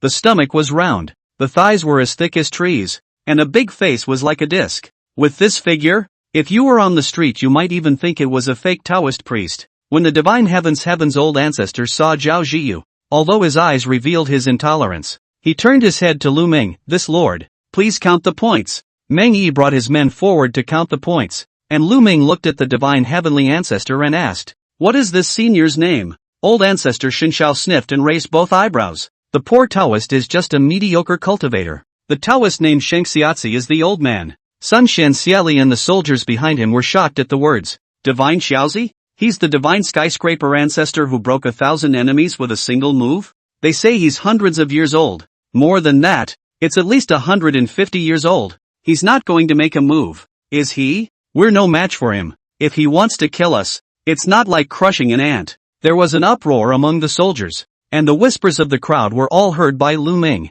Obviously, the fat old man in front of him was strong. Sha Bailey stepped forward to Lu Ming's ear and said, "Sir, this divine heavenly ancestor is a Pixongshe realm expert. Don't be careless." Lu Ming nodded. "I'm new to this place and I don't yet know the senior's honorable name, but from the crowd's expressions, it's not hard to guess that the senior must be a high-ranking person." "Ha ha ha, a high person wouldn't dare to be called a high person. It's just a coincidence that I was able to peek into the sovereign realm." Old ancestor Shinshao threw back his head and laughed, one hand flicking his beard. In the Jianghu, the number of Hotian realm martial artists was the highest. These men would usually serve as guards for the rich and powerful merchants, or else they would be recruited by the imperial court and become constables, or generals from the army. It is entirely possible to support a family and even live a very prosperous life with a martial art. Those who are less well mixed and don't like to be disciplined too much will become bandits and thieves, specializing in robbing travelers and noblemen. Lu Ming had yet to see a patriarch-level powerhouse since he had traveled to this world.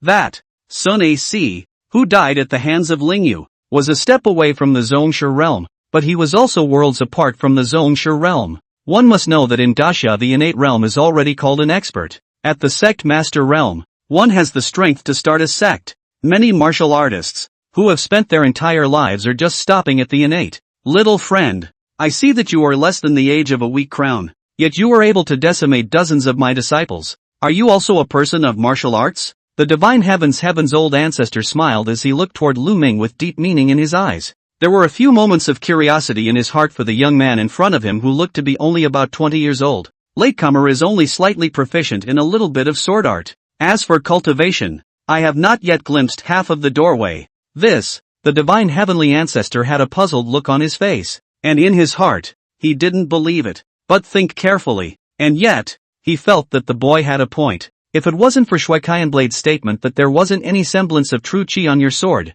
little friend, I would have suspected that you're a hidden master. But even though my disciples are no good, they are not something that an ordinary person can kill with a single sword. Old ancestor Shinshao stroked his beard and looked up at the sky. His eyes narrowed slightly with a contemplative expression. The old man has come all the way here. Can you teach me a trick? And also allow me to appreciate the extraordinary features of your young friend? Want to fight? That'll have to wait until I collect the grain in the pass. Although Lu Ming's heart is not completely sure, but after all, facing the Qiangua sect, behind is the Daxia soldiers, naturally cannot be wimpy. If Senior wants to give a few pointers, Senior will certainly accompany me. It's just that it's important to do the right thing first. Lu Ming pointed at the grain on the wagon and grinned. Ha ha ha, good. There's no rush. My green cloud sword pavilion will keep its word. Don't worry, little friend. Meng Yi also finished counting at this time. Lu Ming signaled for the grain to be pulled back into the pass. The carriages entered in turn.